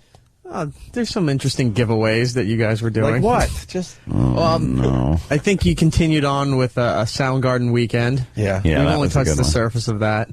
What was the Soundgarden? You got to expand on this. They were giving away some backpacks full of really cool Soundgarden prizes and tickets to a show. Shut up, Jeffrey. It was actually Savage Garden, and it's all in the delivery too. How we're all just happy to be there. And we got a backpack. We got things in the backpack. Oh. And I'm just like, I think everything's funny, and I'm just fucking. I'm so happy to just be in the seat. Rupert. Yeah, I was Rupert Publican. What? Wait, yeah! Yeah! Rupert Pupkin. That's it? E-Rock. I don't remember the rest. You got one clip we can play before we get out of here? What happened to the I can't leave on that note. Guy? Do we not even get to speak to him? No, his connection went on the fritz. Dana, fuck him. Nah, we'll get him. Yeah, I got things to do today. We'll get him eventually. Fuck him, fuck his fight, fuck everybody. Wow. Fuck you, fuck you. I've had a kid. God damn, man. I guess they got, a UFC fight happening? Good for them. Use your Google and figure it out. Google. I gotta go home. Yeah, let's get the fuck out of here, man. All right, yeah, we can do that. congratulations, you've won a pair of MyView video glasses. What? Oh, I know. How'd that happen? Then the Savage Garden backpack. Danny, trust me, I do know. I know. I'm kidding. So that means the first person that calls will get this, because I just said you've won a pair of MyView video glasses. These The things, first caller? yeah, right there. Oh, there it is. Let's go. What the fuck do you want? Hello? What the fuck do you want? Hello? Hello? Hello? What You're a dumb loser. Hello, what the fuck do you want? Hello? Yeah, what do you want? Me? Yes. Yeah, you. It's Laura. I want glasses. Laura who? Newsday Laura. Oh, we like Laura. I can't call you a cunt. Oh, I don't know you, Laura, you cunt. Oh, I'm so sorry. I'm only joking. I'm sure she's very nice. Friends or relatives of anybody working for the Opie and Anthony Show or Sirius XM Satellite Radio cannot win this contest. Please, have you ever been over Opie or Anthony's house? No, this one. If you've ever been to F.H. Riley's, you're not eligible. All right, Laura, can I ask you these questions? Yes. Have you ever been to F.H. Riley's? Yes. Have you met Opie? Yes. Have you met Anthony? Yes. Have you ever been to either of their houses? Yes. Have you ever drank with them? Yes. Finger in the ass. Have you ever had a finger in your ass from either one of them? Yes. No! What are you, crazy? You know how much money I could lose? You're a married woman. Insane? You're not worried about losing your wife. It's the money that it came down to for you. You didn't go, I could lose my wife. You went, money! No, just fucking. No, she's not a relative or anything. No. She's been to your house? And she was yeah. Did you finger her and her man? No, her and her man's come over. Her man's? Yeah. Yeah? Yeah, come over, drink a few beers. You know what? Give her the glasses. The only reason I'm giving Laura the MyView video glasses is because she brought over 200 people to F.H. Riley's, and they spent a fuckload of money. Yeah. So this is plugola, my friend. Oh, that's wonderful. No, it isn't. Thanks. This was an unscreened phone call. It really was an unscreened phone call.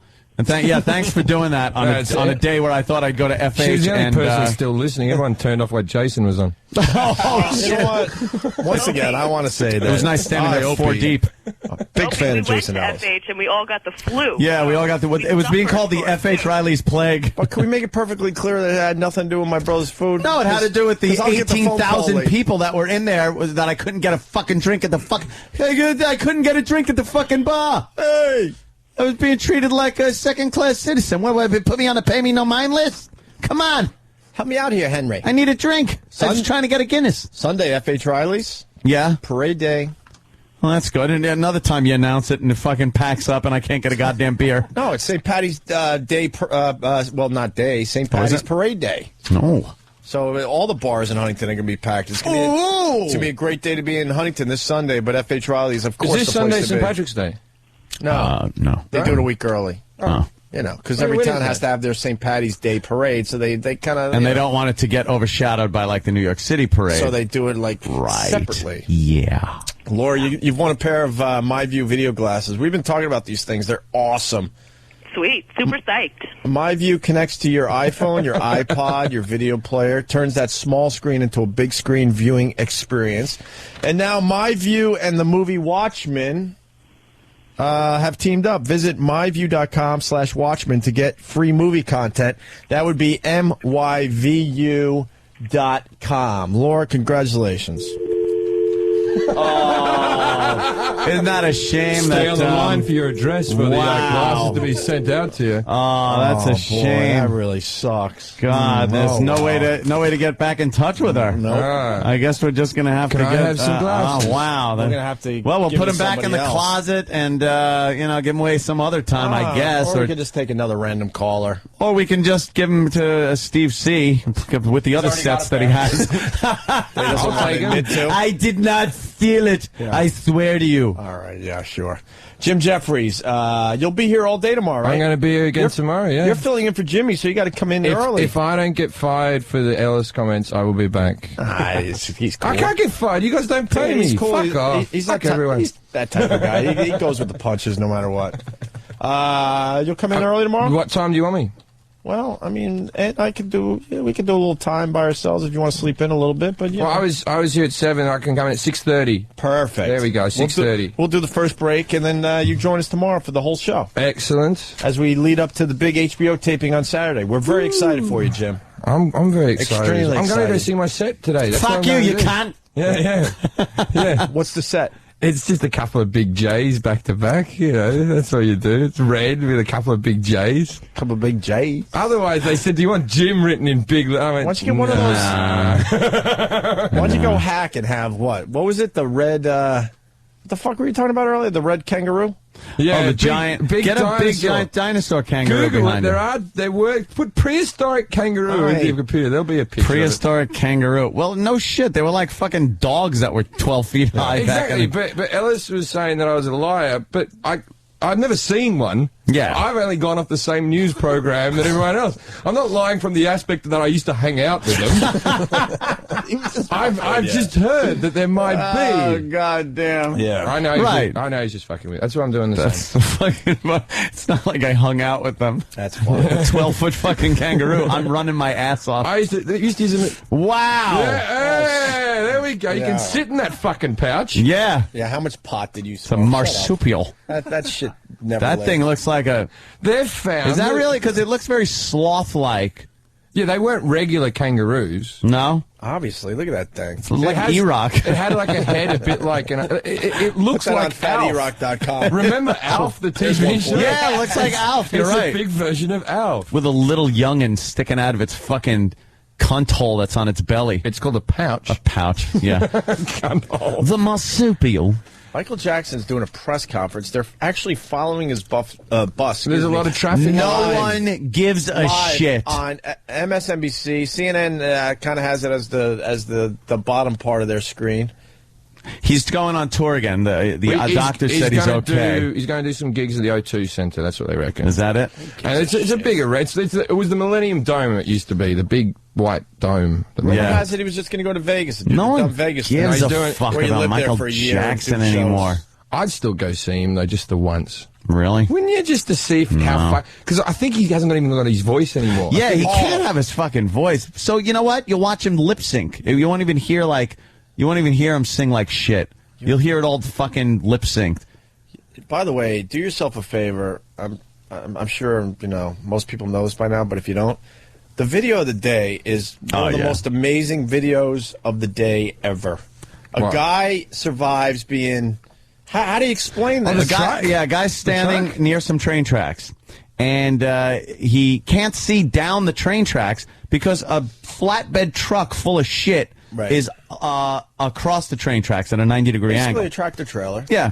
And a train hits that, and that gets thrown into the guy. Yeah. Does he live? Yeah. Alive. I've seen the footage. He's I alive. thought this was just footage of a dead guy. Hell, he's alive. No. He made How it. does he live through that? He made it. He had no clue the train was coming because he sees the truck. So he walks behind the truck like, all right, I can get over there. Under the truck? I seen him get smashed into. Obviously, The whole truck something smashed happened into the where guy. it pushed him, and then the truck must have fallen sideways, but it didn't hit it. It didn't land on him and scrape him across the There pavement. was some kind of opening that he went through. I would die if someone hit me on a bicycle. Yeah, and this guy gets hit by a fucking truck train. I wouldn't last a second with a truck. All right, we'll see Jim Jeffries tomorrow. Yes. Cool. Who is the big guest? Who are we going? You, my friend. All right, cool. Yeah. That's it. You're the big guest. And it's Friday. We're going to ride your ass. Yeah. Oh, that's right. Because So we're down to doing 4 good shows a week. Fuck the 5th one. actually, weekend officially starts for us. I consider it now. For you. Because, no, for the entire show. Okay.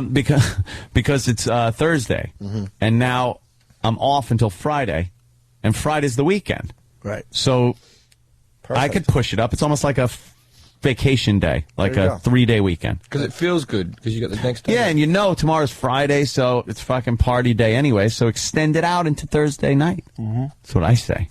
I'm going to nap, and then drink. I'll I'll put that on my fucking Facebook, so just in case anybody forgets what I do on a daily basis. Oh yeah, you got to update your status. Yeah, I got to update my status. You got to have people knowing what you're up to. I'm going to take a nap. Your status sometimes. Yeah. You always do update your status more than anybody else I know. I know. I always know. Oh, Anthony's watching a movie. I'm always very impressed. I was very excited when I saw your name, and it was like, oh, Jim Jeffries, I'm going to accept him as a friend. He is a friend of mine, and he will know what I'm doing on a daily basis. No, I love it. You hourly basis. You watched Milk a couple of weeks ago. How did you enjoy that? I watched that fag fest. That was Milk. I'm Harvey Milk, and I want to recruit you. Ugh. Fucking just playfully spanking each other, his young Hispanic man's bottom. I like that movie.